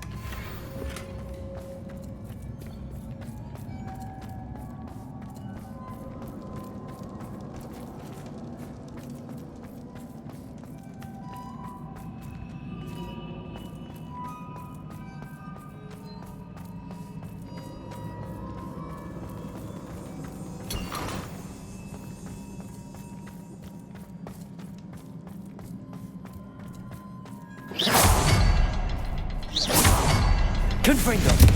Can't get out of here quick enough.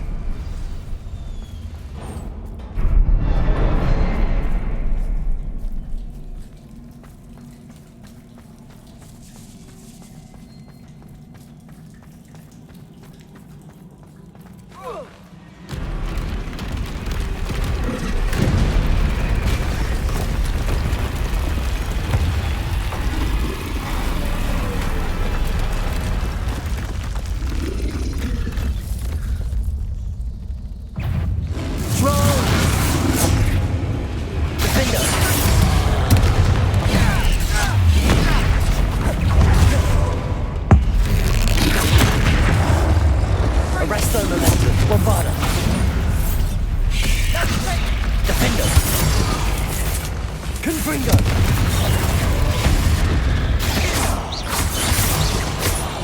Descendo!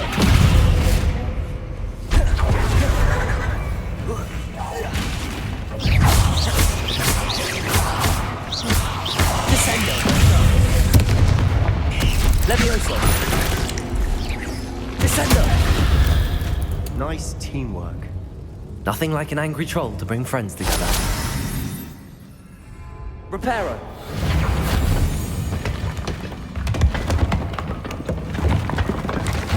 That was a piece of work. More than one.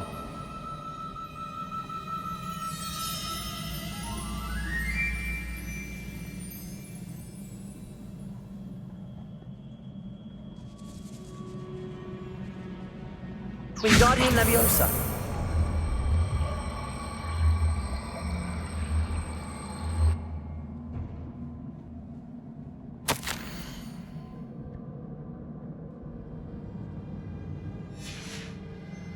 Did you find something? A journal entry. Isadora was here.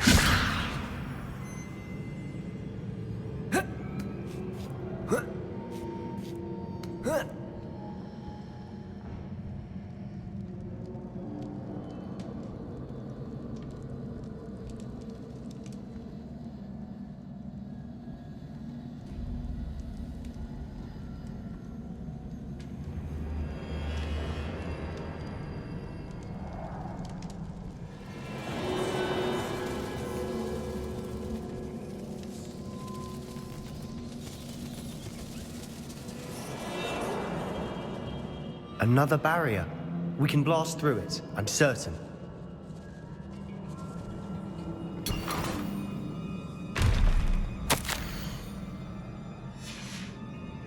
Good news? This journal entry sounds worrisome. This can't be a dead end. Must be another floor above. Almost as good as if I'd done it myself.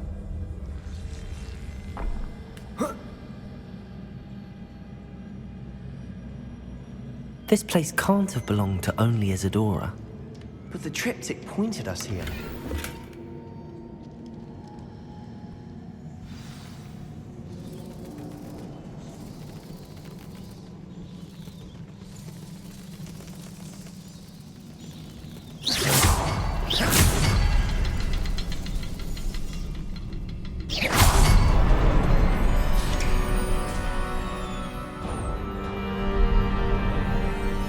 Could this be another area Isadora created? Isadora must have honed her skill with ancient magic here.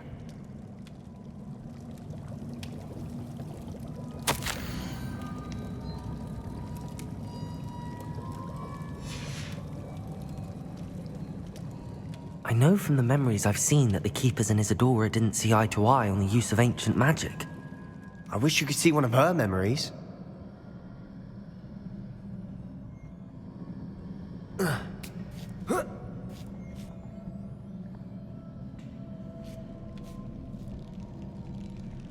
The final canvas piece to the triptych.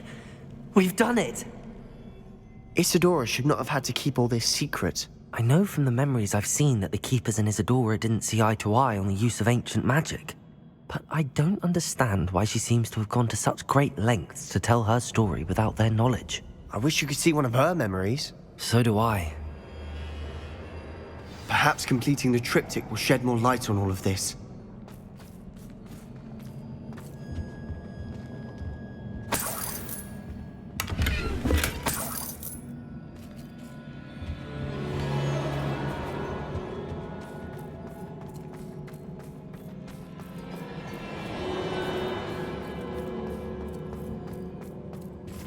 I cannot believe the journey this triptych took us on. This is it. Don't keep me in suspense. Go on, place it.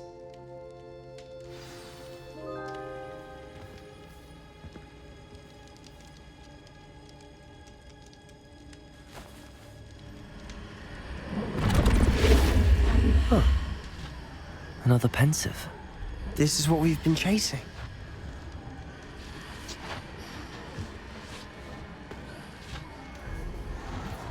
I wonder. What is it? Let's find out.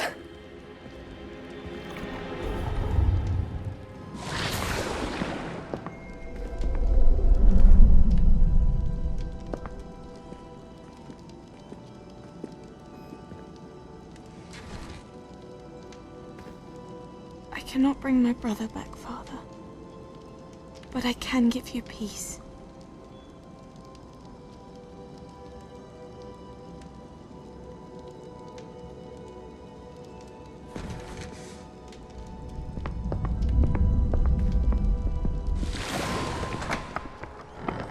Please, have a seat. Isadora, we are all most intrigued to hear. We're ready. I've something to show you. Father, these are my colleagues from Hogwarts. Father hasn't spoken since my brother died. On my travels, I confirmed that which I've always believed. That we have the power to take away pain.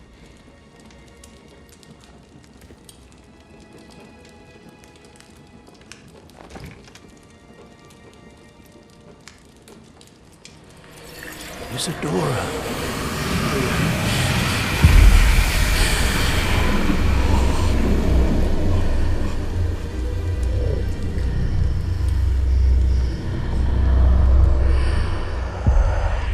What have you done?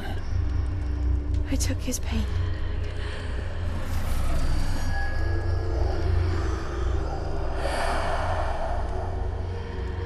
Thank you.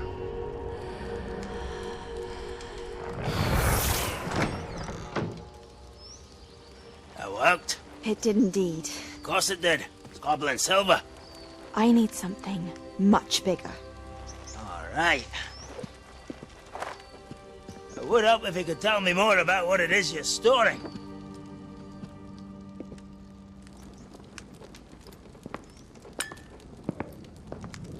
Magic. Left over from a spell I devised to remove pain, but if used correctly, its power can be used to do even more good. Why would you want to store such magic away? I only need to keep it safe until I can convince my colleagues of its worth. Magic like this unnerves some. Not everyone's ready to wield such power. Perhaps not. Someone will be.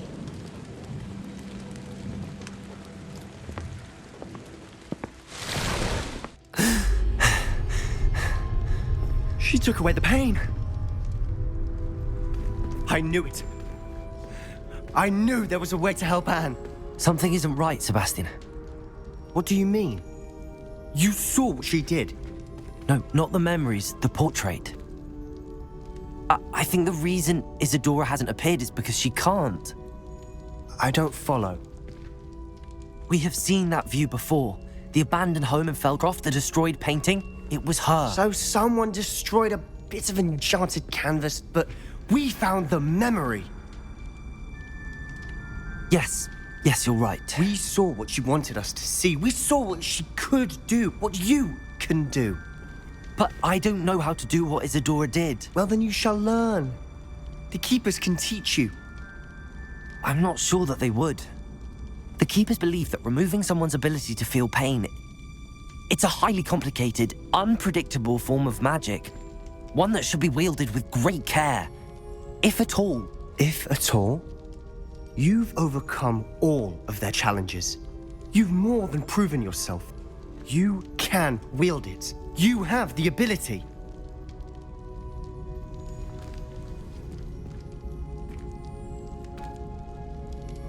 Please, talk to the Keepers. If not for me, then for Anne.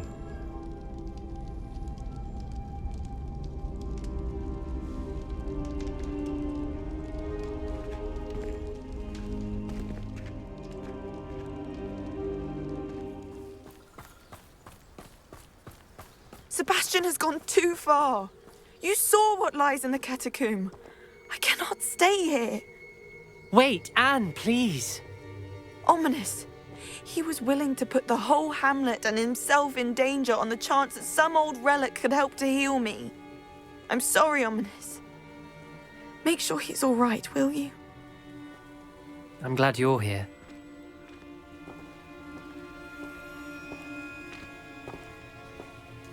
I received your owl. Where's Sebastian? Inside the catacomb. Frankly, I was surprised you weren't with him. Ominous, Stop. You swore you wouldn't let Sebastian take this one step further. Yet here we are. It's my fault. I was wrong. I thought he'd stop. I should have stopped him before. Sebastian's in real trouble now. I'm going back into the catacomb to find him. Anne's right. He and the entire hamlet are in danger. The place is crawling with Inferi. Inferi? What are you talking about? You'll see. We need to hurry. Sebastian must not be in his right mind.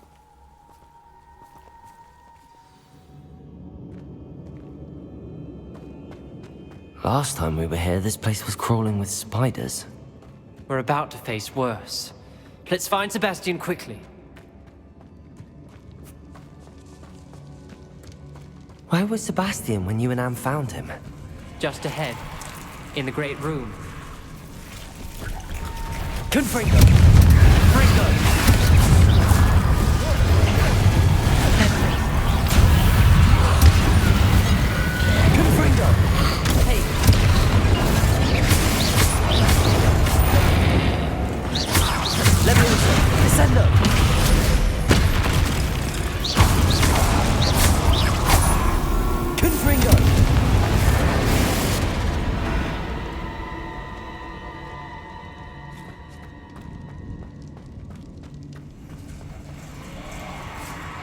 There weren't this many Inferi before. And there's no sign of Sebastian.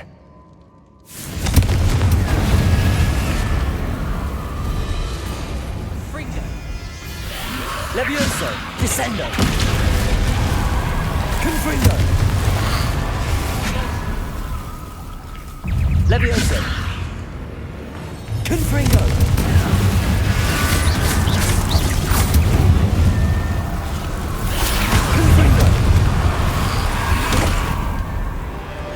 Levioso! Confringo!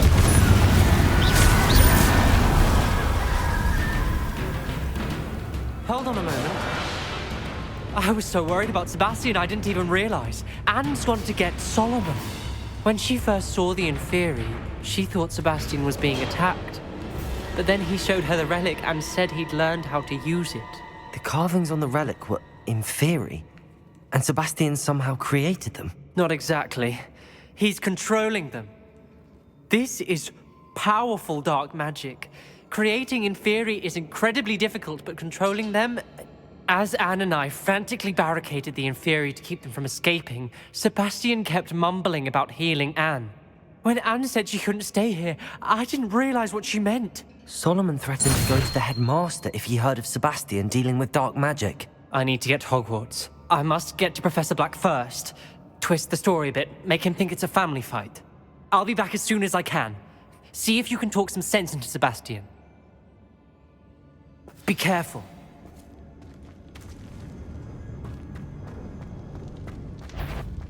How many Inferi are there? Levioso! Confringo! Levioso! Confringo!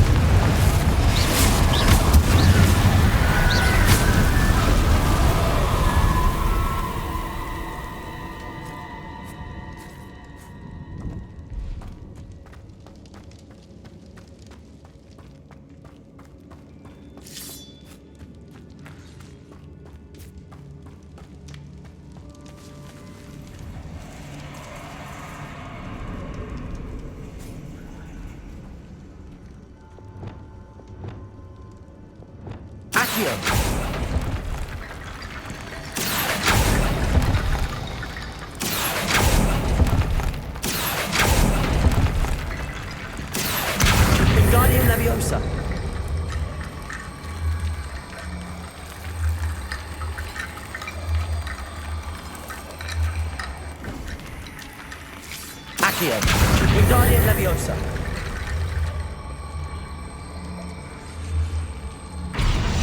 Accio. Wingardium Leviosa. Accio. Wingardium Leviosa. Accio. Wingardium Leviosa.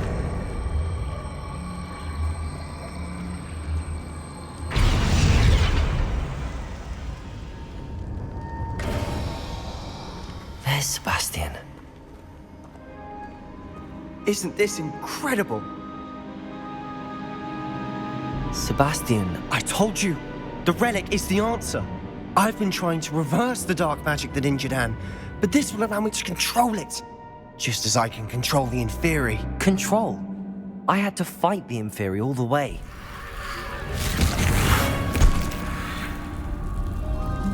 What have the two of you done? Accio relic!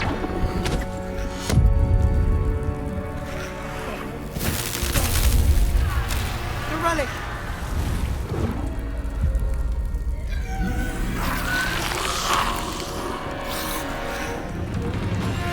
You'll pay for this!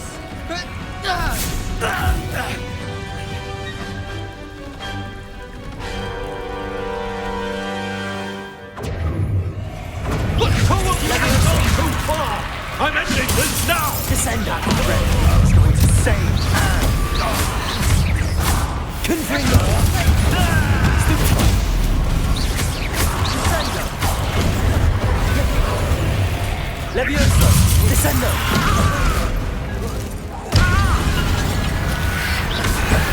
Confringo! Incendio! Fringo! Levioso! Descendo! Now you're Repulsor! You're supposed to protect us! Confringo! Levioso!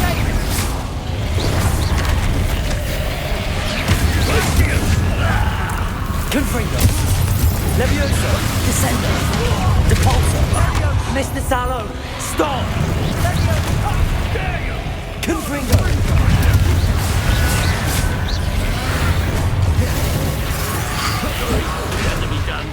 Levioso!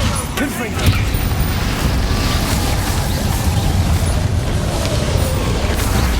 Confringo! Confringo!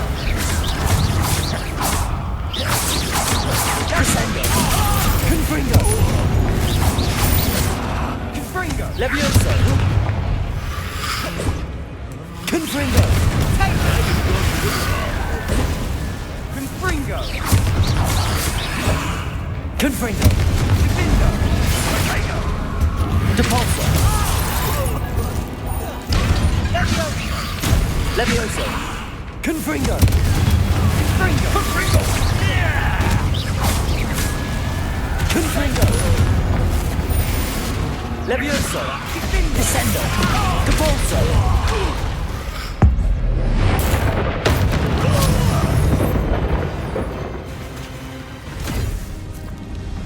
Cannot be healed, Sebastian.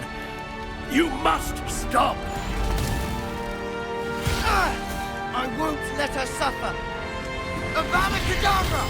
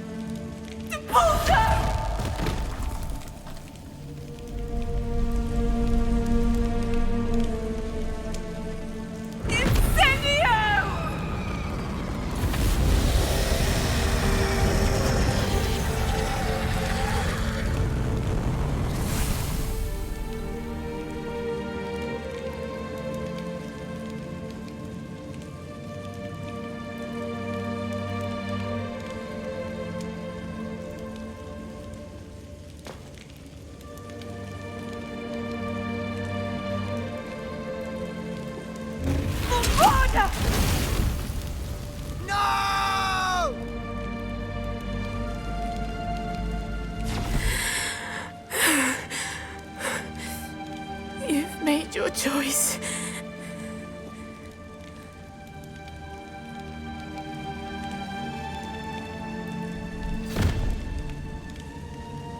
No. Anne. What have you done?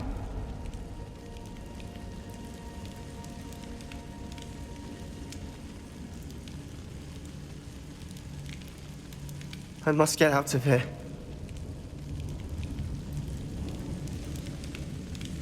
I can't let him leave.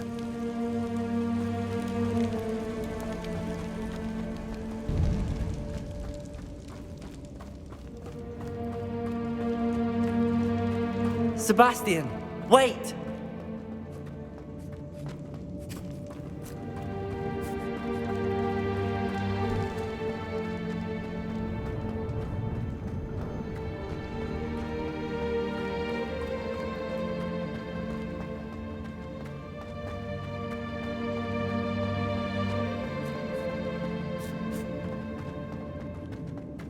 Stop, Sebastian. Hold on.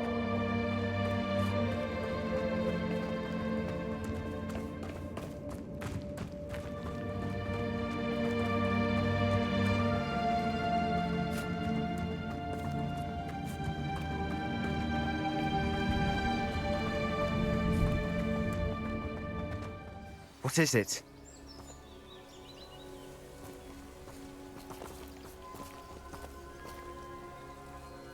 Why wouldn't you stop? I was calling after you. Anne won't survive this. She's withering away, inside and out. Solomon's never been there for us, not really. He gave up on Anne. I'll never give up on her. You saw him, didn't you? He was going to ruin her life. He attacked us. I had to use the killing curse. You know I did. If I hadn't known how to cast it... You went too far, Sebastian. I can't think right now. I need to leave. I can't stay here. I need to find Ominous. Sebastian. Please, I'm not myself right now. Let's meet later, at the Undercroft, all right? Clear.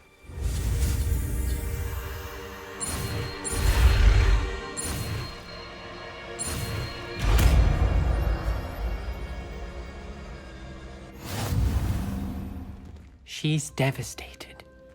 She just buried your uncle alone. I did it for her. Sebastian, Anne can't bear the thought of turning you in, but... What?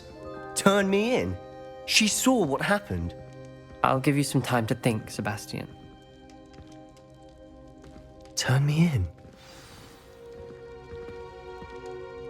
Sebastian. Did you hear that? You saw what happened. I never wanted to hurt my uncle. I know. I can't believe he's gone. How did things go so wrong? I didn't mean it. I didn't mean to... Oh, Anne, I was only trying to help. I can't leave now. Anne needs me more than ever.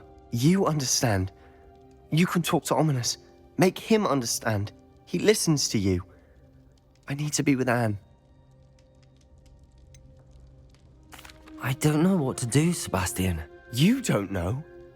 You do know. Anne has no one. I regret everything I did. I know what I did was wrong.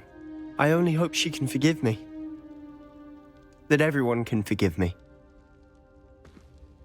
No matter what happens from here, I'm glad we met. Poor Sebastian.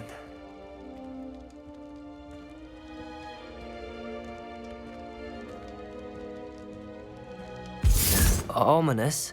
What a mess. I can't believe it. After I last saw you, I went straight to Hogwarts. Before I had time to talk to Black, I heard from Anne. I rushed to Feldcroft and found her with Solomon's body. She was beside herself with grief. Part of her wants Sebastian to face the consequences, another part can't bear the thought of it. I don't want to lose Sebastian, but I don't think we have a choice.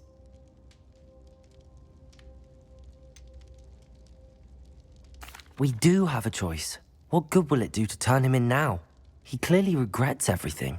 He's not going to do anything like this again. We've both heard that before. But we also need to think about Anne. She's lost her health, now she's lost her uncle. Do you really want to take her brother away from her too? I understand what you're saying. Perhaps you're right. As much as I believe that Sebastian should pay for his actions, we'd only be punishing Anne as well. I hope we're doing the right thing. I'll talk to Anne.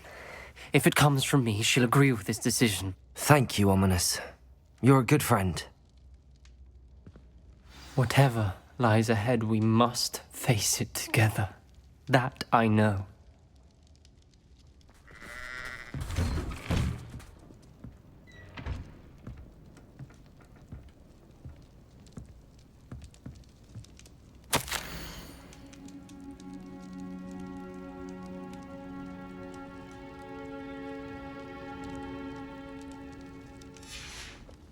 There could be goblin loyalists in here. No sign of Lodgok out here. He must be inside already.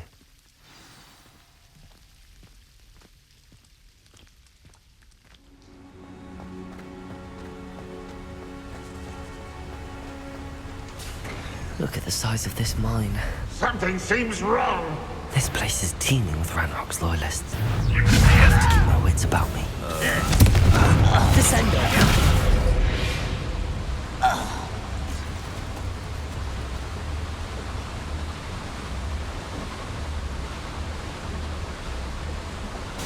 This cart ought to get me deeper into the mine.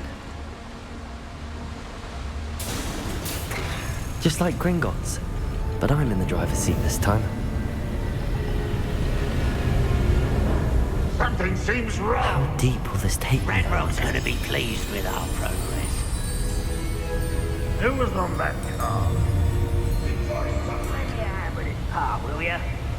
That has to be the end up ahead.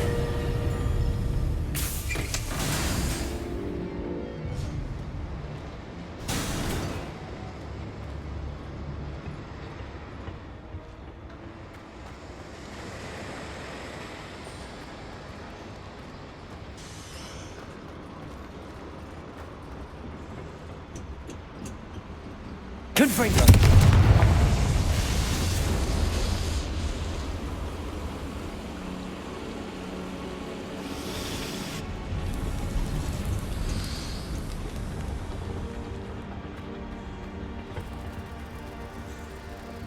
Accio!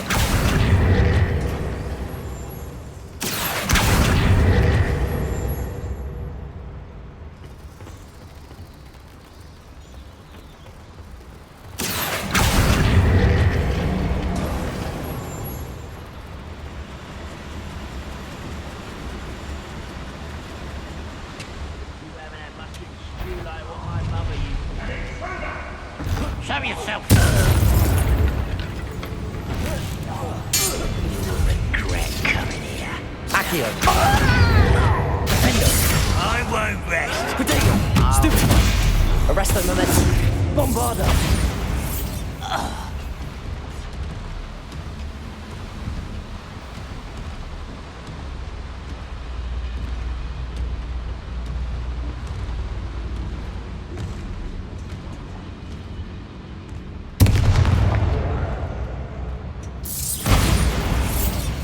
Confringo!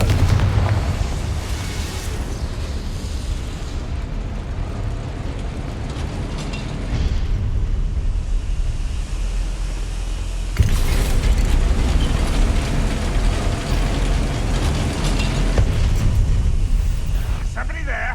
Leviosa! You're weak, human. Confringo! How nice of you to stop. Over here. One less human to worry. Descendo! Confringo! See anything? Potato! Stupefy! You little bastard! Why did you grab me? Leviosa! Descendo!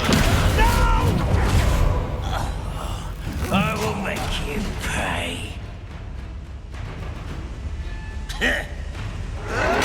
Get accustomed to that. This will not go well for you. Leviosa! Descendo! Too late for you to learn the error of your ways.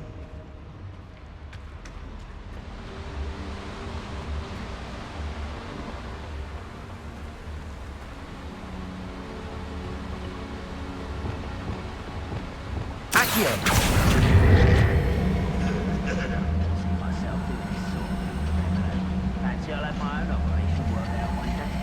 All working for me.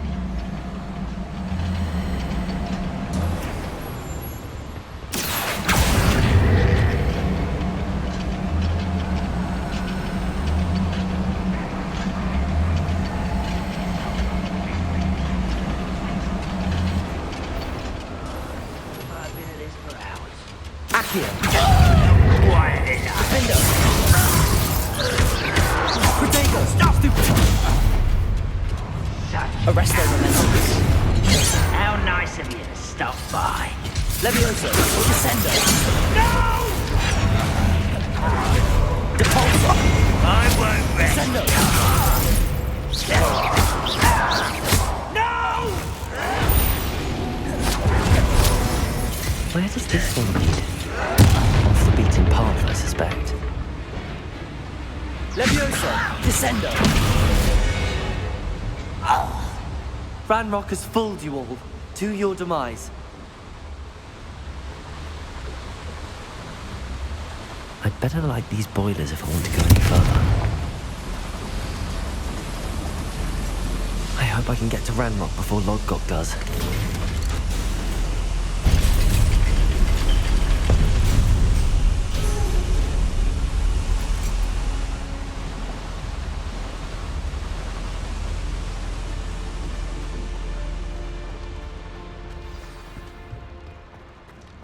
Another drill is complete. The wizarding world will crumble. I can end this right now. I have to destroy the drill and stop Ranrock's loyalists. Levioso! Descendo!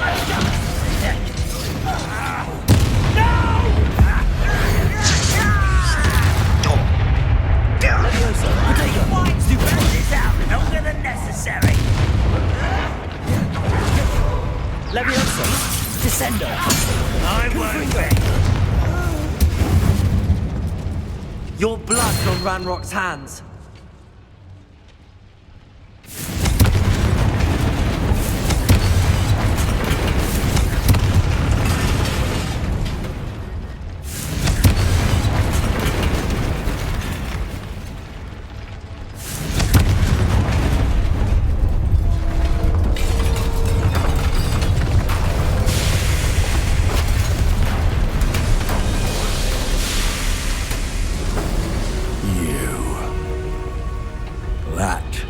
Unfortunate. No matter, we will build another. I found this one lurking outside. Lodgok, come to make amends, little brother. I came to stop this. What is this you've brought me?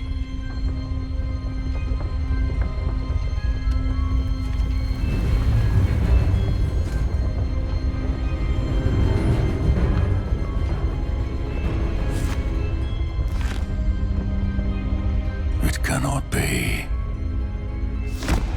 All this time, you knew where it was.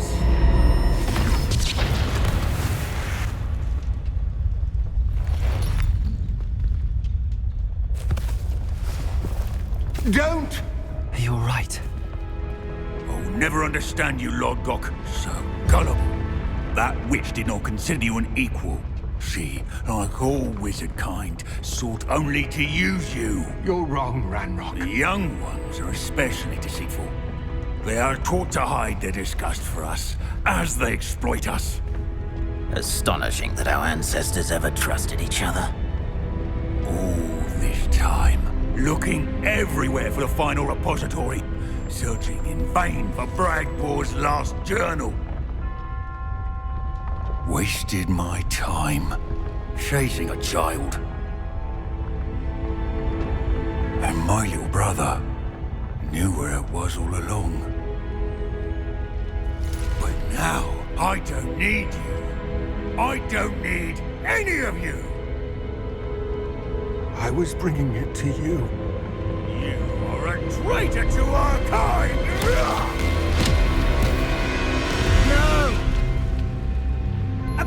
Abracadabra!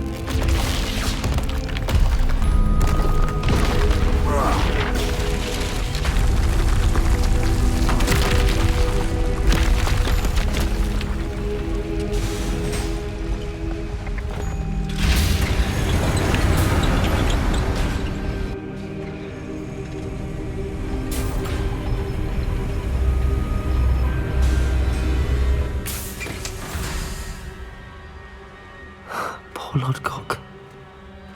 Dead by his brother's hand. No wonder he tried so hard to reason with him.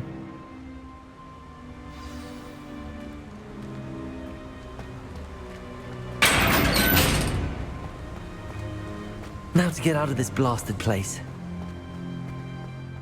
I hope Professor Fig got my owl. I need to tell him and the Keepers that Ranrock knows where the last repository is.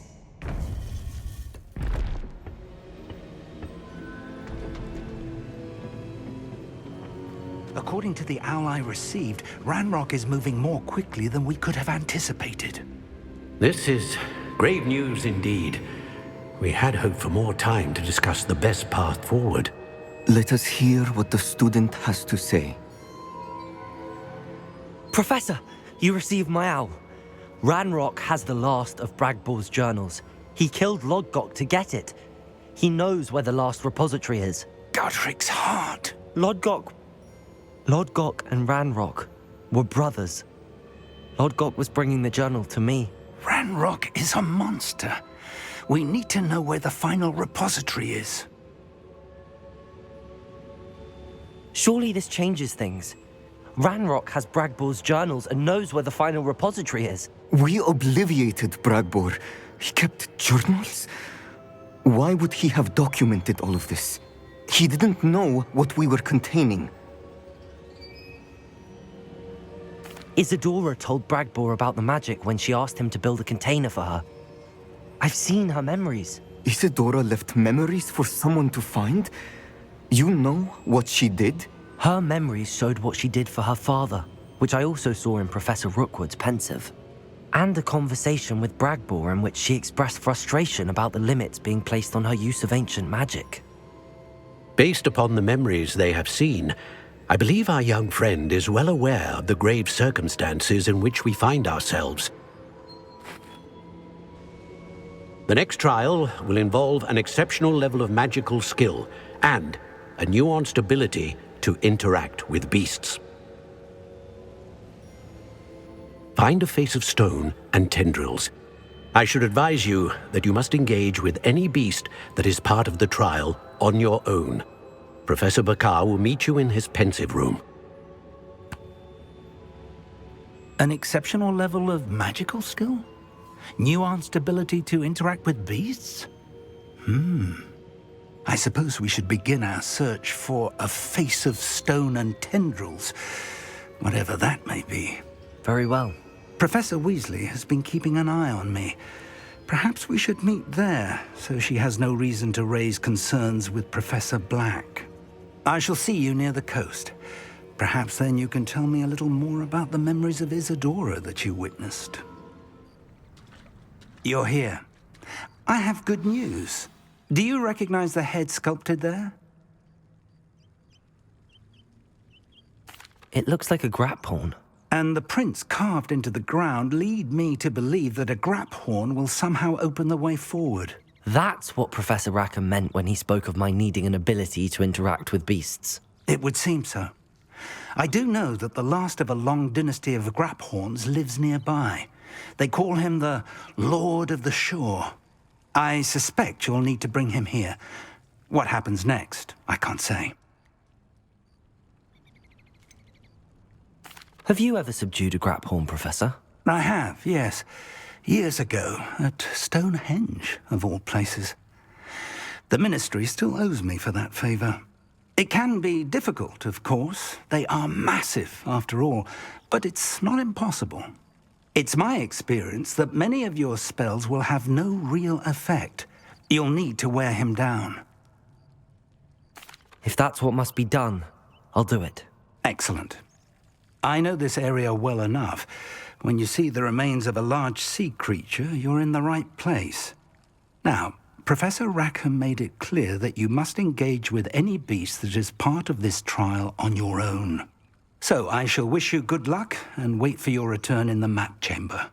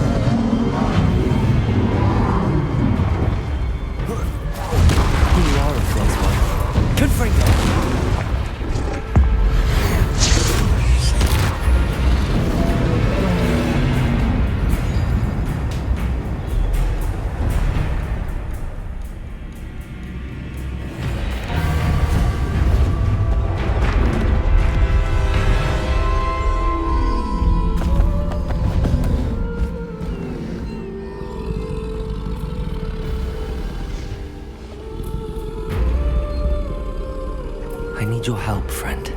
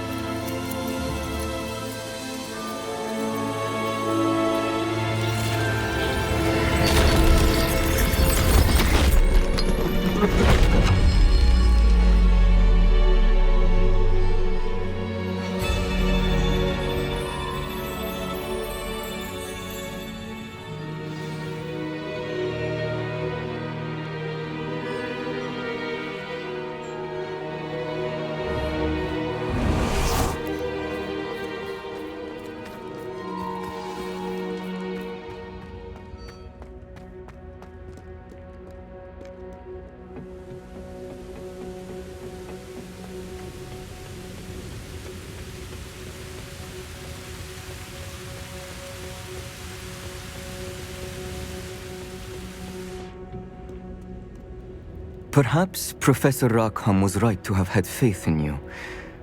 I still have my reservations. Isadora, as you will see, was not who she seemed.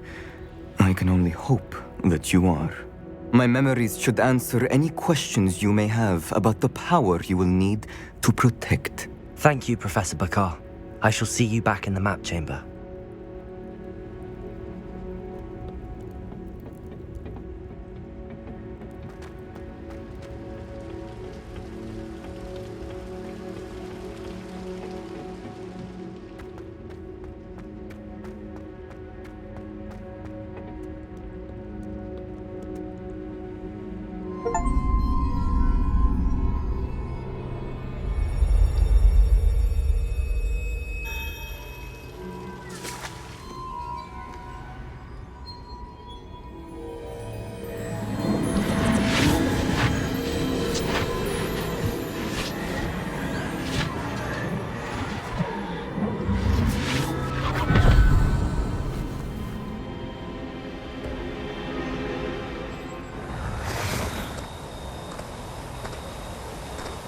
Hello? Isadora? Isadora?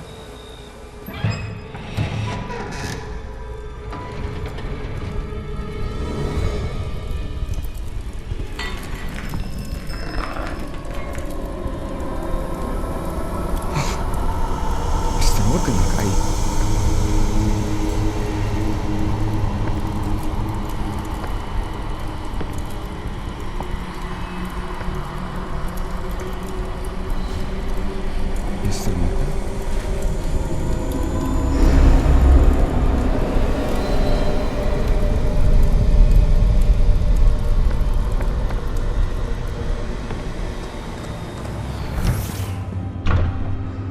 Son, I'm glad you're here. Isadora was not at her home. I know. Her father...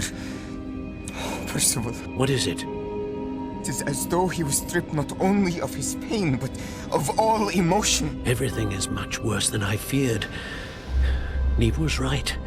Isadora hasn't stopped. I've just learned that she has been wielding that magic on students. We must gather the others.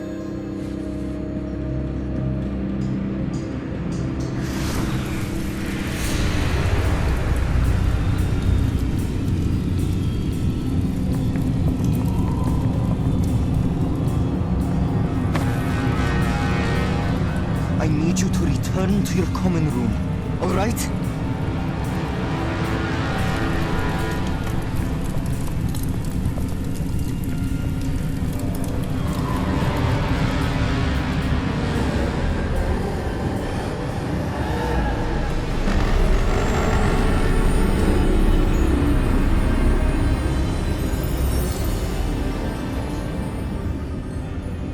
What have you done? Take a breath. Students, Isadora. Everyone feels pain. And why? Because of your arrogance? Your obsession with secrets? He won't suffer any longer. Not my father, not my students, no one. Isadora, set down your wand. Professor, you taught me to hone my power, not throw it away. I did not teach you this. Expelliarmus!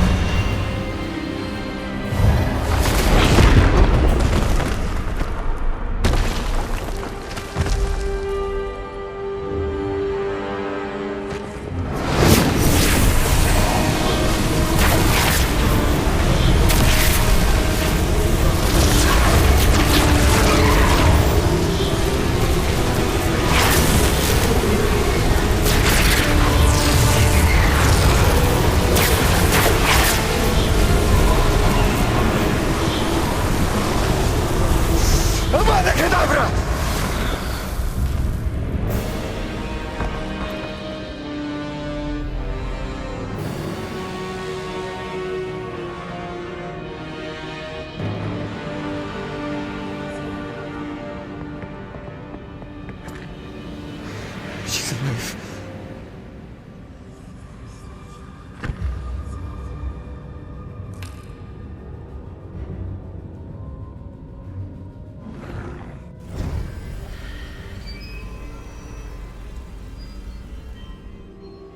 The caverns below Hogwarts, where you fought Isadora. Is that the location of the final repository? It is. You see, we could not destroy the strands of emotion Isadora had stolen from so many. So we did all that we could to keep them safe. We also realized that until they could be destroyed, the magic used to create them was a danger to wizard kind. Hence, we became keepers. Keepers of an unfathomable secret. We knew that someday, one with the ability to see traces of ancient magic might be seduced by its power. We built the trials to lead that person to us, to allow them to prove themselves worthy of the knowledge we'd kept hidden and the responsibility that accompanies it. Have I not proven myself, Professor? I need to get to that repository before Ranrock does. You have, and you will. But the repository is protected by powerful ancient magic. To enter, you must craft a special wand from the 4 artifacts you found above our pensives. So the repository is safe from Ranrock for now? If he is, as you suspect, capable of using the power of the other repository, I fear he will be able to breach our defenses. Then I must go now and craft this wand. Perhaps Mr. Ollivander will help me. Another Ollivander? I'm not surprised. As I am sure he will tell you, this wand may be used for only one purpose. Return with the wand, and we will open the way forward. I shall send an owl ahead to Ollivander. Whilst you visit him, I'll reach out to Professor Weasley. Professor Weasley? Yes.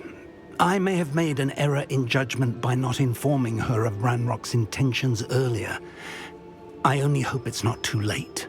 If Ranrock really is going to try to drill below Hogwarts, we'll need all the help we can get. All right, Professor. I'll see you soon. Hello there. Was there something you needed? Hello. I was wondering if you would be interested in having your own shop and a house elf to help you with it. Penny's the name. Penny's mistress is selling this shop, and Penny is most eager to start working with the new owner. It might surprise you to know that Penny can sell practically anything.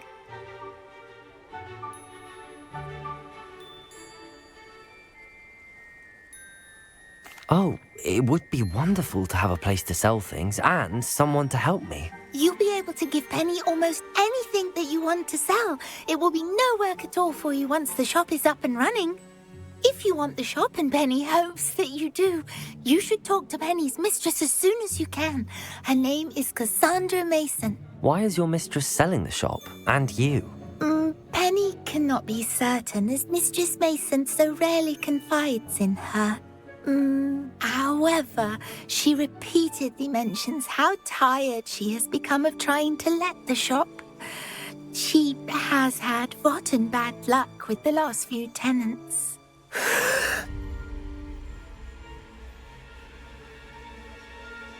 Are you all right? Are you holding your breath?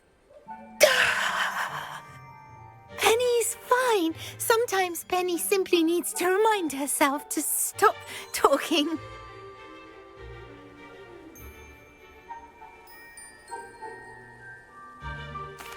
All right. I shall go and find Madam Mason. Oh, this is splendid news indeed. You won't be sorry. You can find Mistress Mason at her home on the north edge of the village. Penny does hope she gets to work with you. Hello, Madam Mason. I understand you have a shop to sell. Why, yes. Yes, I do. Are you interested? Perhaps. It depends upon your terms. I think you will find my terms quite generous. But, and do please forgive me for asking, don't you think you might be a tad young to own a shop?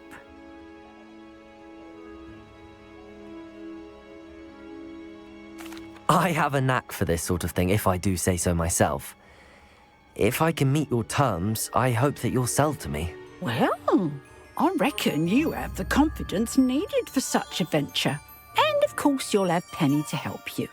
That elf could sell tea to a troll. I assume she told you she comes with the place. She did indeed. I like you. Tell you what, I shall sell you the space for an exceedingly fair price. I think you might just be shrewd enough to make a go of it.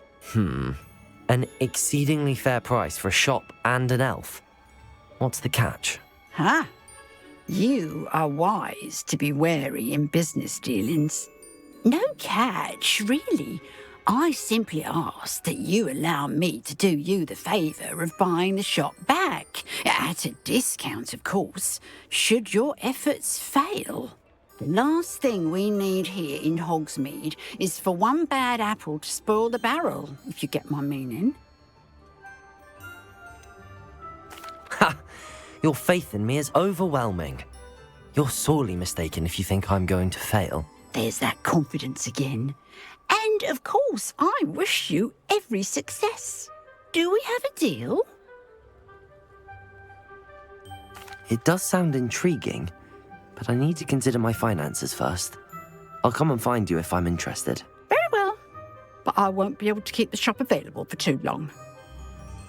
Madam Mason, about the shop?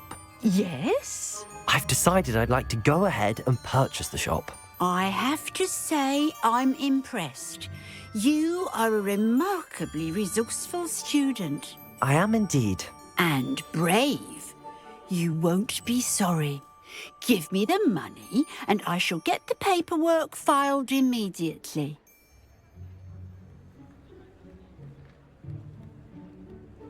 Wonderful. Shall I head directly to the shop? Please do. Oh, one more thing. Since my husband died, I've not been able to bring myself to retrieve some of his personal items.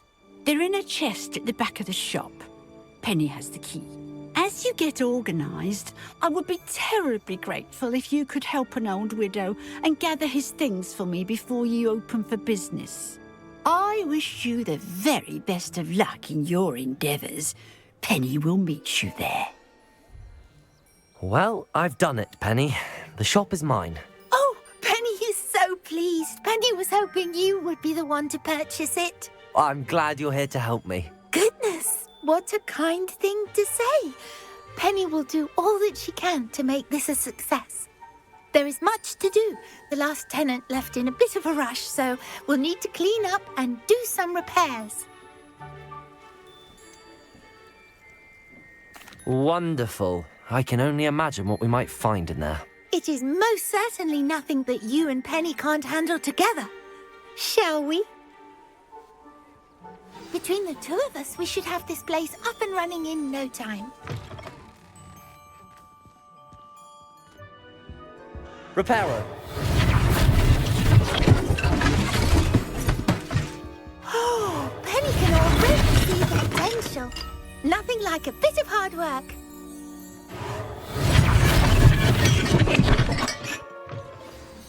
Mistress Mason wanted Penny to be sure and give you this key. It opens a chest in the back room of this shop. Oh, yes. She mentioned it to me. It contains some of her late husband's belongings. Penny wonders if you should open the chest. Are you holding your breath again? Penny must get back to work now.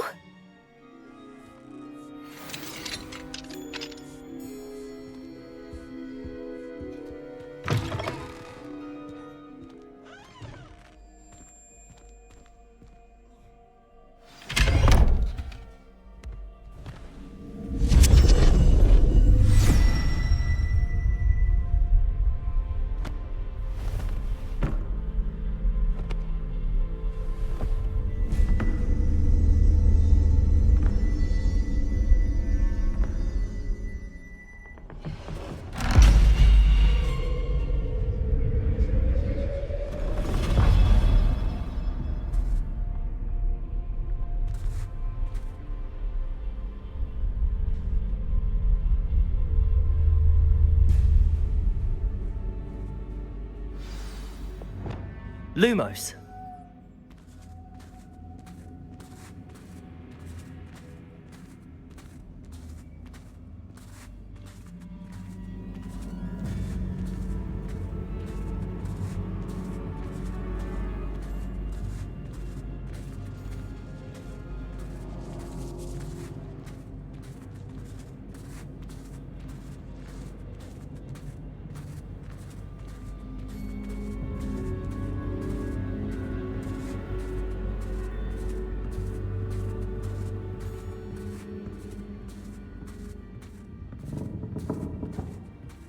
That's odd.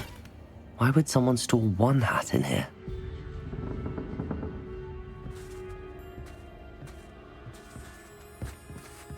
Well, that's not very hospitable. Oh, goody! Someone to play with. You seem to have your wits about Lumos. you. What fun this will be! For me, at least.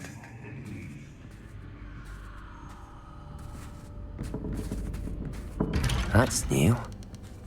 Onwards, I suppose. What in the... Who's there?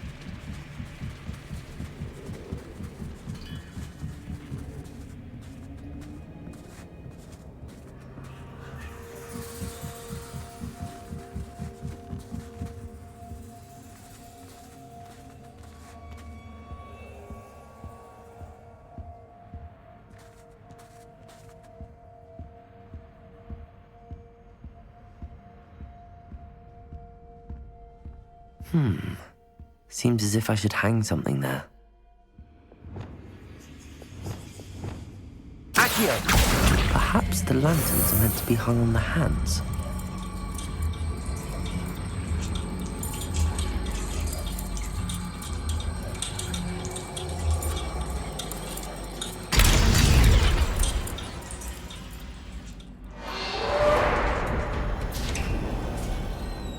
How enlightening! You might survive a bit with the other.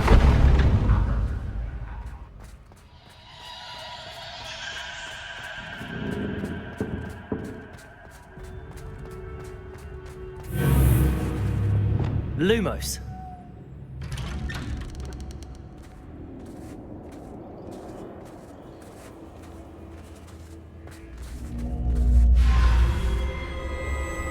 Oh, you've come so far, so quickly.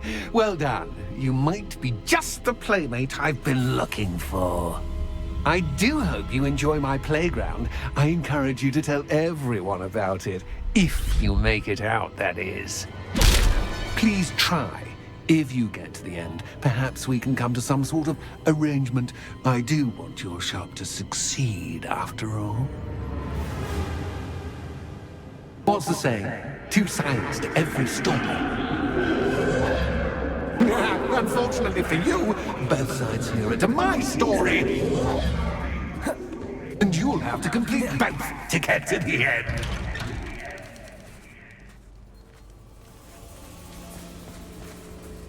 I simply adore this blooming place, don't you? You know, foliage, like most living things, won't survive for long in the darkness.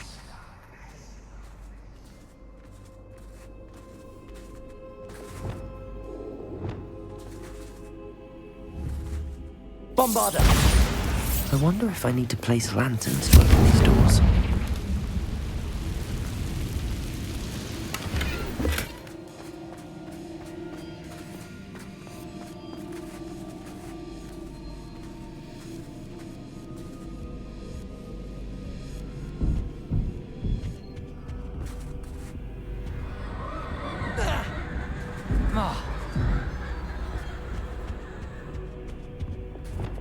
Lumos.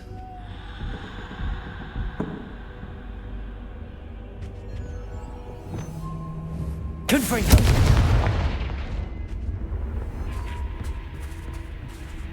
Oh, I'm afraid of the dark. Does it worry you that I can see you, but you can't see me? Accio. It should. Wingardium Leviosa.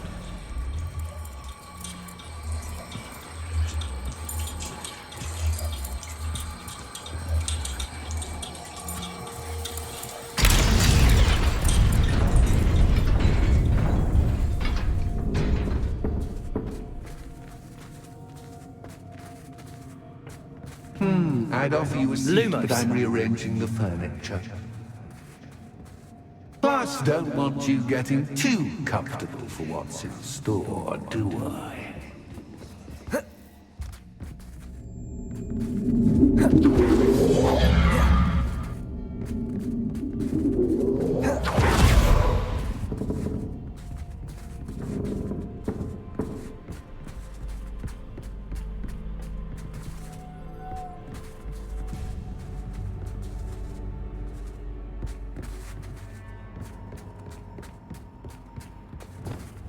Confringo!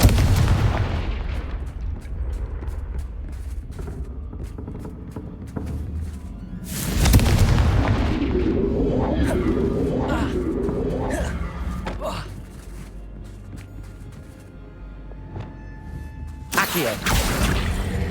Wingardium Leviosa.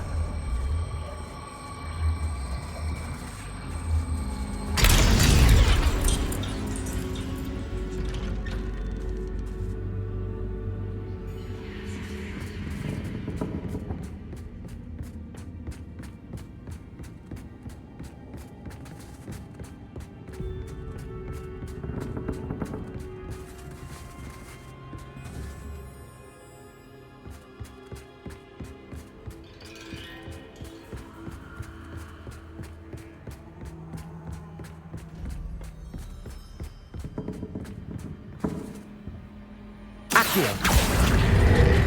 Wingardium Leviosa.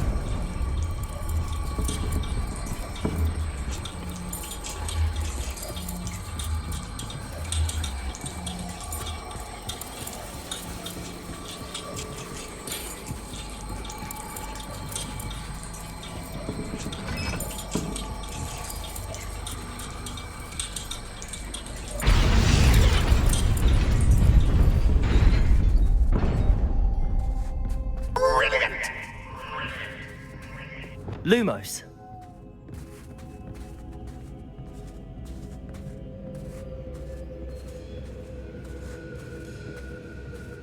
Ah, a worthy playmate. Well done, me.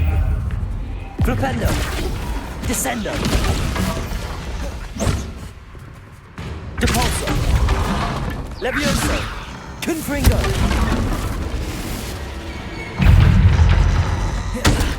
Protego. Stupefy. Levioso. Descendo. Stupefy.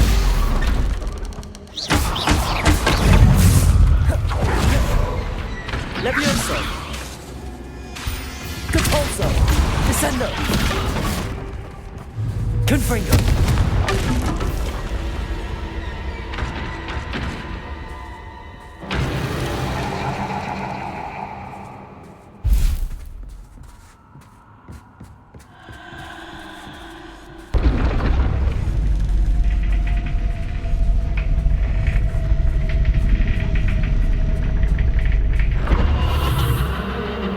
Lumos.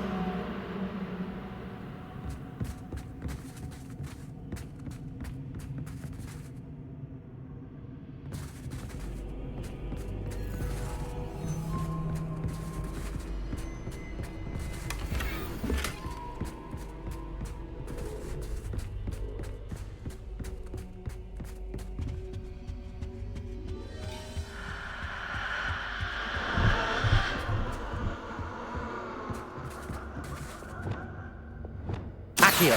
Wingardium Leviosa.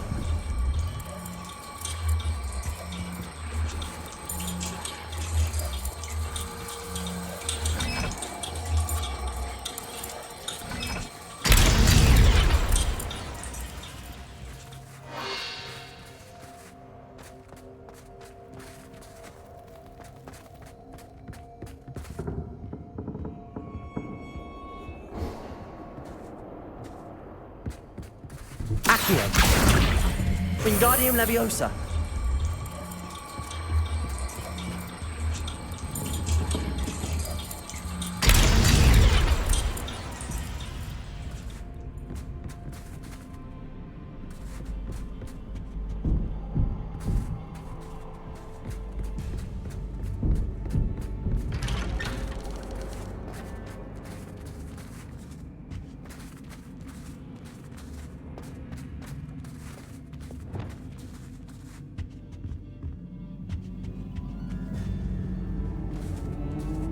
What's this?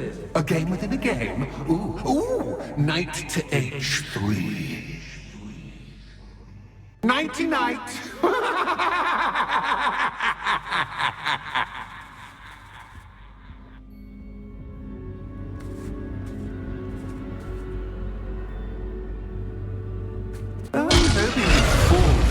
But this is a bit much. I wonder if the chess pieces on the board indicate where I can't go.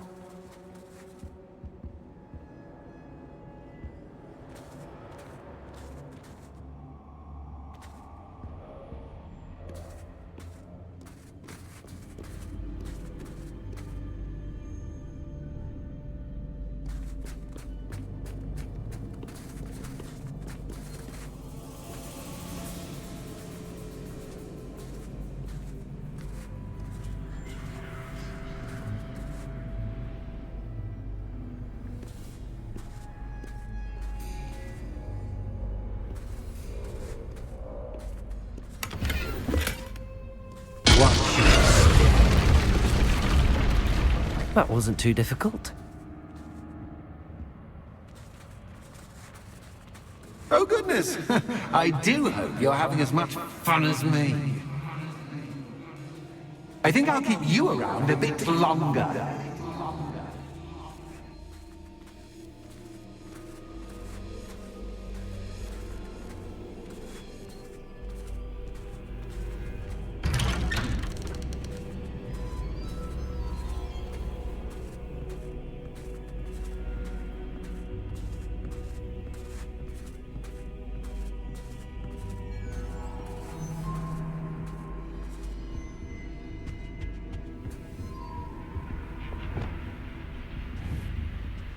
Accio. Wingardium Leviosa.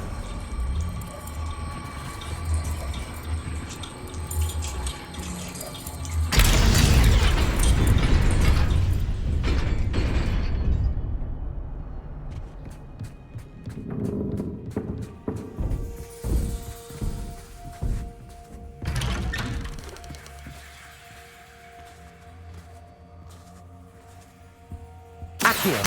Wingardium Leviosa.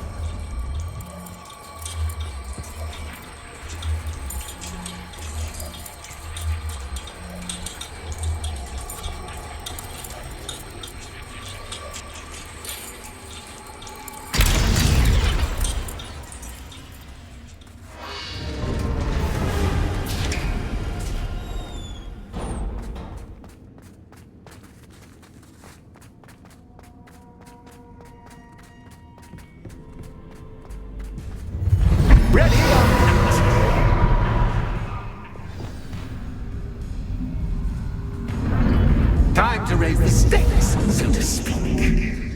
Where shall I begin?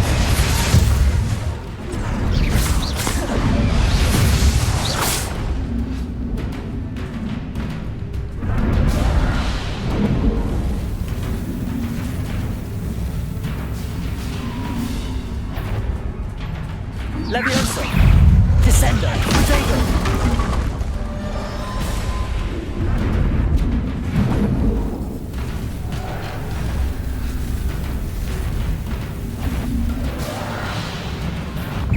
Leviosa. Descendo. Axis cat, but cat is different. You can't. Potato. Stupid. Stupid. Leviosa. Descendo. Now that should get your attention. Well, this has been fun. Much to do, much to do. See you in a bit.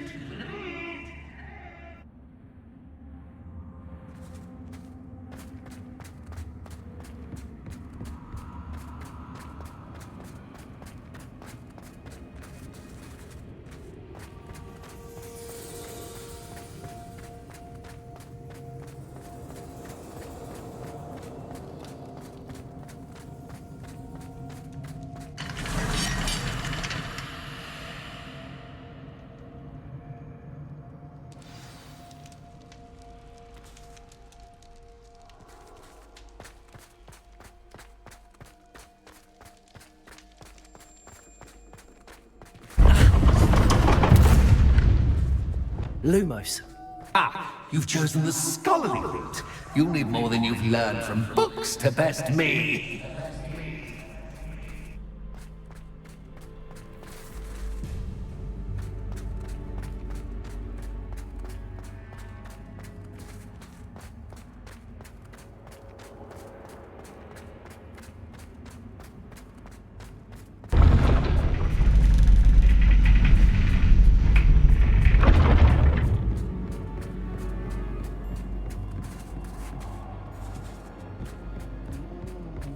It's always good to have a different perspective on things.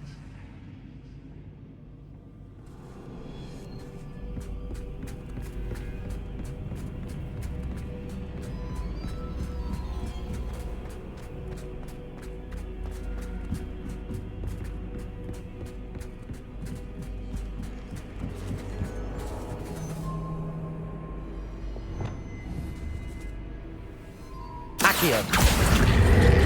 Wingardium Leviosa.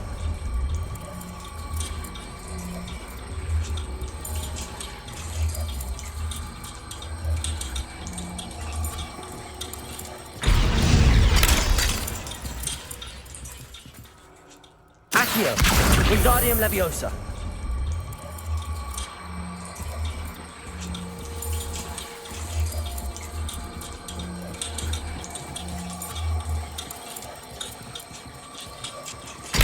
Much fun to be had. My head is spinning.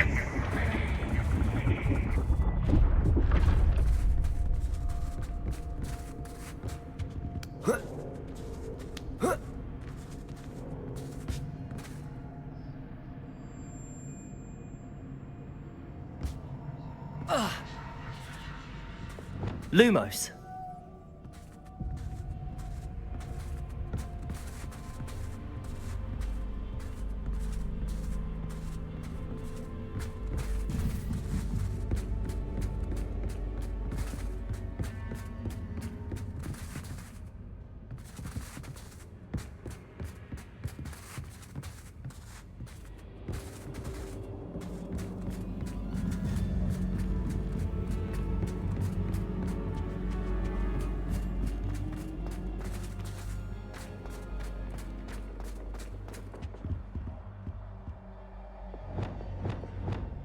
Accio.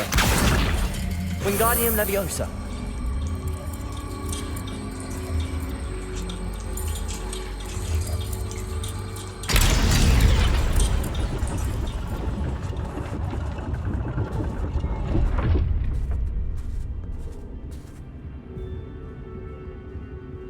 Lumos.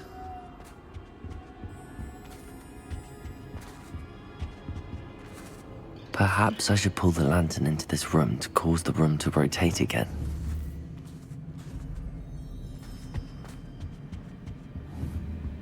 Accio. Wingardium Leviosa.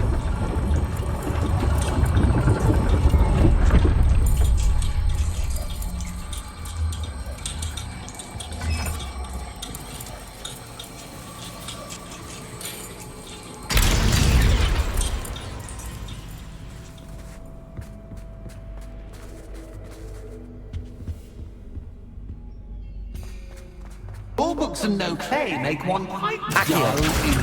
Wingardium Leviosa.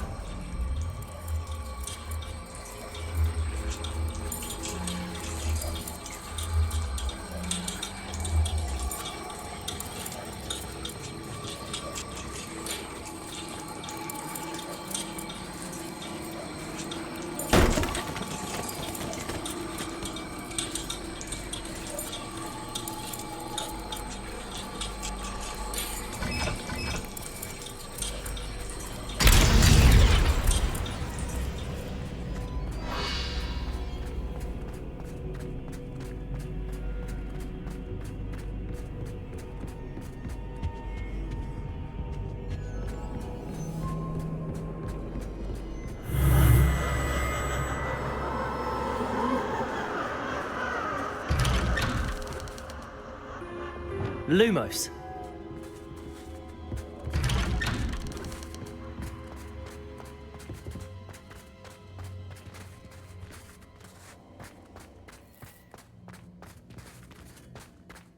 Oh, deja vu. Watch it.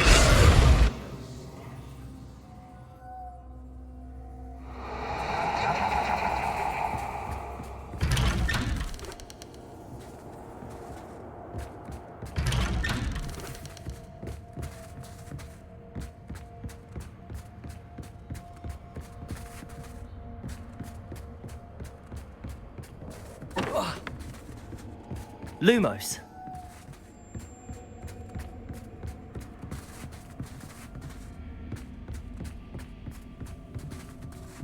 Protego.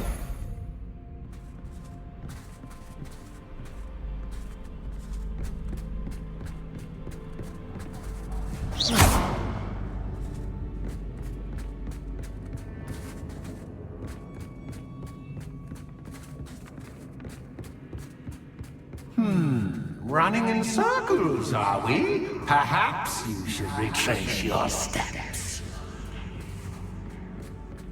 Lumos.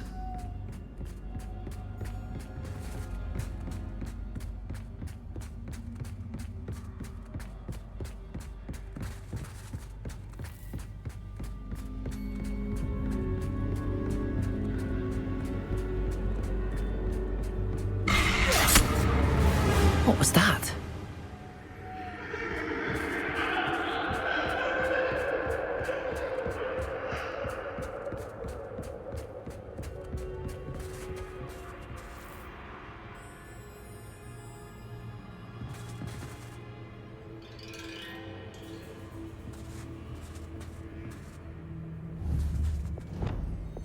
Confringo.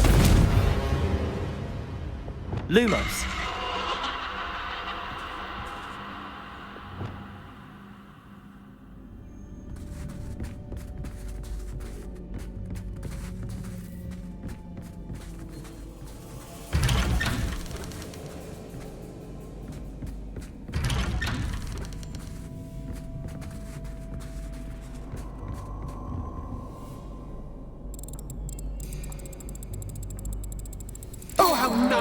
visit him to puppy. Lumos.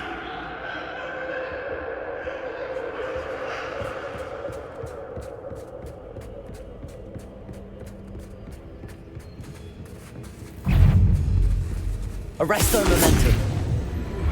Bombarda. Flipendo. Glacier. Potato. Stupefy.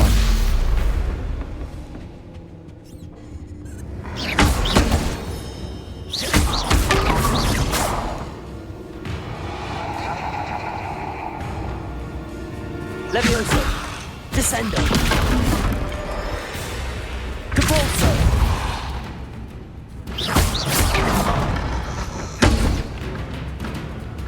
Levioso. Descendo. Confringo. Depulso.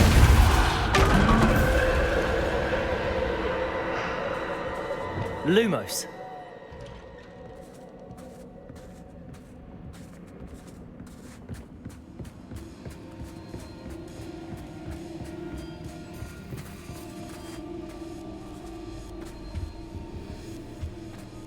Holmes. Accio.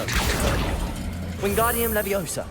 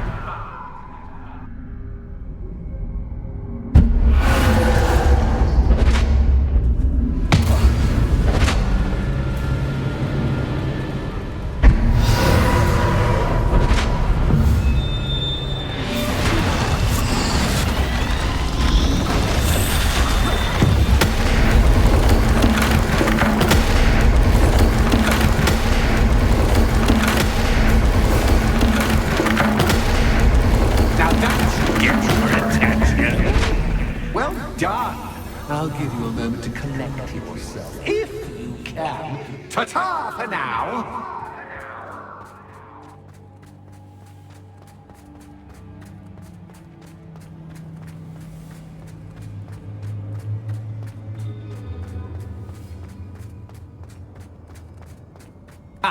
You've chosen the scholarly route.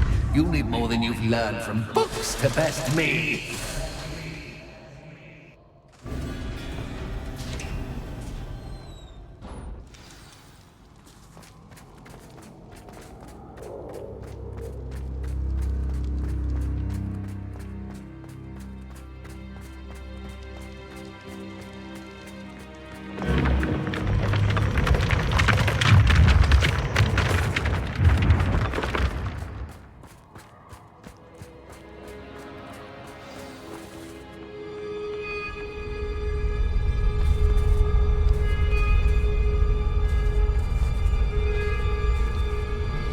Aha! Finally!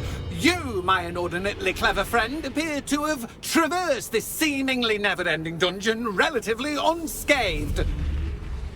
And now I suppose you'll want to go.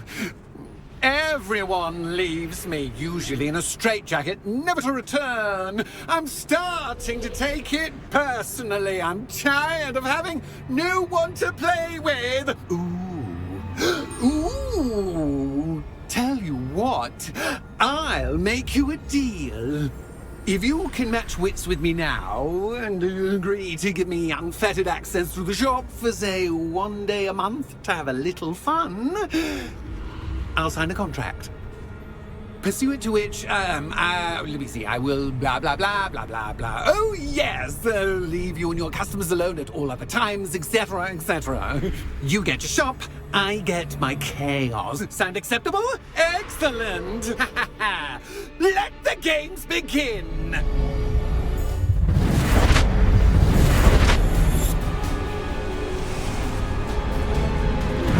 Cactus, cat, but cactus, I mean, you can't.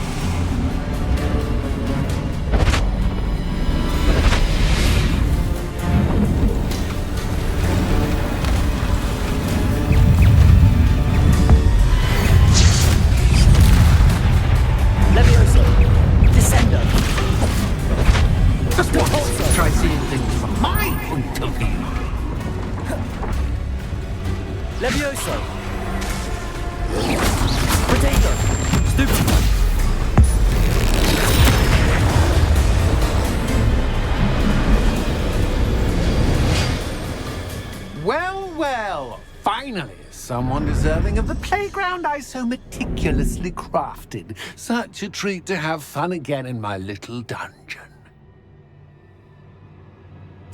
I must say, I enjoy a good challenge. Ah, a kindred, dare I say, spirit. So, about the contract. I am a poltergeist of my word. Very well. I shall agree to your contract with one small addendum. Hooray! No more of this unsatisfying banging about all day in a pitiful void. Wait, did you say one small addendum? I did. In order that I have a successful shop with lots of customers, would you agree to causing chaos only after 9 o'clock in the evening? Would you agree to at least 2 days a month instead of 1? I would. Pleasure doing business with you. You've worn me out. Ah, well done. I had a feeling about you. I have to admit, Cassandra did a wonderful job finding the perfect playmate.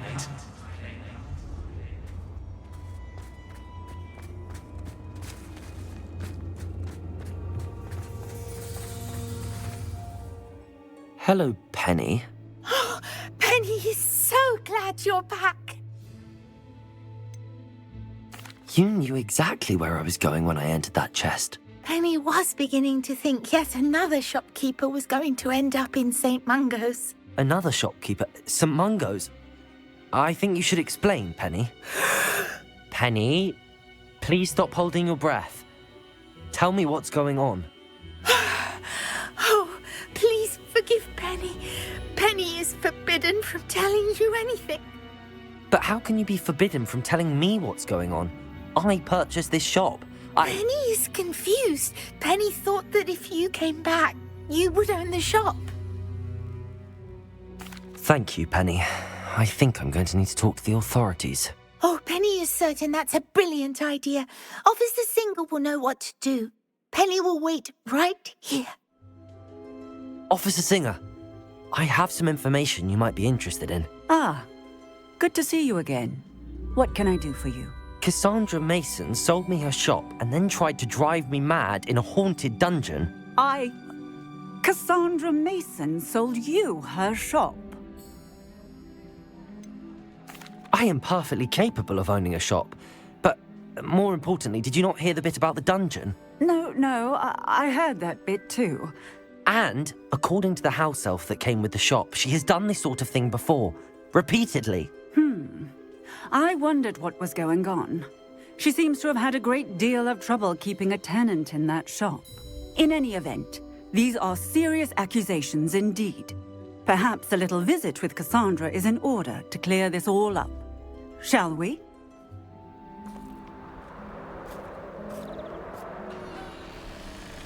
Oh, hello, Ruth. I see you've met my new tenant.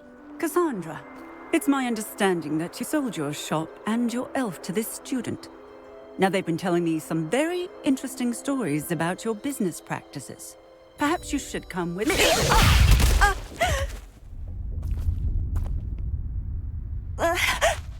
Stop her! What on earth are they teaching you at school these days? Levioso! Descendo!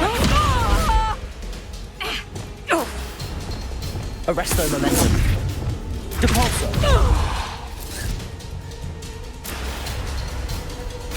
I should have known better than to do business with a wily student. Protego! Stupefy! Levioso! Descendo! Confringo! What on earth are they teaching you at that school these days?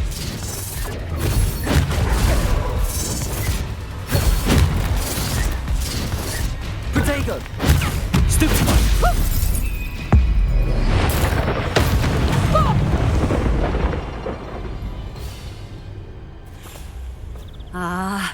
I'm disappointed in you, Cassandra.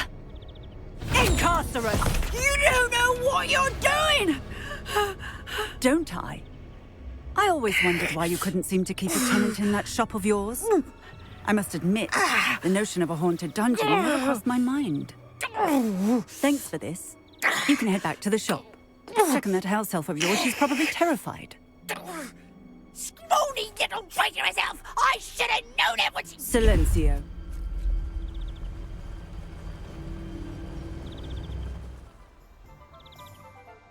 Oh, and not to worry. Cassandra will immediately file the paperwork needed to grant you ownership of both the shop and the elf. On her way to Azkaban. Thank you, Officer Singer. Best of luck to you as the newest shop owner in Hogsmeade. Penny, I have what I hope will be good news. Officer Singer confirmed that ownership of the shop has now transferred to me. Oh, well, that is good news. Penny is so relieved. Penny had the most difficult time keeping the truth from you. Penny promises to work as hard as she can for such a kind new owner.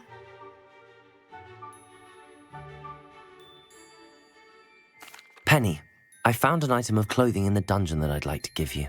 Oh, thank you. Thank you. Penny never thought she would be given clothing and become a free elf. It's my pleasure. You deserve it. Of course, Penny will be staying on and managing the shop for you. Penny, you're free. You can do anything you've ever wanted to. But all Penny has ever wanted to do is run a shop with a friend and sell to the villagers in Hogsmeade. If that's what you want to do, Penny, then nothing would make me happier. I'm genuinely glad you'll be staying on. Penny is too. All that's left is for you to choose a sign for your new shop, and Penny will take care of the rest.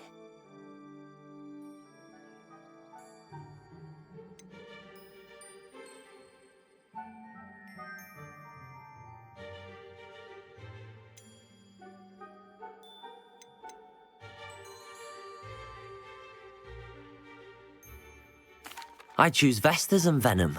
Excellent choice. Have a look outside. Thank you. I shall work on collecting items for the shop's inventory. Oh, and Penny, we'll be closing the shop by 9 o'clock every night. Hello, Mr. Ollivander. I wondered if you might be able to help me with something. Good to see you, my young Ravenclaw friend. Allow me once again to express my family's gratitude. They were pleased to learn that the wand Richard Jackdaw disappeared with those many years ago had been located, even if it was somewhat unusable. Glad to hear it. Now, I received an owl from Eleazar, Professor Fig. He was a bit cryptic, said you need to have a special wand crafted, that you'd bring me the materials. Yes, sir. I have them here. Oh, my. How extraordinary. Remarkable design. I will be honest, I have never crafted a wand in this fashion. Repaired broken wands, of course, but this is something else entirely. Keeping me on my toes, aren't you? I think I can work with what you've brought me. Let me see what I can do.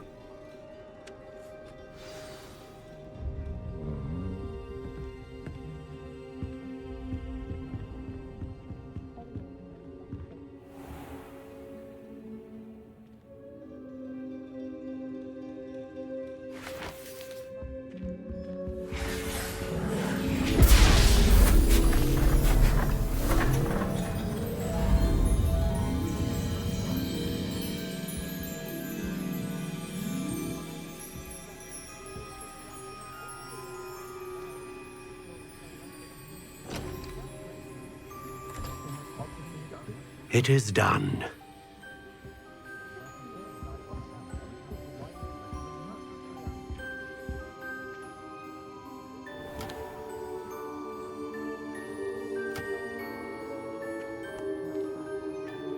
I should warn you, I've never seen a wand like this before.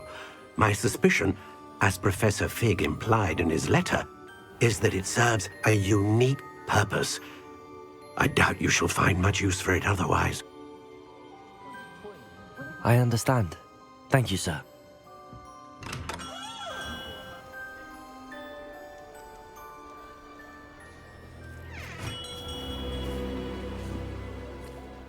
I'm afraid you're on your own.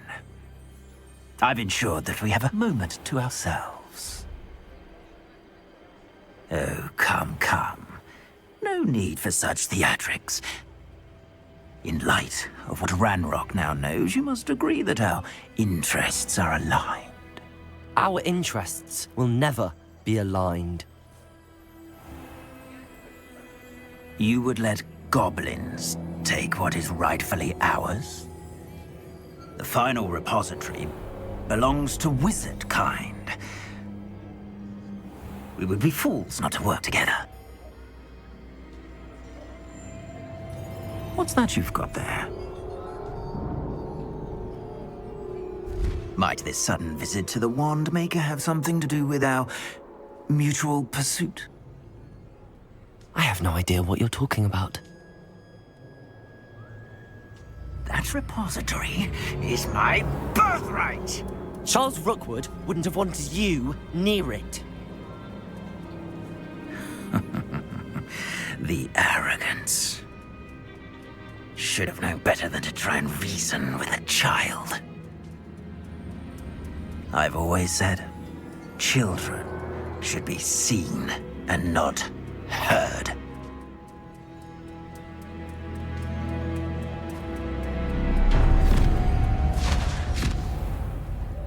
I don't like the looks of that encampment.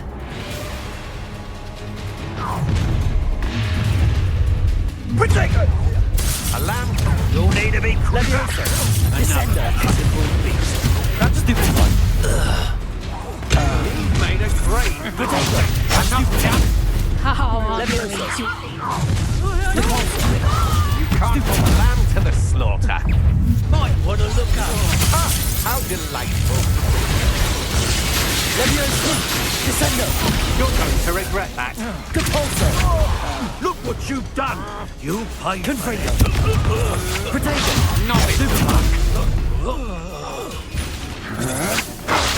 Stupid! You weaken quickly. Leviosa! Depulso! You should have joined me.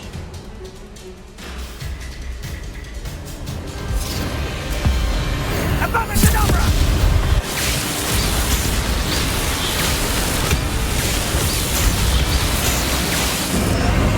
We delayed the inevitable.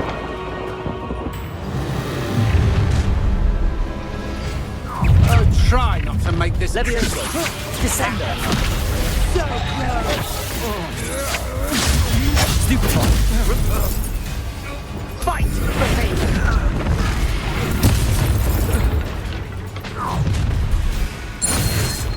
Potatoes!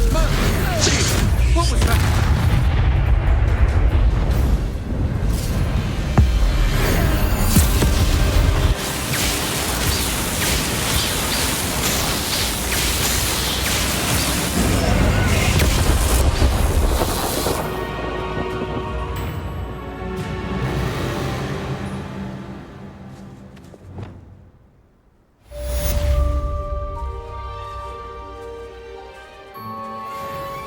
I can't believe it.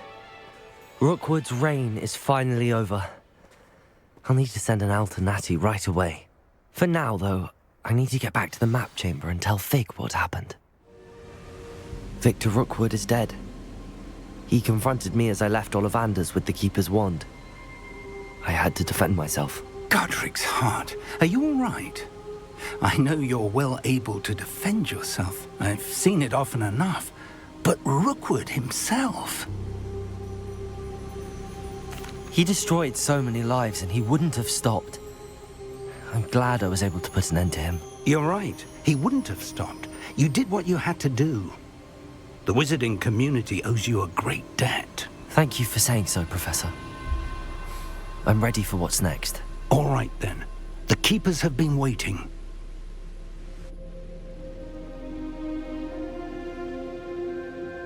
You have completed all of our trials, and you have done so under circumstances even I did not foresee. You understand now why all of this was necessary. The portkey, the vault, the locket, the book, the trials.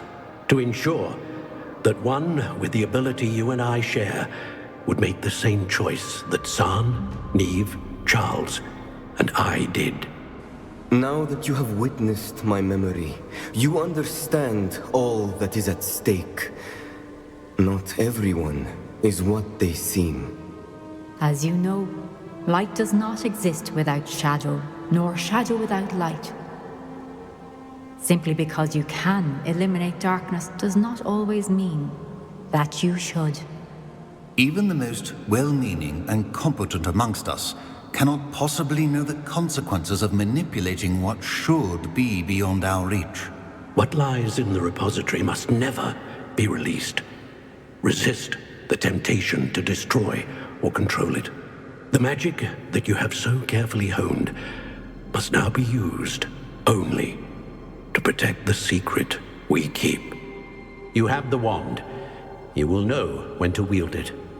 We leave our legacy in your hands.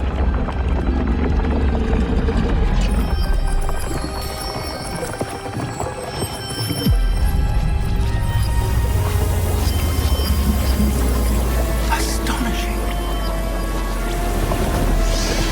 That must be the way to the repository.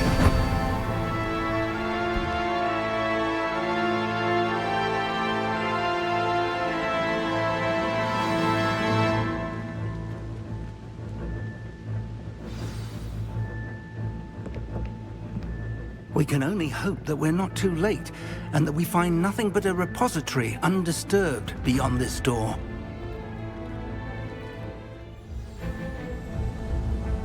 I should hope that the enchantments protecting the castle would protect against an incursion from below. I fear they may not. Although, if they don't now, I can assure you they will in the future. Were you able to reach Professor Weasley? I was. Hopefully she and the others will arrive soon. They know where to find the door through which we entered.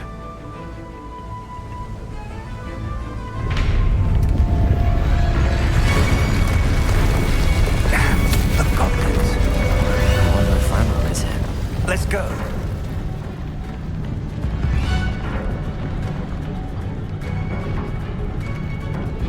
If his loyalists are here, he cannot be far behind. You and I have faced worse, Professor.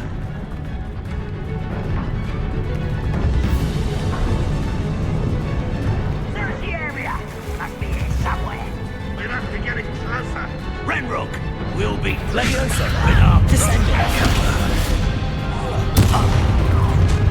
Not quiet, rather unwise. More of them.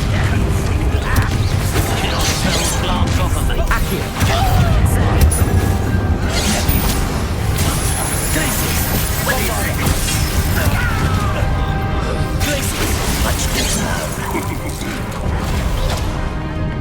Leviosa, descendant. I won't rest until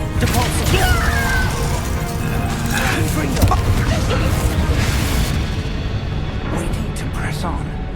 Ranrock must be here somewhere. This drill stands between us and him. We need to move it. I shall handle it. One moment. Let's go.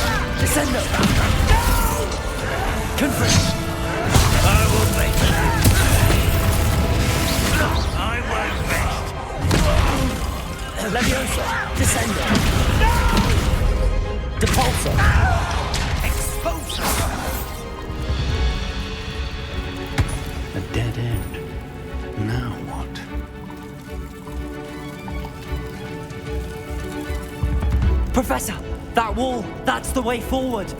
Very perceptive, mind. young friend. It worked. Let's go.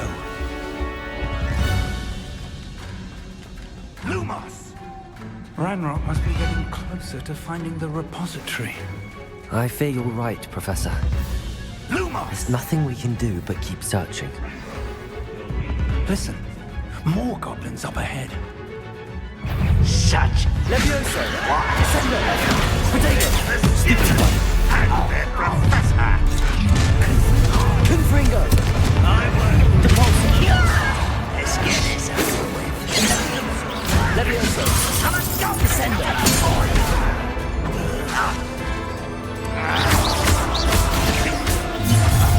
How nice of you to stop. Levioso! Descendo! Depulso! You against Ranrock's army. Levioso! Descendo! Depulso! These tunnels haven't brought us much luck so far. We're getting closer, Professor. That way.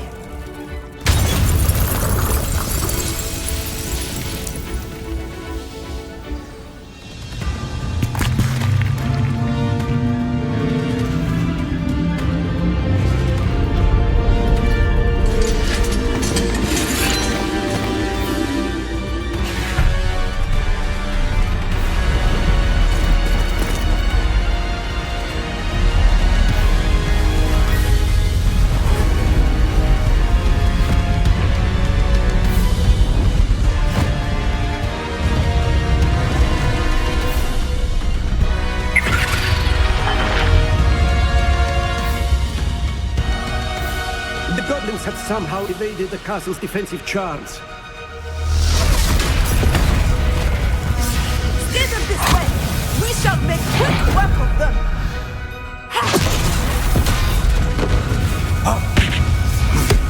They got this.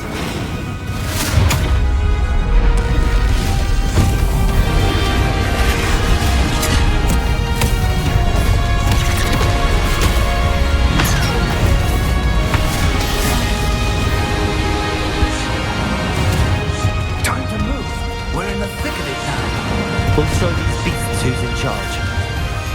Your timing couldn't be better, Professor Hecat. Thank you, Professor.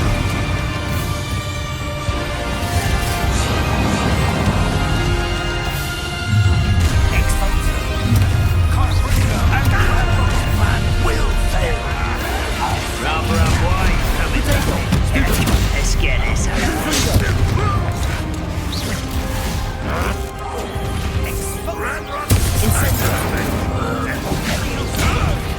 What do you know? What is this? What the hell? Accio! Glacius! Bombarda! Look out! Another troll! This one's worse than the last two! Stop him!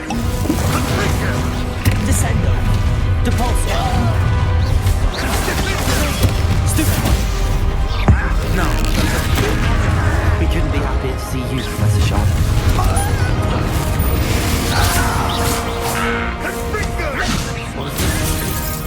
Descendo!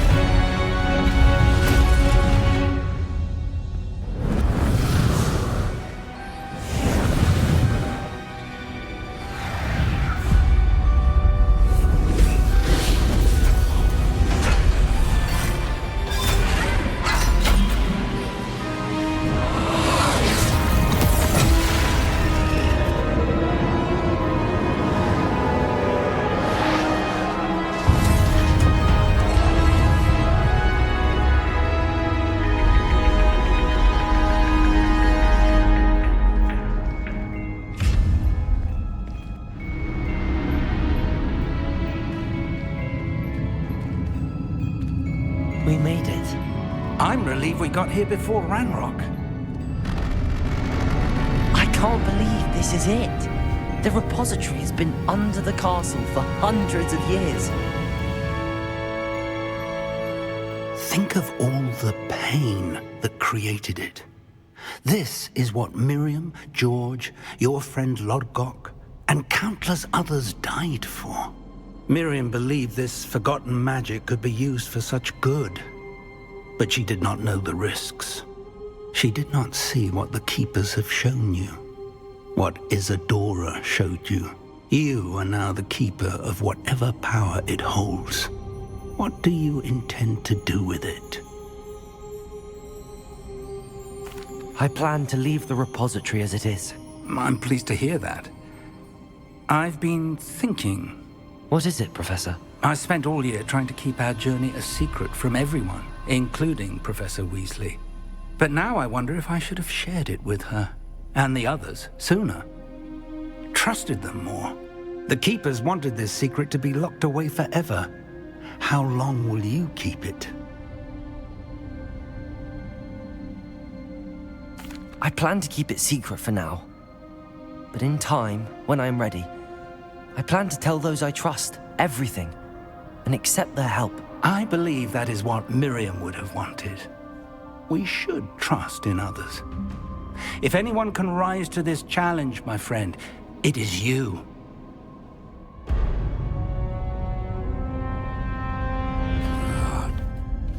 The arrogance of wizard kind. Goblins built this repository. It belongs to us. Enough, Ranrock. It was never yours.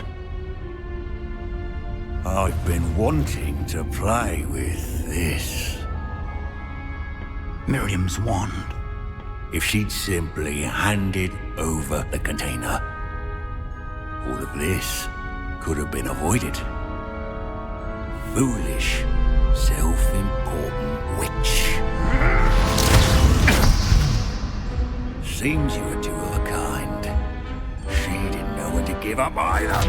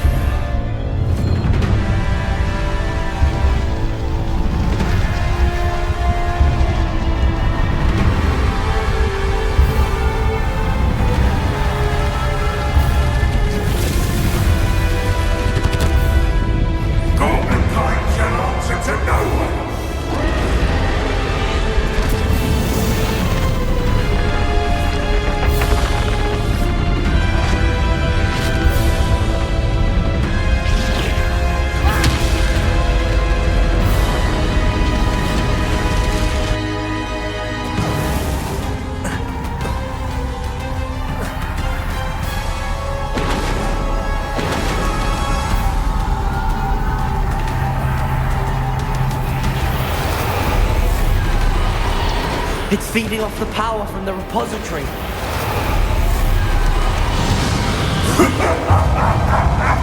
Your beautiful magic is no match for mine, child!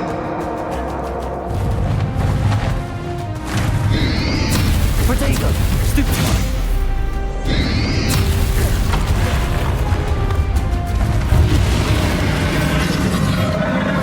Those traces of magic are somehow protecting the dragon.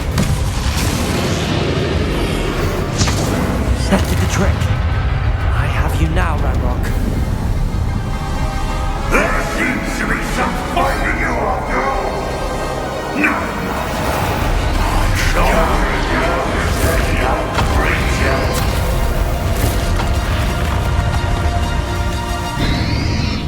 You can't stop me.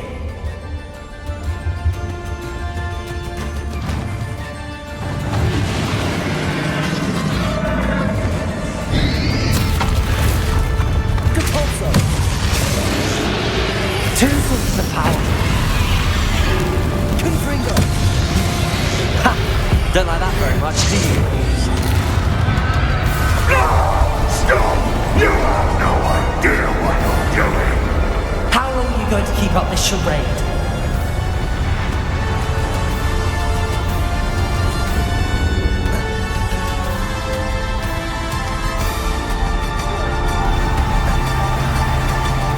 You can't run forever, Ranrock. There's nowhere to hide now, Ranrock. Leviosa. Confringo. Devolso. Not so powerful now, are you, Ranrock? I know you're feeling it now, Ranrock. This ends here, Ranrock. You think you can stop me? Confringo.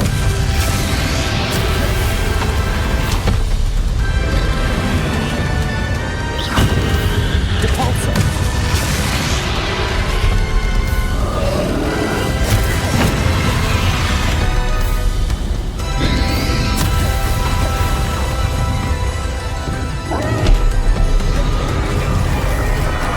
Confringo. Leviosa.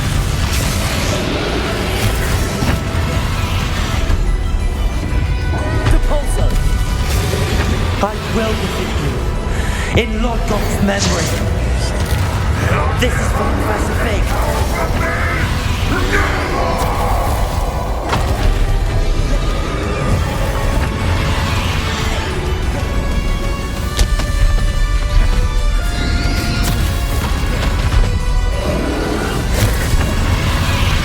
Confringo.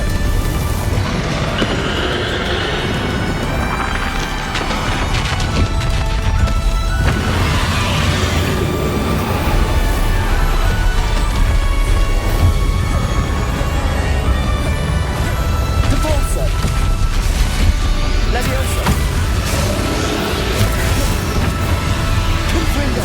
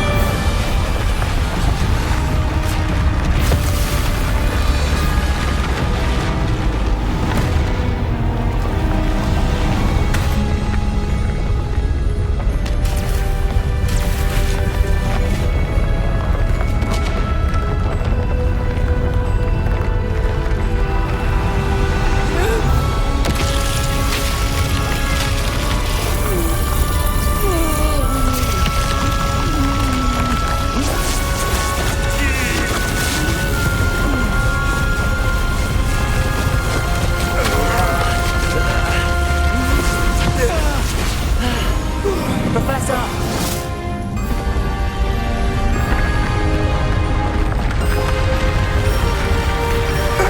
You need to contain it!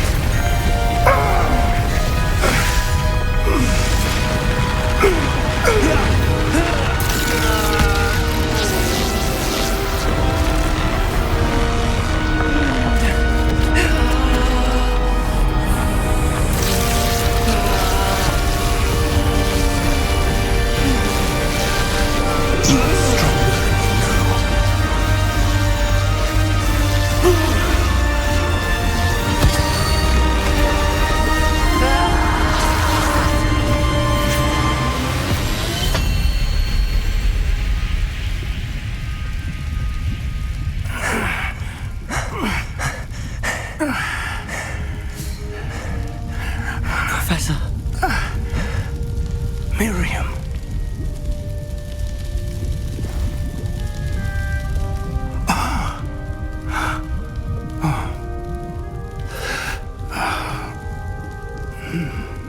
Miriam would have loved you, my young friend. The wizarding world could not be in more capable hands.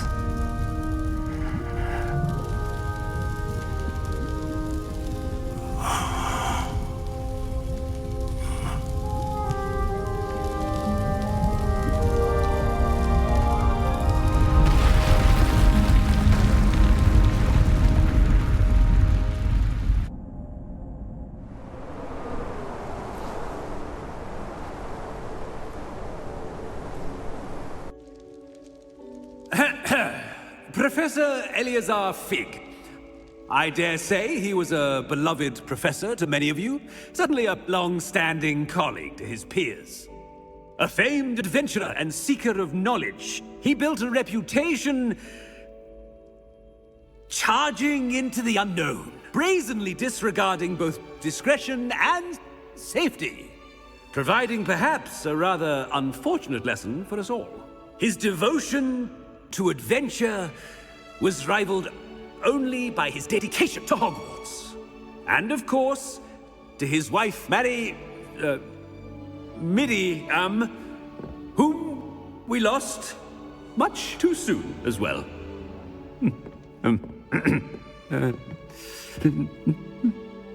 Yeah.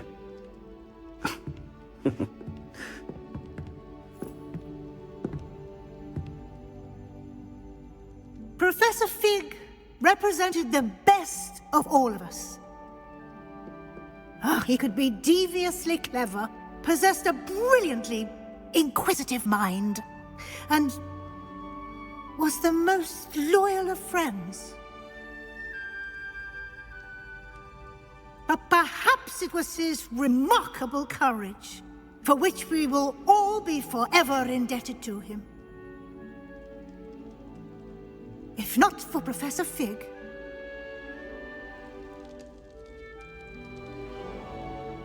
well, I can say with confidence that if not for him, many of us, let alone Hogwarts, would not be here today.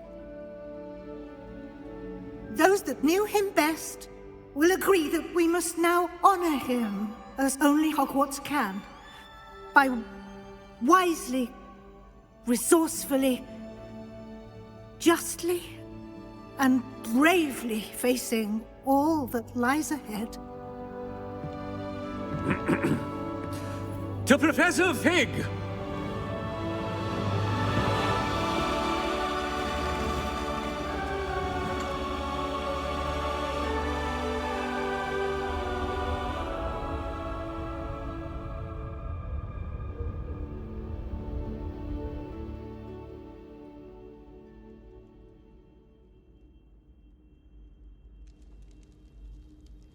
Can't believe we lost Fig.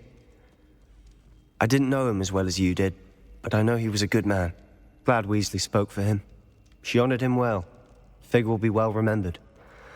I wish the same could have been done for my uncle. I wonder if there's a chance Anne would meet me. Sebastian, I can't imagine what you and Anne are going through. Perhaps you'll hear from her soon. I hope so. I'll let you know. Sebastian, there's something you should know. It's to do with Victor Rookwood.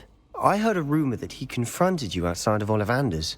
Sounds as if you faced quite a fight. The rumors are true, and I did, but it's not that. Just before Rookwood attacked, he uttered something familiar. The same words Anne heard before she was cursed. Children should be seen and not heard. Wait, what are you saying? It wasn't one of Ranrock's loyalists who cursed Anne. It was Rookwood. It was Rookwood all along. This can't be. It was the Loyalists. It's always been them.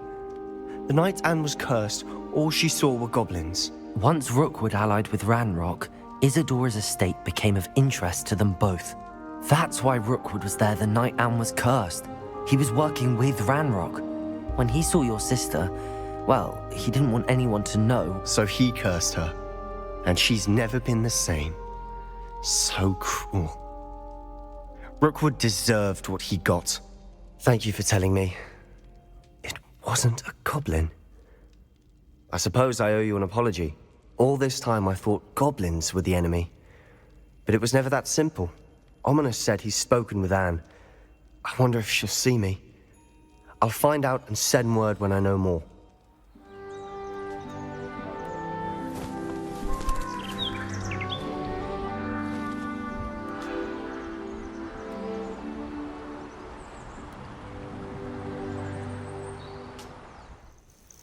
I'm ready to finish Harlow once and for all. What is your plan? I received an owl from Mrs. Bickle. She wondered if we were having any luck going after Harlow.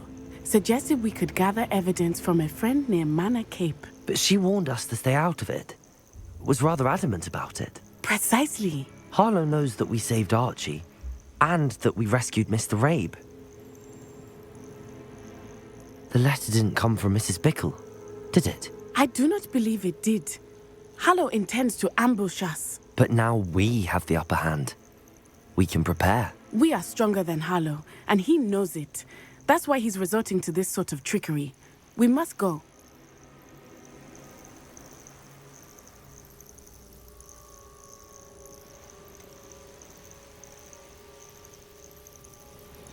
Agreed. Let's finish this. Brilliant. Harlow's reign ends today. Perhaps we ought to inform Officer Singer of our plans. I already sent her an owl to let her know that we were following a lead given to us by Mrs. Bickle. Are you concerned she might tell your mother? Indeed she will, but so be it. I am tired of hiding it from her. My mother needs to understand that I will not be safe from the Ashwinders until everyone is. I shall pursue them until they are finished, and I think she knows that. As do you. That I do. I sense he is close. Where is he? I do not know. We should look around.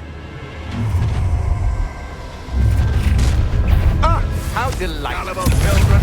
Walk right into us! Descender! Levioso! Confringo! You will get what Ha! You're easier to serve! Levioso! Descender! What's your back? No more. Tarts and practice! You've been a thorn in our side long enough! Glacius! Bombarda! Flipendo! Torso! Confringo! Levioso! Descendo! You've made a great mistake.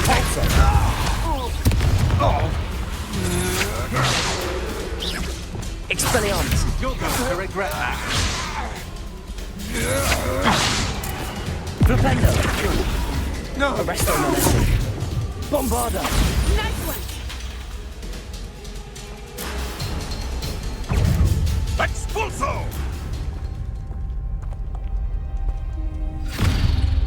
Little Nat Sioni, innit? And her excruciatingly loyal companion. You two have done quite a bit of damage to my business interests. But I must grudgingly give you some credit. What was once a mere annoyance has become remarkably problematic. Fortunately, I pride myself on my problem-solving skills.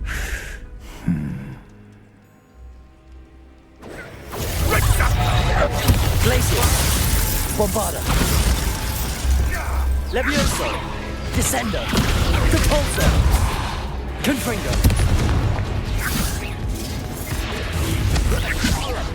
Expulso! Bombarda! Do you really believe that you are some Glacius! Flipendo! Expelliarmus! Protego! Arresto Momentum! Cynthia! Do you want to concede now? Must prolong this. Glacius! Reducto! Expulso! Flipendo! Bombarda! Expulso! Flipendo! Protego! Confringo!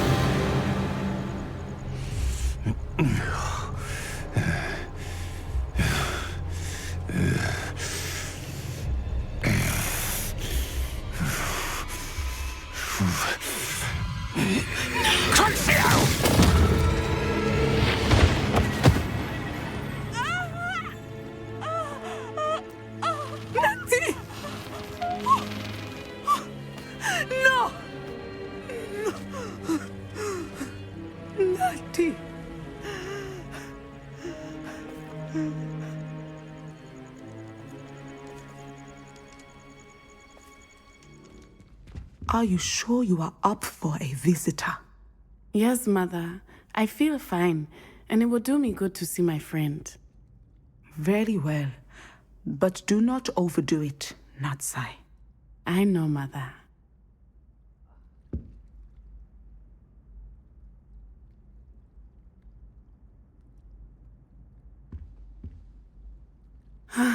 It is good to see you, my friend. I'm glad to see you're doing so well. I am doing better than it appears. I am only here because my mother insisted, just to be safe. I was relieved when she told me that you were all right.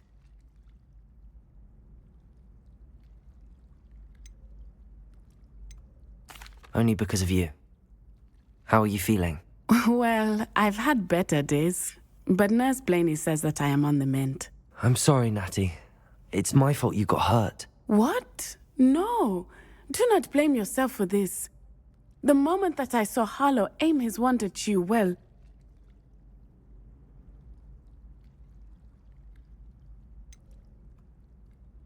You quickly made the choice to protect me. I did what I had to, and I would do it again. I could not simply stand there and let you get hurt. Then I shouldn't feel guilty. Of course not. There was nothing that you... Oh my... I cannot believe that it took me this long to see it.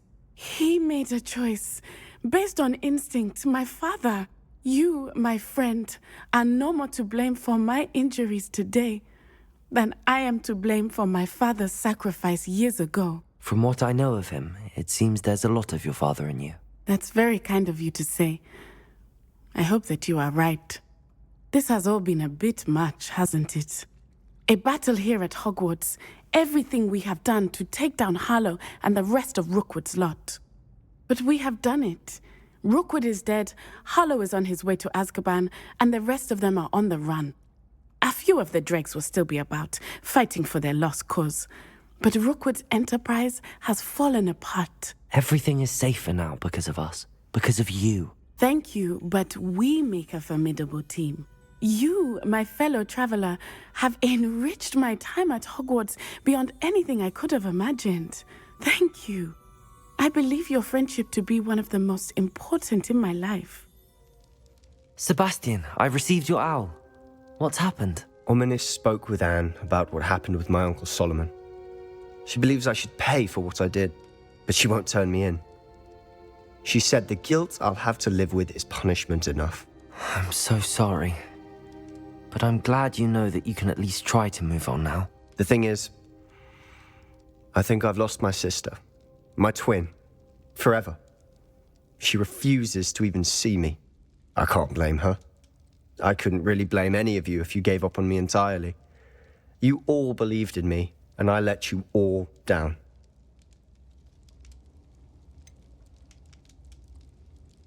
Sebastian, I'm afraid Anne may never be able to forgive you.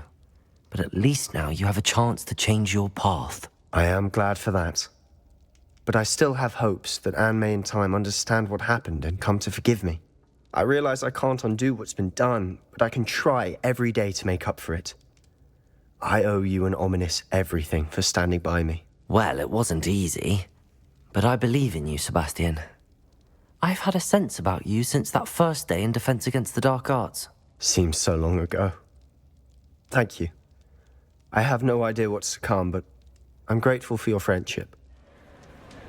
I see Doran finally convinced you to leave the Snidgets. If anyone can keep them out of poacher hands, it's the Centaurs. And I wanted to thank you.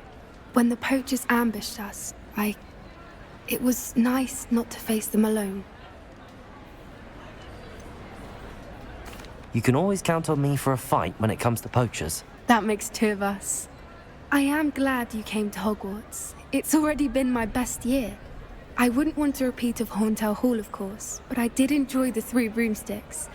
Had no idea how lovely it was there. Had you never been to the Three Broomsticks? I used to spend most of my time with Highwing, and well, I don't know how Serona feels about hippogriffs popping in for a butterbeer. Highwing's the only one I would have gone with. Or Gran, of course. Nothing wrong with that. Highwing's good company. She is. Although I am beginning to see the appeal of human friends. It was nice to talk about my parents and Gran with someone. And share Highwing. I don't suppose you've heard anything from your parents, have you? I haven't, but I'm perfectly fine with that. Does your Gran know that we found the Snidgets? I couldn't hold it in any longer. I told her everything. She was livid that I'd been anywhere near the poachers, but she confessed that she was rather envious about the Snidgets. It has all been a pleasure, Poppy. Do try and stay out of trouble. Don't know that I can. We've taken on poachers twice now, successfully. I rather think you've helped me develop a taste for it. And with centaurs as allies, I might actually go looking for trouble. You and I should meet for a butterbeer soon. Perhaps Highwing can join us? Professor Weasley? You wanted to see me? I did. We haven't had a chance to speak since I know you were quite close with Professor Fig. Hogwarts won't be the same without him. No, it won't. But I can assure you that he would want us to press on, and that he would rest easy knowing that the future of the wizarding world is in hands like yours. Thank you, Professor. You've had quite a year, both inside and outside of Hogwarts. I've heard all sorts of rumors. You've ridden a graphorn, befriended a goblin, rescued hippogriffs, even helped Mr. Ollivander track down a family wand. How did you... It's harder to keep secrets around here than one might suspect. I'm just glad you found such a good friend in Miss Sweeting. It's nice to see her engaging more with her classmates.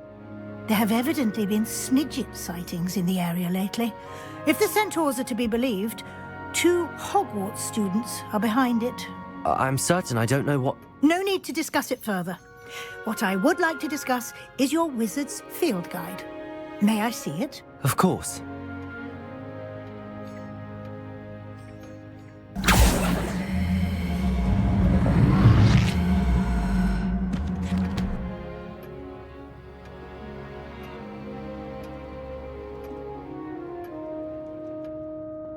What do you think, Professor?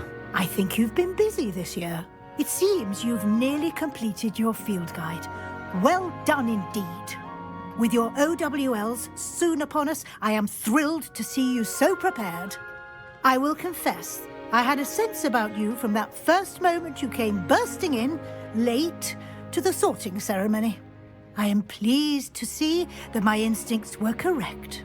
To think you've only been with us a year and you'll already be taking your OWLs, well, it's nothing short of astonishing. Thank you, Professor, for everything. You are most welcome. I look forward to seeing what you do during the rest of your time with us.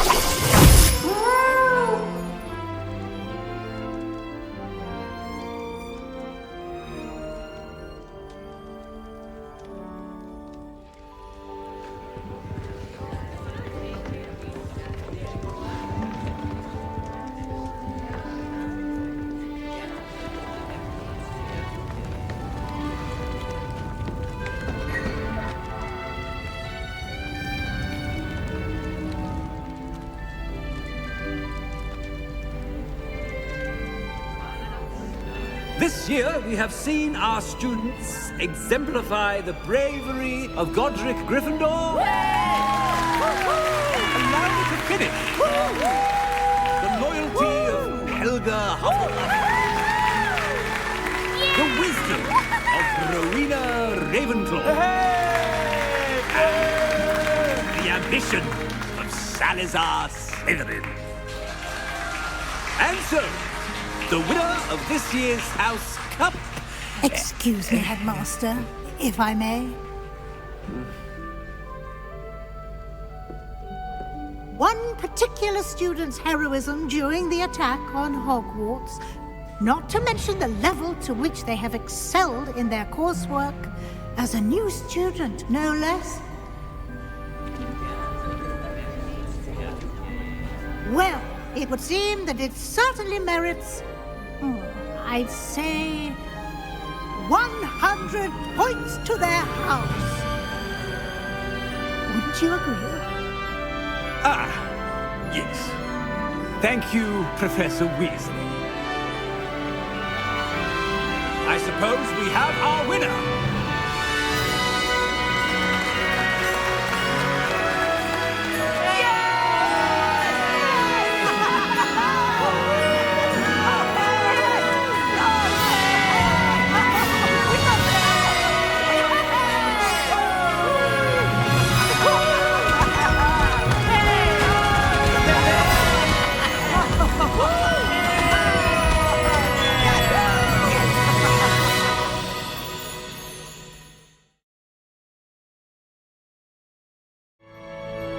Think of all the pain that created it. This is what Miriam, George, your friend Lodgok, and countless others died for. Miriam believed this forgotten magic could be used for such good, but she did not know the risks. She did not see what the Keepers have shown you, what Isadora showed you. You are now the Keeper of whatever power it holds. What do you intend to do with it? I have decided to open the repository. Its power cannot lie dormant for centuries more. After everything you've seen, what about Isadora's fate?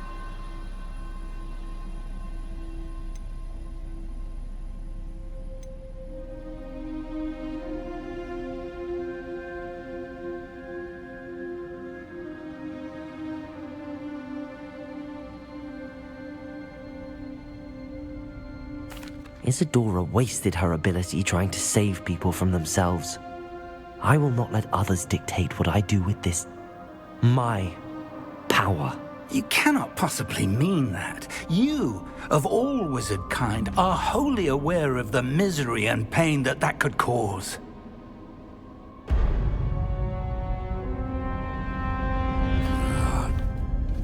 The arrogance of wizard kind. Goblins built this repository. It belongs to us. Enough, Ranrock. It was never yours. I've been wanting to play with this. Miriam's wand. If she'd simply handed over the container, all of this could have been avoided. Foolish, self-important witch. Seems you were two of a kind. She didn't know when to give up either.